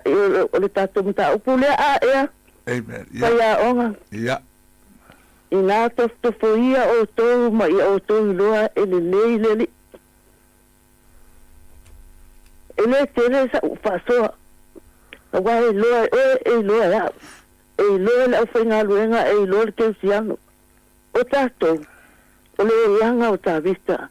O le langa o tā vista o se o langa bibi. E masani tā vista I le o langa bibi. O lana matanga luenga le anga tō fia I le tua. E alu leo ma moe le ainga. E te taa uma te tulou. Ia le ainga ia ona tausonga. Ai tofi le tamale o ta vita e alu I o e leo ma moe. O le tangata e masani ma moe. E masani ai la ta vita.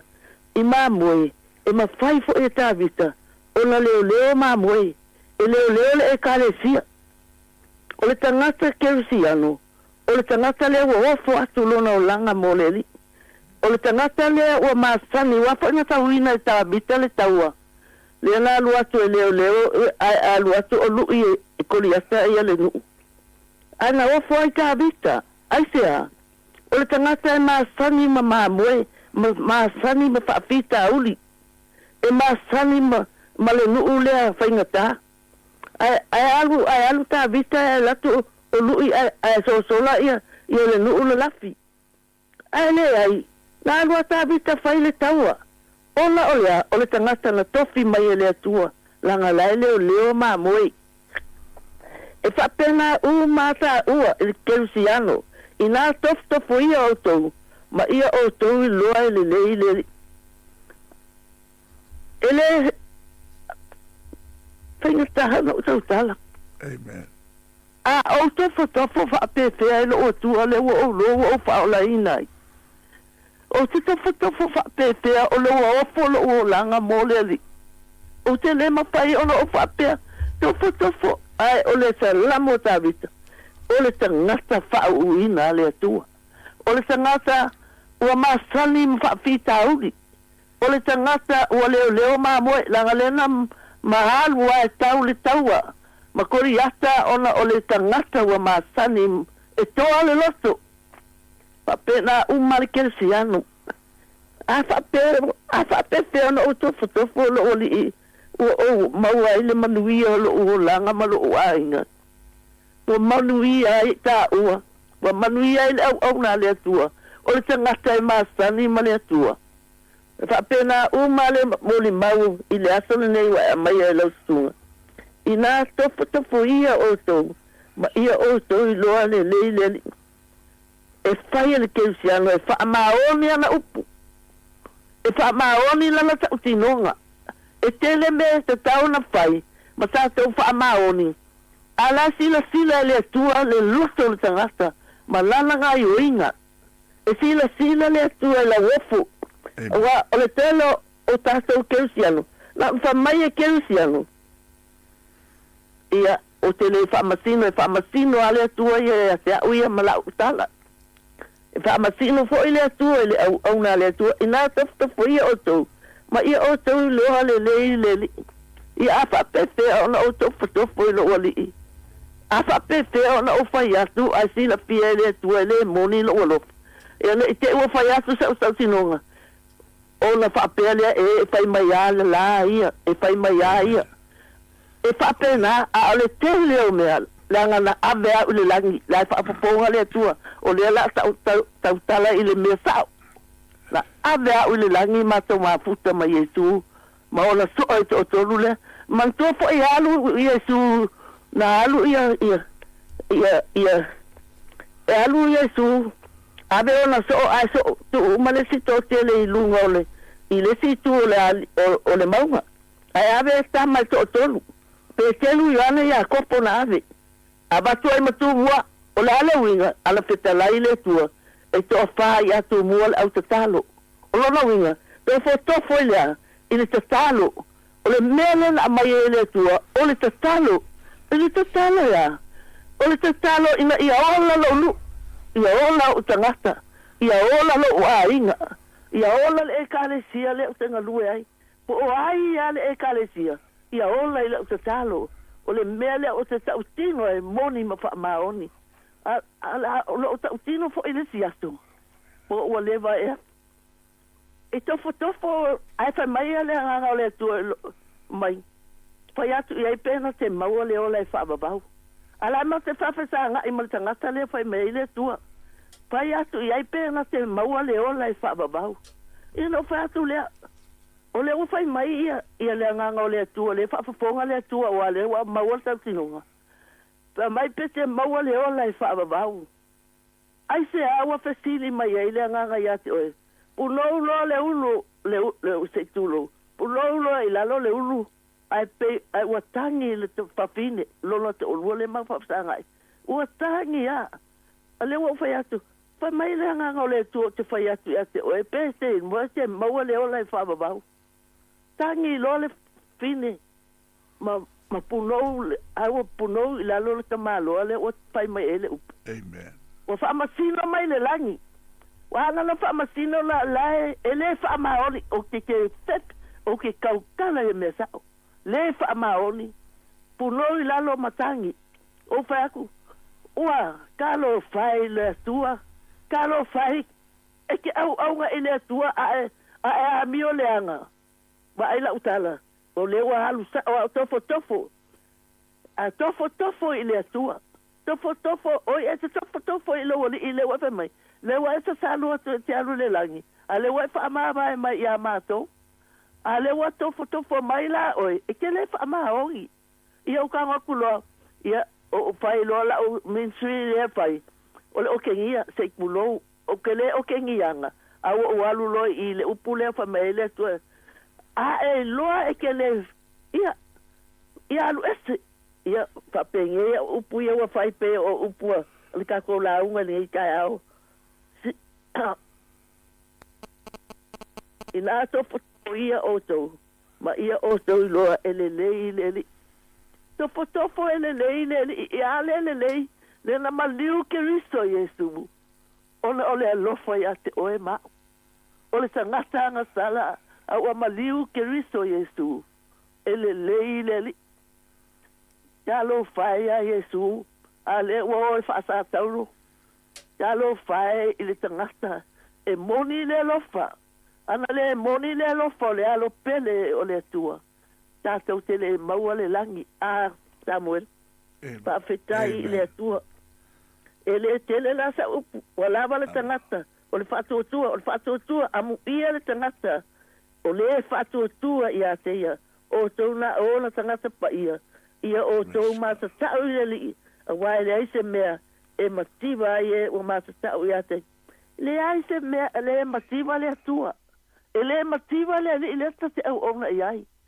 e le mativa a mativa fa fe o le tau te no fo ma manui o le li o le ua uma o na maliu ke riso yesu o le upai e ama le upai e ta te le mawai manui o le langi a failano o alu ilunga ia o le ua fala au mai te to fa ia te au tatalo o la ministry e fai o le tatalo ia ke usiano tato to anga tatalo a tato mativa tatalo a tato le mau se mea tatalo to anga tatalo a ia moni le alu le tangata i le tua o fa alinga mai le tua ia moni le alu le tangata i le tua ina ia o tato sauni o le tato sauni a fio mai Yesu awa tato masalu salo tate le masalu salo aja a peta lai e tau nu ua mea uma pe ia la umila utautalanga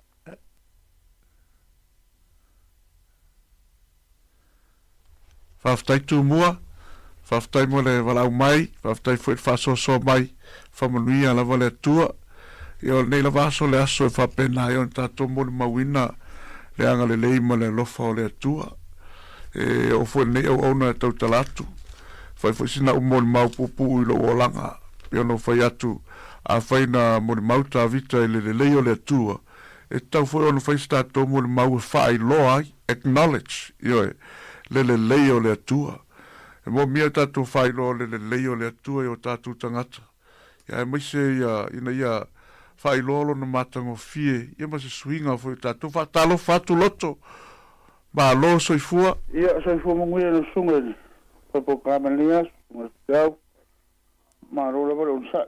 Ma lo lava. Ia, whaftai mo mta upu, ia, pea hoi ole.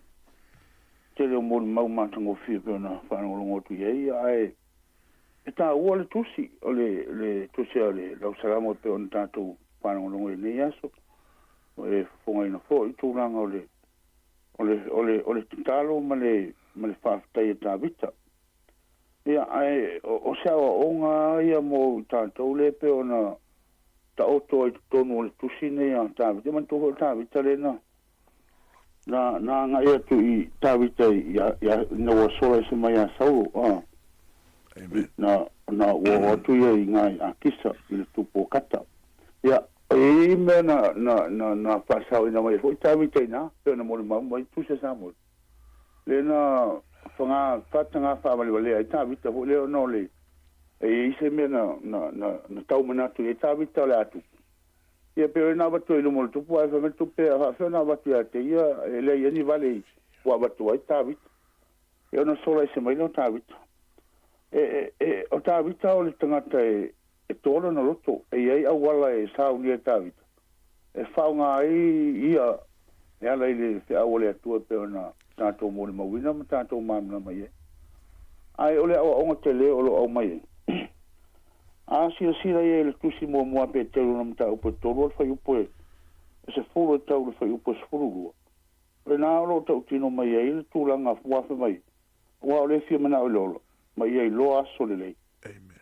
So e le tau talano lo whai vai upo leanga. Maona lau ngutu. A ole tau tal wha ole ole. Ia alo ese leanga. A ia whai me le lei. Ia sa ili fia le mua mtau sisi ai. Amen. Ua o fonga o le li o lo whaasanga i e ame tonu. E le riu mai fo iona talinga i ana tau whantonga. A o fonga le ri o lo whaasanga ma le tō sā i e whai a mi o leanga.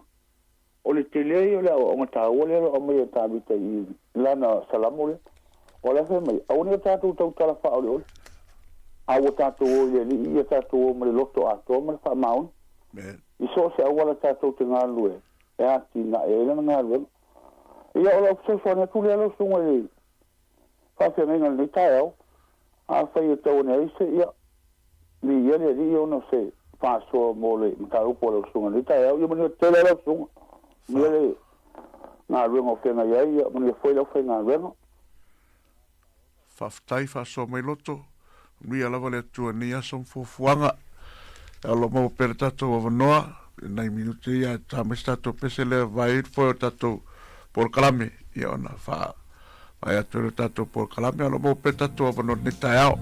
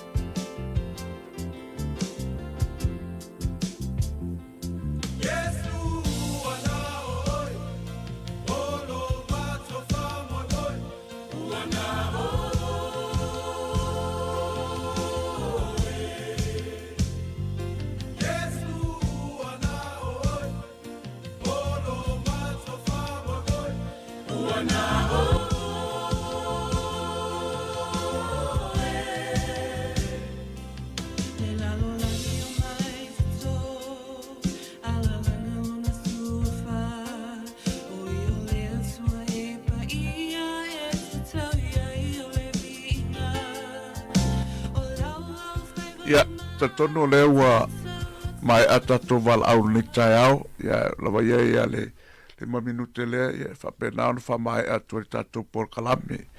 Tā vita o se tangata a pese matua pese, tangata pese a launga foi, o se matua whai launga.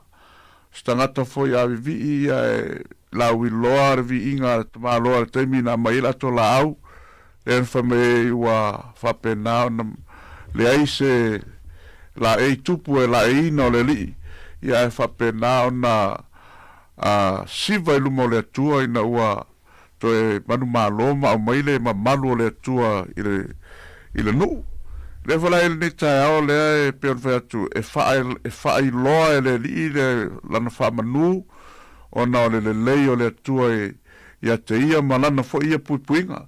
Le ngata i lea o le launga i ta vita tofo ia utou ma ia utou i loa e le lei ova o se matua wha e vangaria mo a nganga o lo leilo loa. Whamari la tuspa i le tusi o le a kopo e whawha mua mai whea misa mataua lo ia te utou e whamai mai o utou mana o le anga. Ai reise se fia ola ia meo misa ma ia meo taua e leo se mea le lei.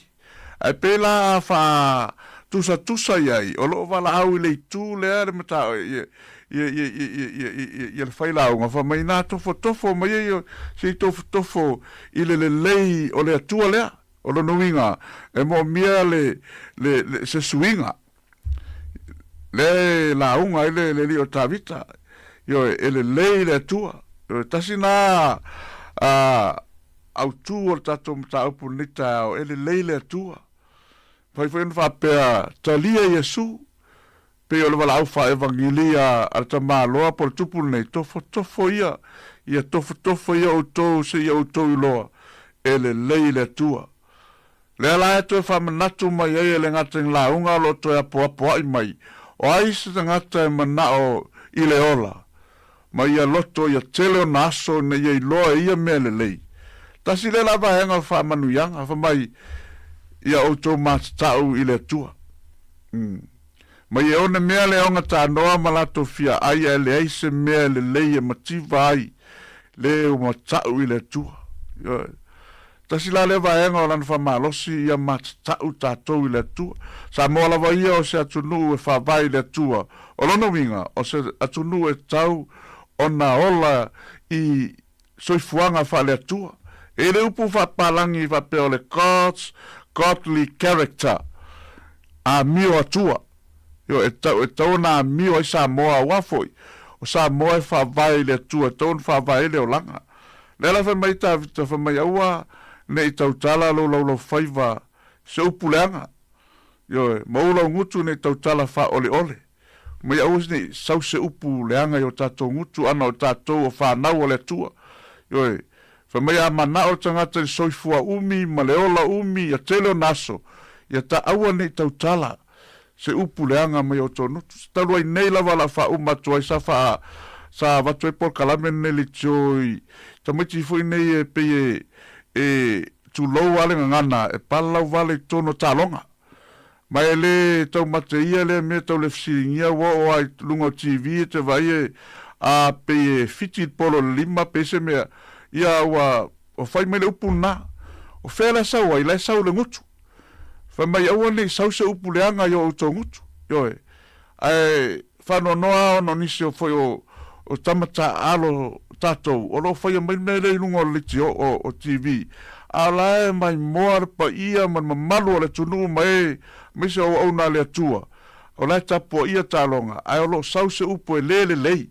Fa mai ta vita awa ne ia luatu se upu leanga yo utongutu.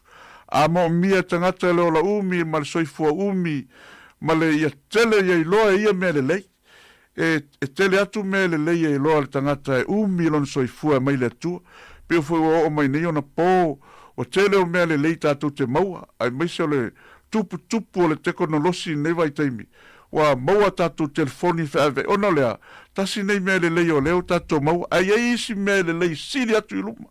Le ngata i lea o lai wheta lai le wauna le atua po lai launga i le ola, ia maua tātou le ola e whavavau, ala ana o le ola lea tātou te ola, e le to e motusia tātou mafutanga ma le atua, o le ai loa i e tātou mea siri atu ona le lei.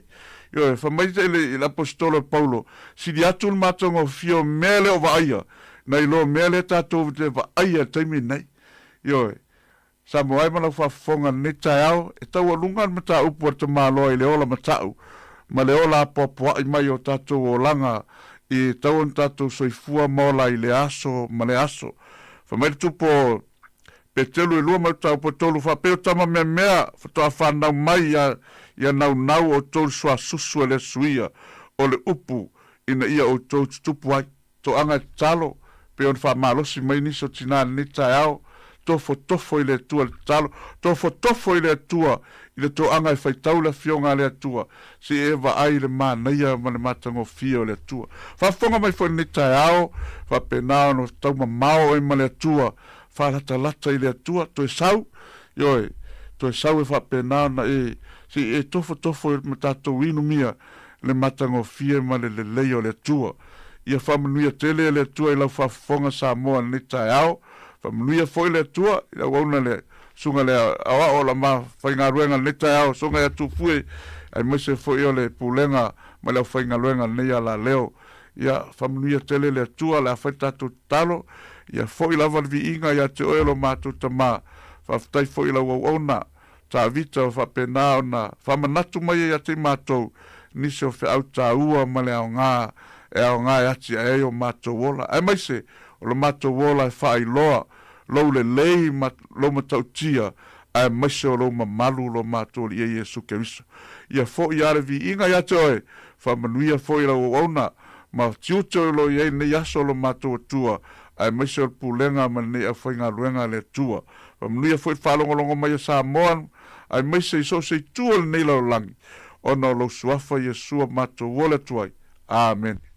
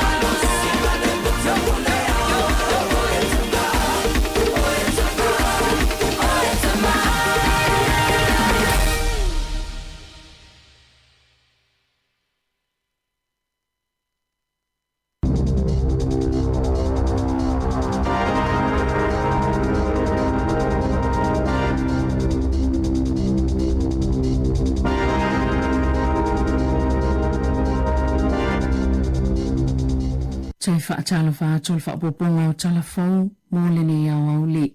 E manatu le pole nu o Wellington e Andrew Little na te le tali tonu ina le fofuanga e tu samale 5 miliona tāla le tau o le whaapipi inga o mita mō le swawai le tu malo. Lona ia fina ngalo. E le tala whea ngai pe le lava ni wha maoninga e lango ina i le tau wao whae. Ma e wha moe toi a mata mai le a matanga le wha la putonga fōu mo le swawai. E tā pena se fuafuanga fōu ma se iloilonga fōu o le tau mo le ngā luenga po le polo keti. O le fuafuanga wha taita e lo iai mo le wha pi inga o mita mo le swawai. Wa tā ue wha pe le wao le 5 ma le fitu tau sanga. Ma e ono i le wao le 5 se lau ma le 5 se lau iwa se 10 miliona tā la le tau. E tele ni whaafesile winga i le tau o le ngā luenga. Na whaafesile ngie le Radio New Zealand le pule nuu mana ia whaalia. Na tau atu le whaala putonga fōu le vai le tia ki wai a te ia. Na o nātou whaonga ina fo numero mai le Wellington Water. O nau whaamatalanga pito silia na tala whianga ina o lātou mawaina i le taimi na whaalau ilo aila lātou ta iala whaataitai. Mana o fo i taitai si neo le tia ki wai. Na o lātou le tali tonu ina fo i ia fwai numera. Na whaalia ala se saili linga le fie o pule a onga mawhai onga o na yeilo lātou lava tali tonunga na tuwai tele le avea tonga o tupe ie whaanganga fsoswani e langolango ile o onga o tamaiti e le tala whaatitau au tua le tupe le tau sanga talwai. O le whaamtalanga le ministawa onga Erica Stanford i le pākete le tau sanga talwai e whaapeo le Learning Support Budget o na nao fia isa tupe whaapopo e fitselau 2 miliona tā la mo le isi whaatau sanga mo le matanga lwenga wa onga e whaopopo inai au nango Early Intervention Service mai lava ya o onga a mata e o atu le tausanga mo mo le tamaititi i le a onga tūlanga lua totongi fo inisi Learning Support Coordinators whaatasi mai si tū la e silia male 2 miliona mo whaia onga langolango po Teacher Aid na whaalia wha mamonga na tu inatu le Radio New Zealand e le mtanga luenga wa onga i se taimi mulmuliane na iloa ia tu waio na o ngali si itanga lea na whaailoa na te ilfa la putonga so whaatasi whaia onga pulea onga manisi o whaito whaapitoa moa wa onga ini suinga na folasia le whainga malo. O le tamaita isu e Dr. Sarah Aiono leo le awhaia le lipo te winga le tūlango lo iai le fsoswani lea po le Learning Support i tatonua onga. Na saunoa Aiono e tele nanga ile manatua onga ile folfolanga o le 2 miliona o isi tu la whaia onga fsoswani nei i tausanga ta itasi e o atu le tausanga ilua awhilua walo. O le awaulia na nafilia na whailua e whaapea whaalau ilua ia le Aotearoa Educators Collective le lipotia Dr. Aiono ile pale mene.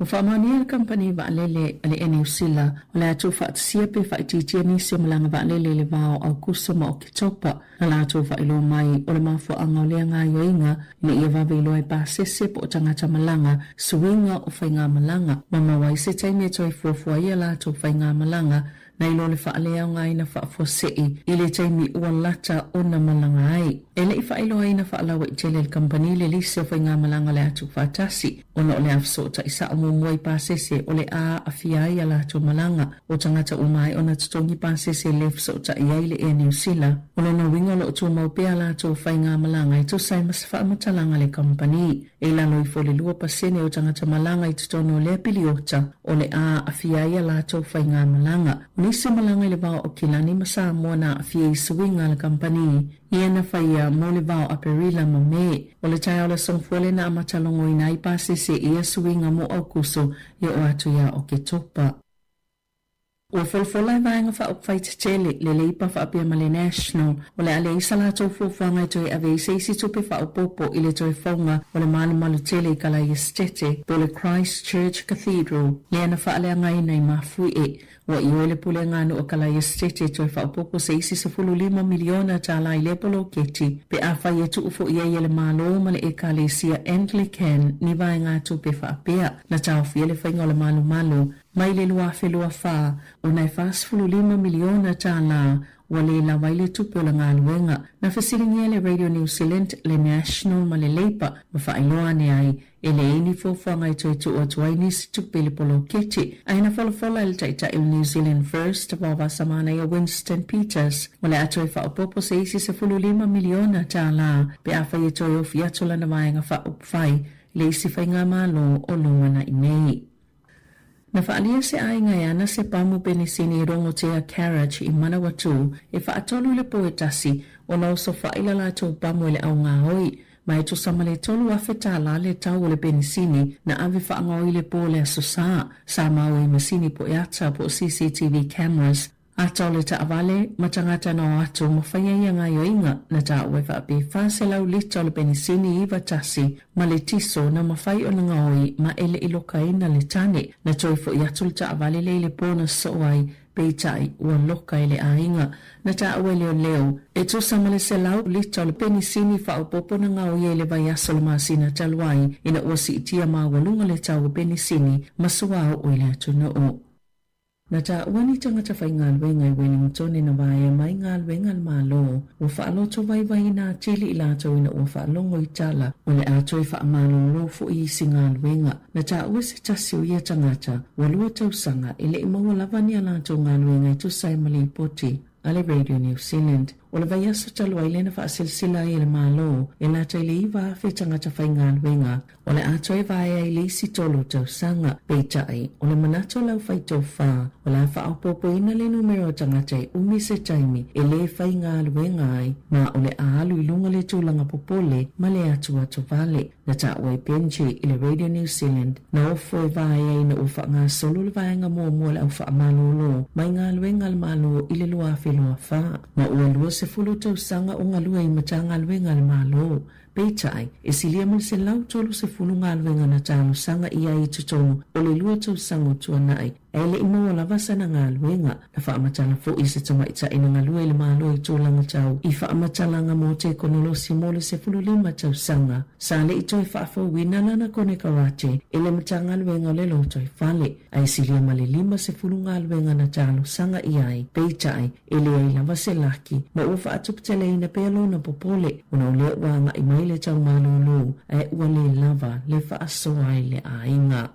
I whawhatu New Zealand Una ia pope leo le whaatolanga ino ni tapula amani pui ngā lelei mo le poto whaafolingo masini whaakome piu tapo le AI. Ina ia le whaonga ina ni awala o noa whaina I tangata ma le lalolangi. Ila na tusi whaapostolo le kalesia katoliko sa ia whaonga I fo ise upo mai le tusi po le ata The Lord of the Rings. I whaamatala I le tāua o le whaonganga ma le whae tete o le te konulosi ma le maalosi o lo au mai le AI. Sa ia tu ina mai ise lapata inga whaapea o le vavela tina engo le te konolosi o sawai mai tu aingo whainga ese whaapolonga o loo momoli mai ai. Na lapata e pope leo se fulufai li le te tauna ave o le whaunga o le AI ma se tauwanga malo si le vao atu nuuma kampani e whausi e pol kalame ma wha maumau ngai sili atu na malo losi pe a whai o le sini ma le wha moe auto o le fia maua ina leo le malo si anga wha pol kiki i le lalolangi po o le pule awa au I tūlanga taupisi nisi matupe maua. O le tusta I ana mua pope leo o le Magnifica Humanitas po le Magnificent Humanity le ana ia folosia ina atu I le Vaticano mana awai whaatasia ma le au whaito whae le AI po le poto whaafolingo masini whaakome piuta e au whi Christopher Ola o se tasina whaatuina le Anthropic I le United States.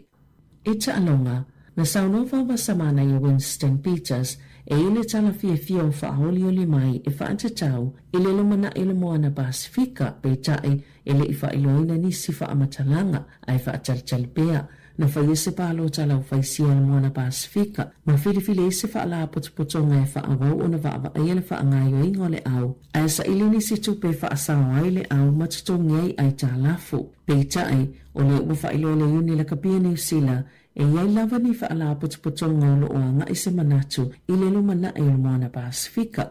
Safsilingia e se sui le Radio New Zealand le fionga vava samana I le palemene le au le nafi pe fia whaaliso na finangalo I winga I le au aina saunoa se I whaatali ai ei se tala fia I se taimi mule mai. Safsilingia ina fo I pe whai ei se fuafuanga le malo na tali vava samana I le ai ui ilea ele isa na tali e winga I le au mule taimi nei. Sali poti le Radio New Zealand e ilo la tau manga ele ise fula sanga le malo ise taimela tamai peitai o lo whaia pia whaatalanoa ngale Minister manisi e ele sootanga I le au e winga I le lumanai o le moana Pasifika. Tala fawia mai le si ufonga le lau mua mo le ne iawa uli.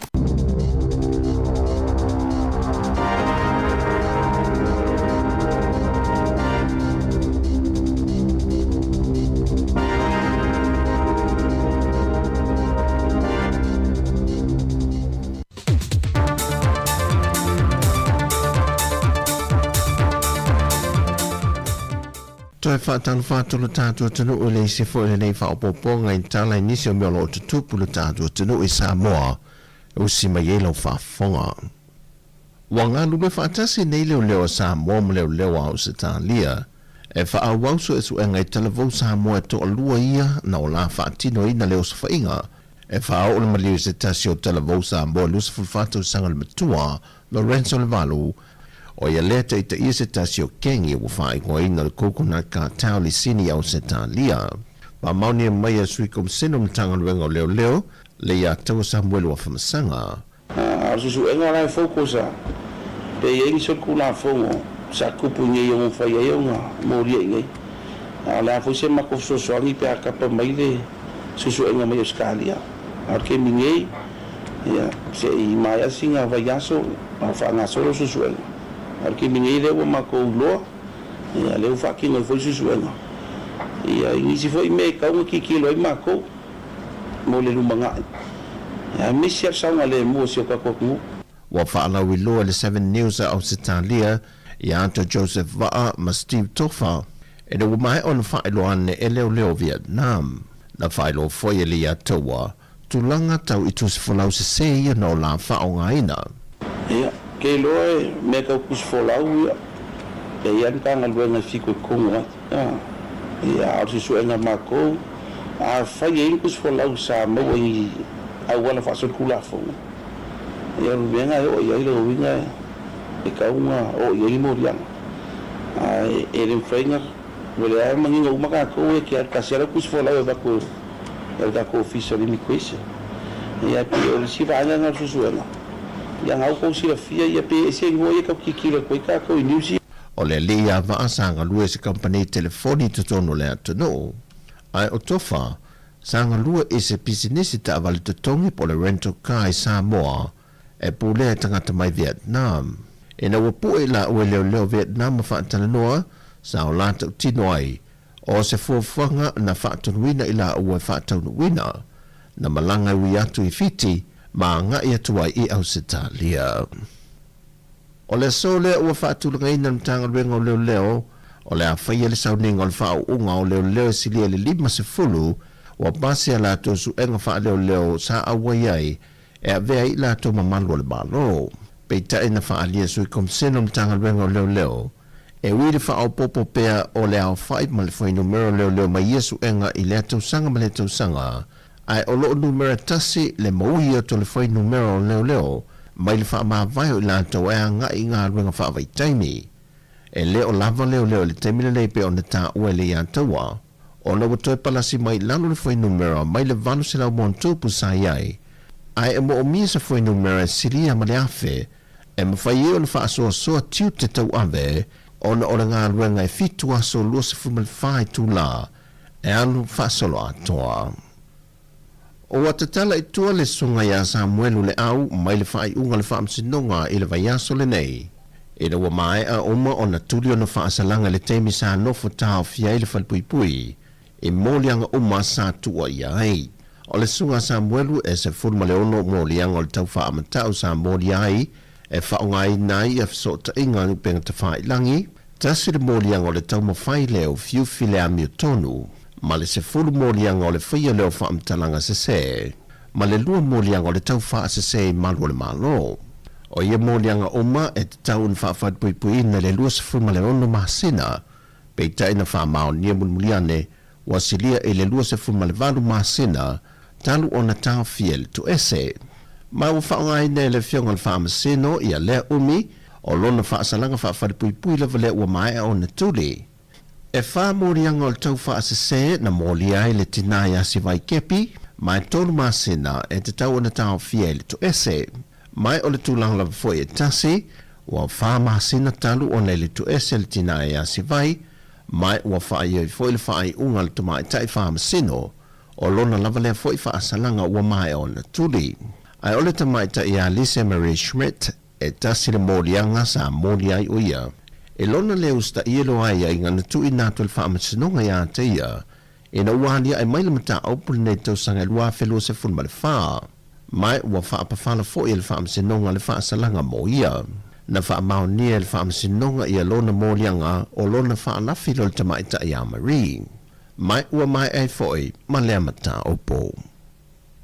Ua whiro i atu lana fionga le teitai o le atanu o le fionga le laule le maali atoa le ua tepola te vau Fosse Schmidt e whaurulungo nisi o malo ua awai mai e whaatasi mai le tātou tuto tasi e au fielu lo toke lau i a Honorable Telo Alapati Peter Te Vite whaatasi ma le sui fōu le whaalapo putonga i a pani Sāmoa le Chaika le usuia ili tamaita i a Yomiko Asha Kuma i le li i a Shuketi Firuta mai olo yedu fo fango nisi a solfa i unga le vaiaso e taunu mai nisi o malo wha alualuia au lumana i ai le tuto tasi i le asunga fua le vaiaso fōu. O telefobia, manuia tele lava le nei aso Sāmoa i fua fanga mga ruengo le awhenga iai. Fasoi foia.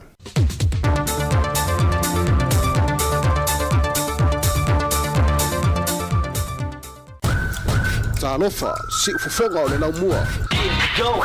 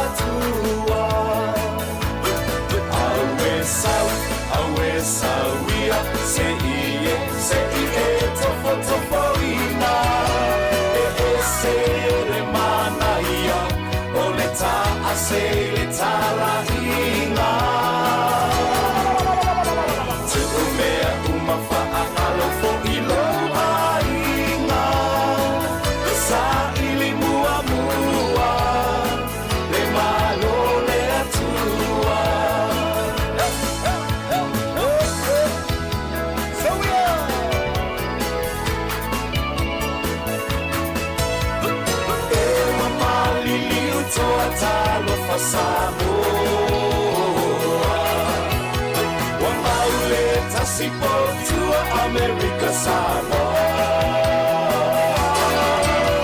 le finanga loyo le atua ele maseu talo whakua manali le asadua tauto alua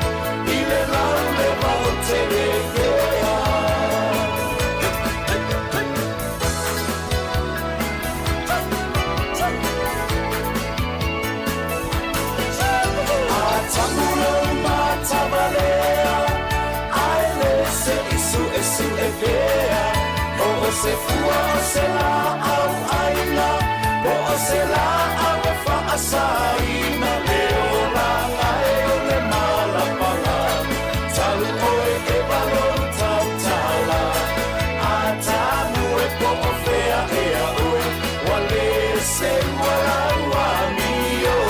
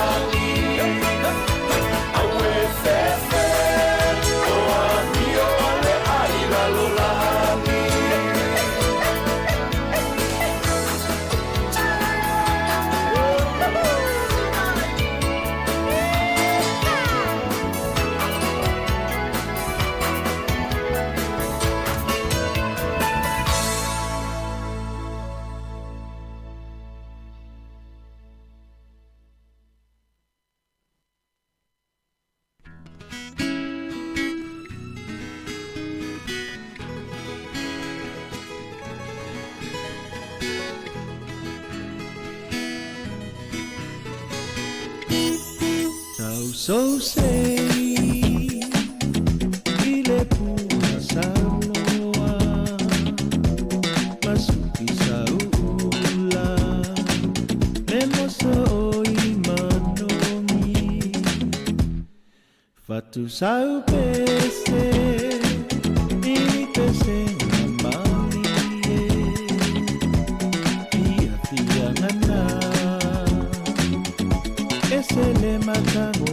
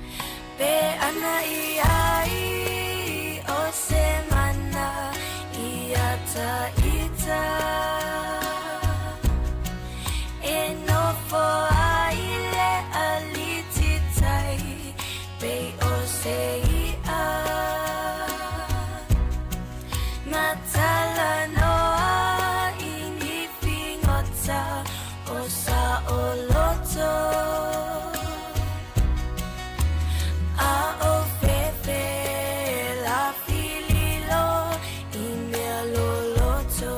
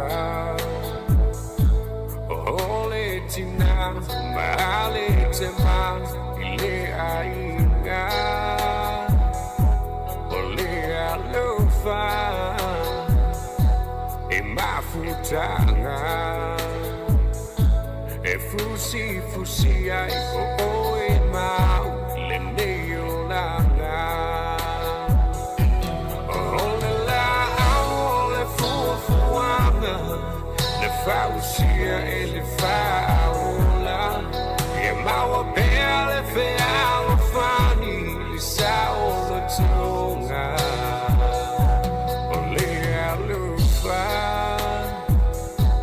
e onu sai be au mai o vainga ta mapua bunga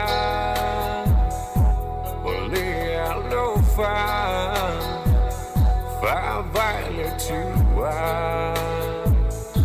ele ole timpe ole o ale fia ole la ole fuana le fausia ele faula e mau belle fe au fani li sao lo tonga ole alufa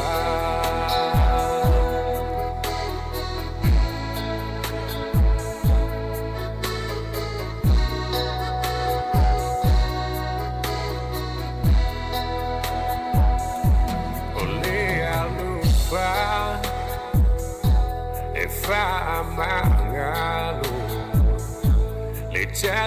le tasi awa o lo tawi e mai le langi ole alufa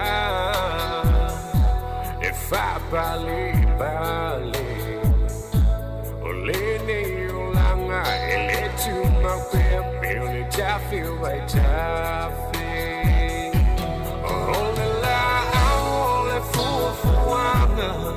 le fausia e le faula e mau belle fe au fani li sao lo tonga le alufa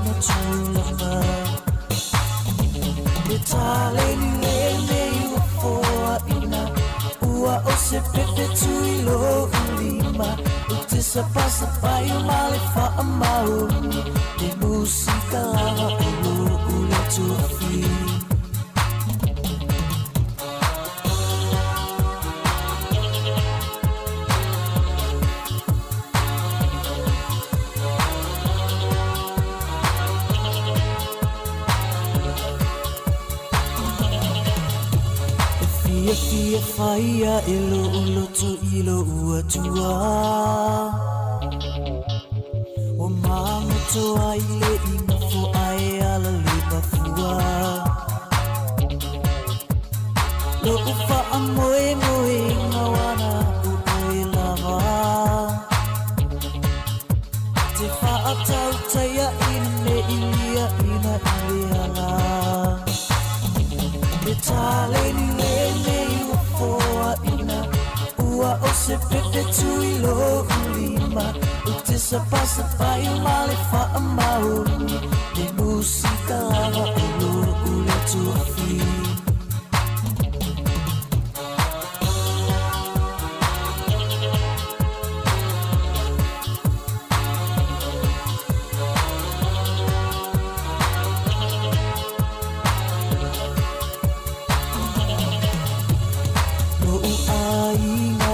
te fia whaafitai la o tō lango lango iso utau mawhai le wha moe moe le nei ua tangia mai o sa utau tua po i lea o te au au ngai le tale ni le nei ua foa ina ua o se pepe tui lo ulima ute sa pasa pai male fa amauni le musika lava ulo ule tuafi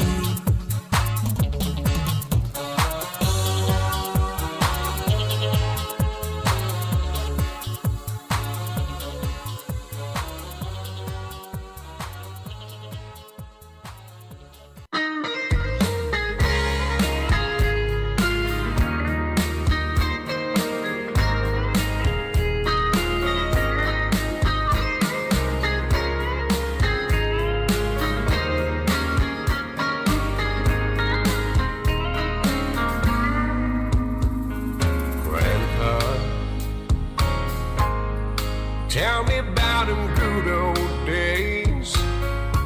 Sometimes it feels like this world's gone crazy.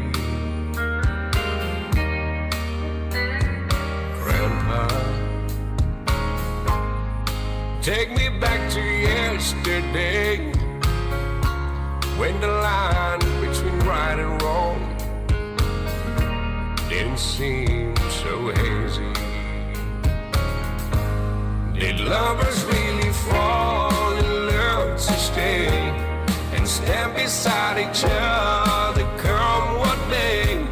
Was a promise really something people kept, and not just something they would say? Did families really bow their heads to pray? Did daddies really never go away? Whoa, whoa, Grandpa, tell me about them good old days. Grandpa, everything is changing fast. We call it progress, but I just don't know. And Grandpa, let's wander back into the past and paint me the picture of long ago. Did lovers really fall in love to stay and stand beside each other come what day? Was a promise really something people kept, not just something they would say? Did families really bow their heads to pray? Did daddies really never go away? Whoa, whoa, Grandpa, tell me about them good old days. Whoa, whoa, Grandpa, tell me about them good old days.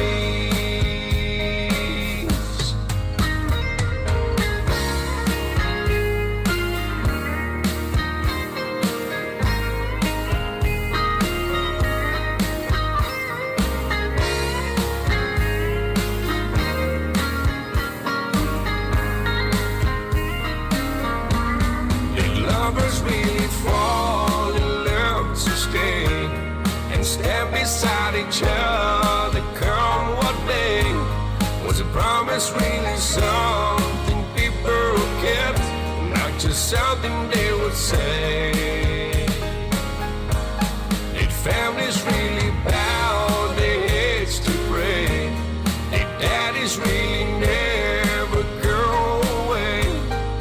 Whoa, oh, Grandpa, tell me about them good old days. Did lovers really fall in love to stay and stand beside each other come what may? Was a promise really something people kept, not just something they would say and then forget?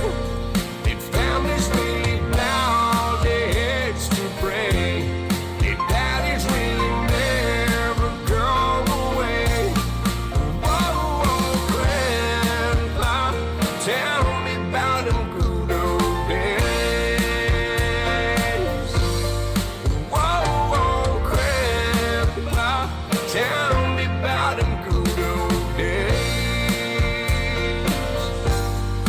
Whoa, oh, Grandpa, tell me about them good old days.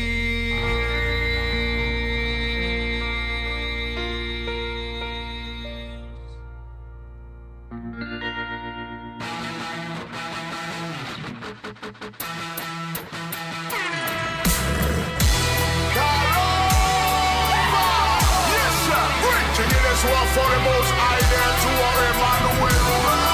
Yes.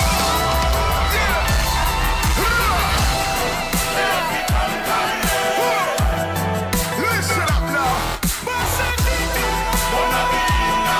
Let the piece of fire them feather, you know. No.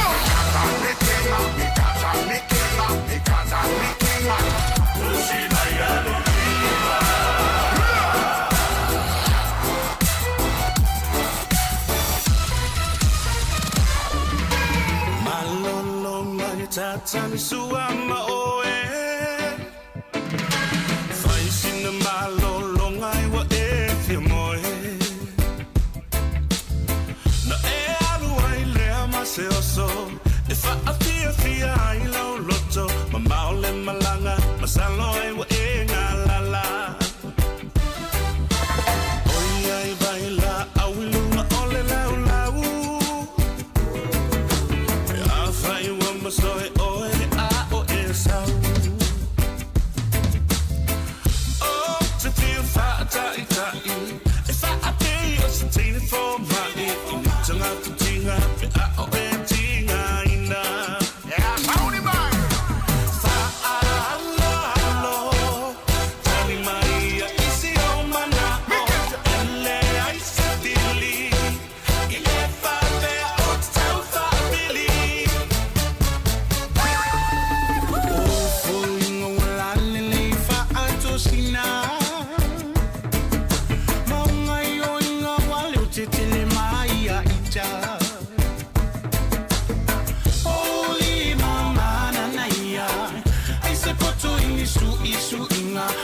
Tau futau malangalea ilisiva.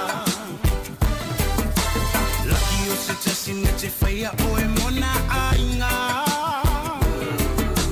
Funga fia fia ai ronga fo I e te whaamisa. Tusi mai ai alo lima. Ona longo leo ta ainga. Ta uni ua fia wha ai oi poina.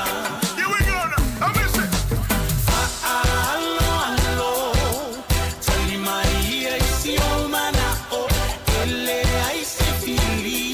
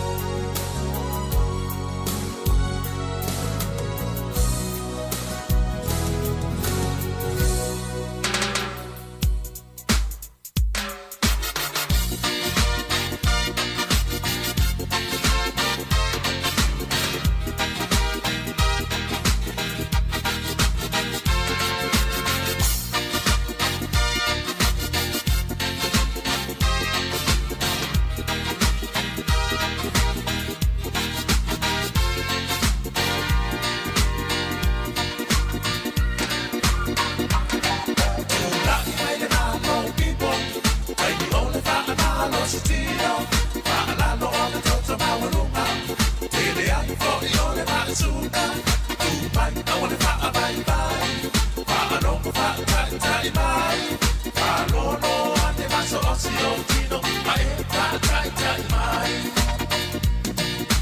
La a i matoi la a i tua Au so so mai fa alua La a i matoi la a i tua Pakasa oro pa patua O so vai kasi fa ta a milo milo Barue rue mai no tino Awe ka ino Kapora i o pui mananga Mato mai lau manava Si i o lima i lea Barue rue mai fa a bea Sabali tua fua i no matua La a i upa fa anua Tau tau angavale, tau tau angavale Oka oka no fai lea bate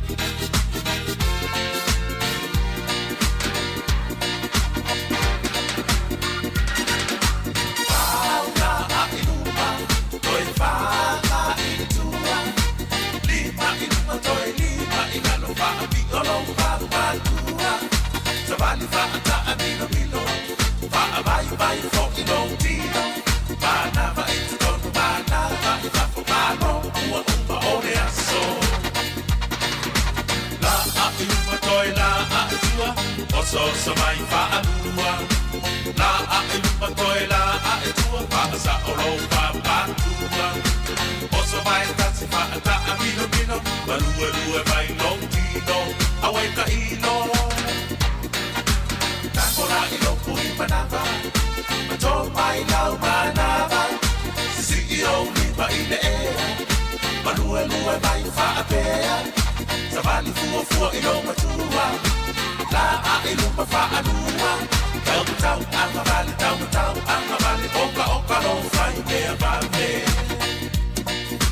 La a e lupa toi la a e tua Oso oso mai fa anua La a e lupa toi la a e tua Pakasa oro pa patua Oso vai kasi fa ta a mino mino Malue lue mai long tino Awe ka ino Fauna a e lupa Toi fauna i tua Lima i lupa toi lima i nana fa a pi oro pa patua Sabali fa a ta a mino mino Fa a vai vai fo i no tino Pa nava i tu tono pa nava i fa fo pano Ua uma o le aso Yes, sabali roka tau anga vali Roka tau anga vali Roka tau anga vali Roka tau anga vali Roka tau anga vali Roka tau anga vali Roka tau anga vali Roka tau anga vali Roka tau anga vali Roka tau anga vali Roka tau anga vali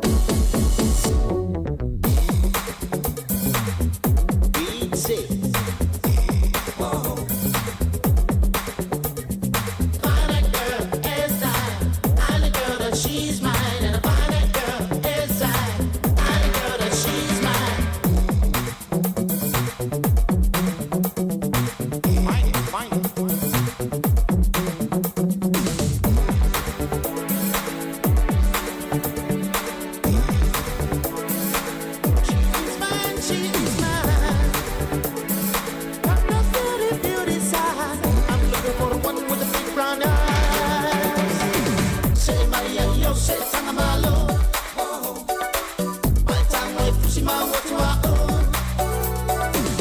o tata vale o si o pato ilo tafia pa ia tio la ngoto se mai ia se tanga malo se mai patango e pushima watu wa pushima watu wa o tata vale o si o pato ilo tafia pa ia tio la ngoto se mai ia se tanga malo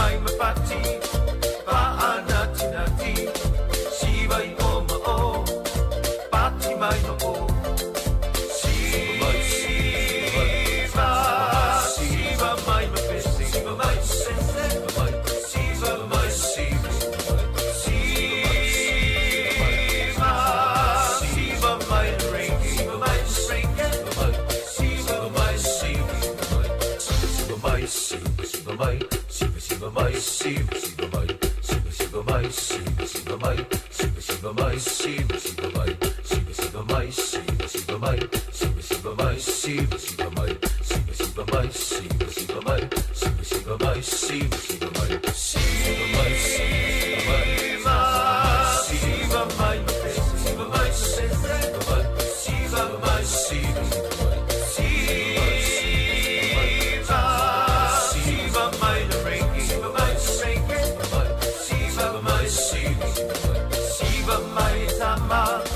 Siva mai maata, siva mai teine, mai ang tanga ese. Siva mai mapati, paana tinati, siva o mao, pati mai mapo. Siva mai mapesi, siva mai sese, siva mai siva.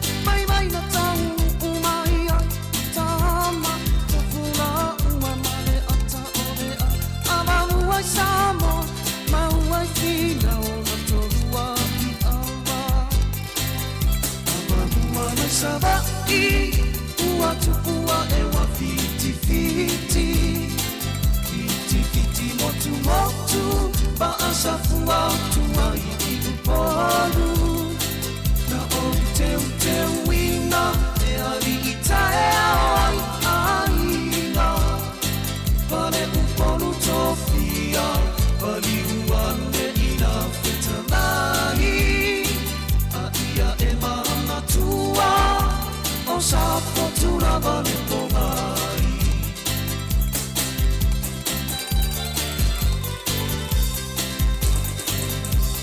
sa pai ole pina na ai tu uma ole ne pasa o ai na maseta sina telia ina ole ava o italo fai ile atua amai uale mafai ole ali ole itu malana fana wa aami iai o sofia no le mamsau tele walia itomi ese avanua na savai ua tupua e wa fiti fiti fiti fiti motu motu ba asafua tua i upolu na o te wina e ali i tae ai aina pare upolu tofia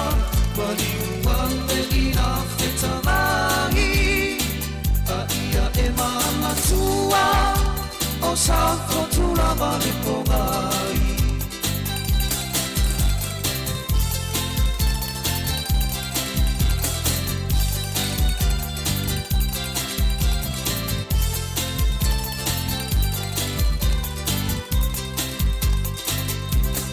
o te muai pa atula vile pa ia Sāmoana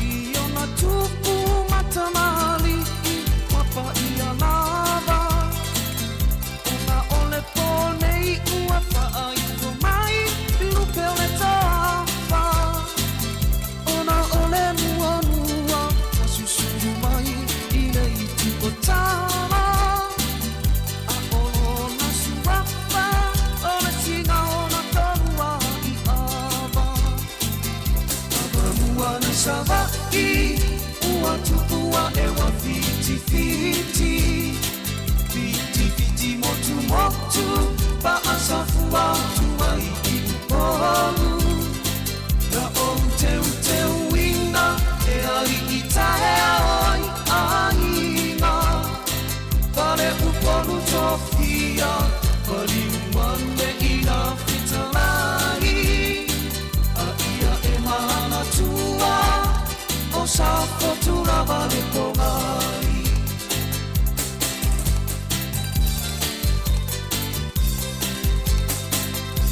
ia e tani tanu Sāmoa i lelei upu ole a ano atamali ina tupua ma isi o unu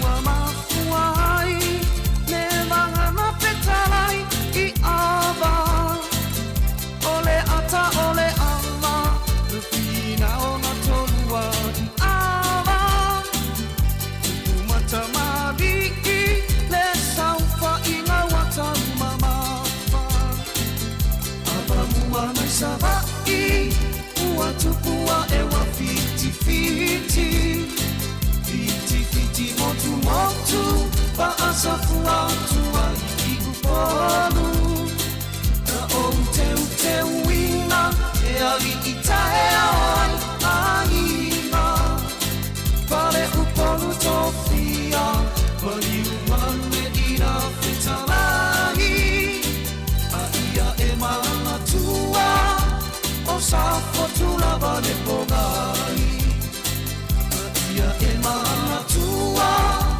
o sa fortuna vale pomai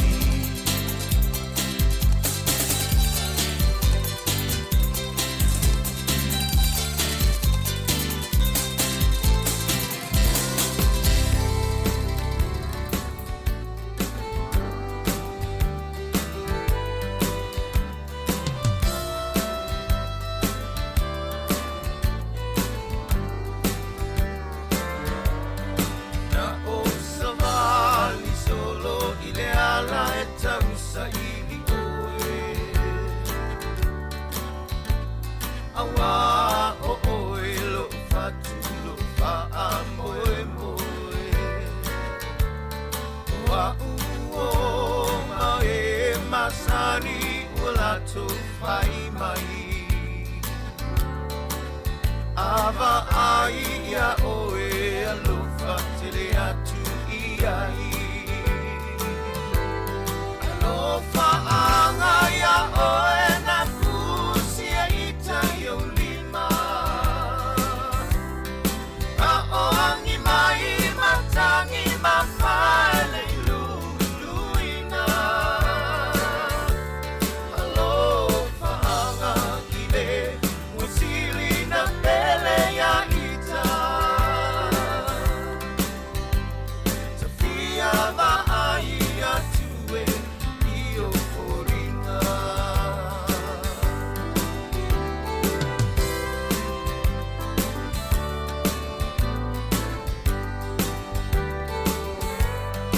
O te mana tua pea oe I le po mua mua Na whainga tāna e alu e se mau O lea e a se ala e whaangalo ina I oe Au lea o alofa anga e momoli mo oe Alofa anga ia oe na kusia ita yo lima A oangi mai matangi mawhale luina Alofa anga ile musili na pele ya ita Tafia va ai atue io foringa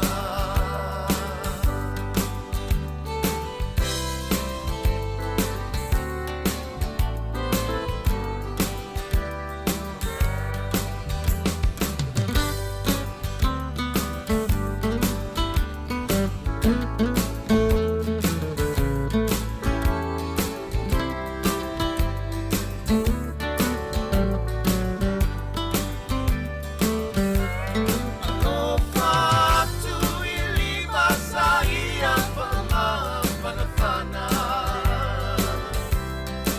A oangi mai matangi mawhama soleanga Alofa anga I le musili na pele ya ita Tafia va ai atue io foringa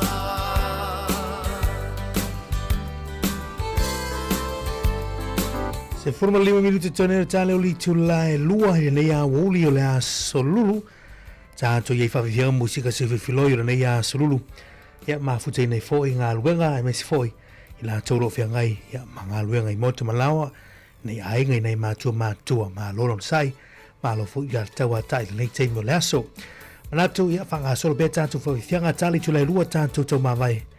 Tātou morisu whongolo muri nei a solulu.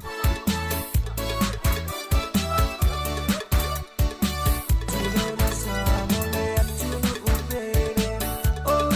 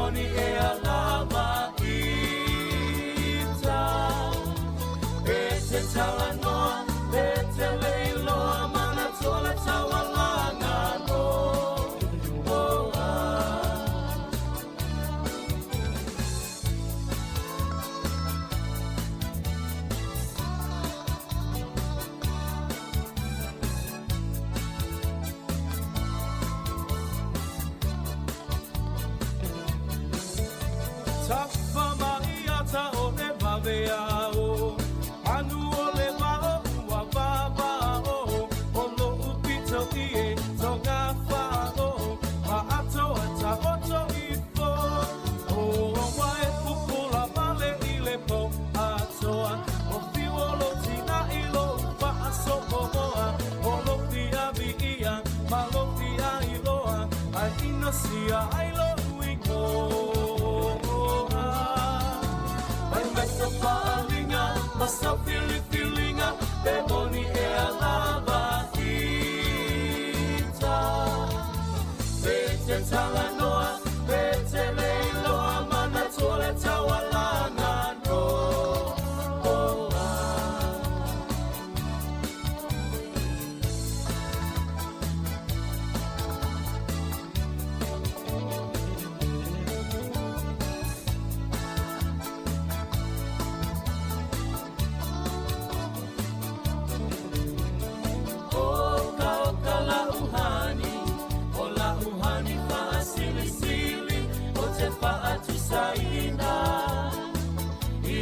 Apahela pi O se pisu pasili O se masike ke mai piti O sina sapasui O ni tamato maniti Afai lava uatonu Uatonu ilo fina ngalo Tafa aipo ipo Avane ile malo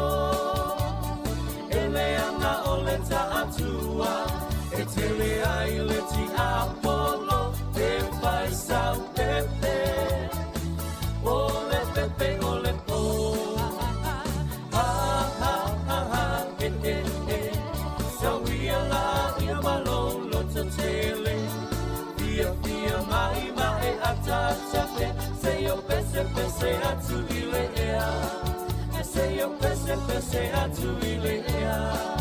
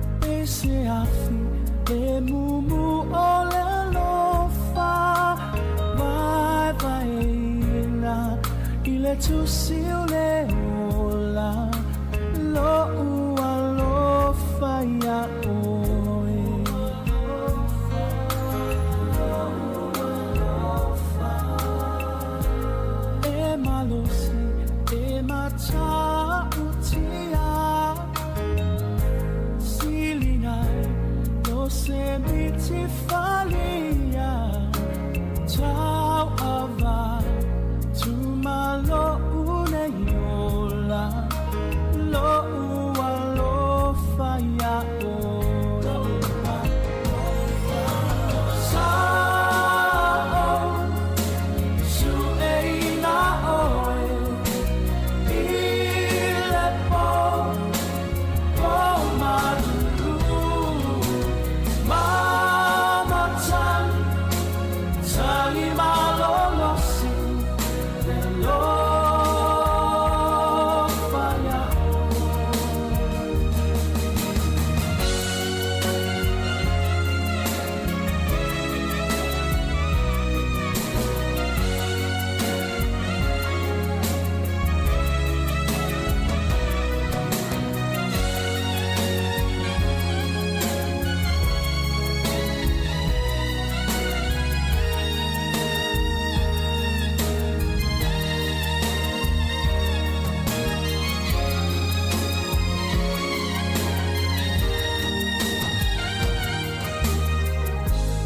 tele tau Sanga lo une yola Ese afi le mumu o le lofa Vai vai inga Ile tu sile ola Lo ua lofa ya oe Sāmoa su eila oe Ile po malu Mama san Tangi malolosi Le lofa ya oe Silinai Le loloto le sani Mawalula Dose manu le lani Silinai Lo fetu o le nani Lo ua lo faya oe Lo ua lo faya oe Lo ua lo faya oe Lo ua lo faya oe Lo ua lo faya oe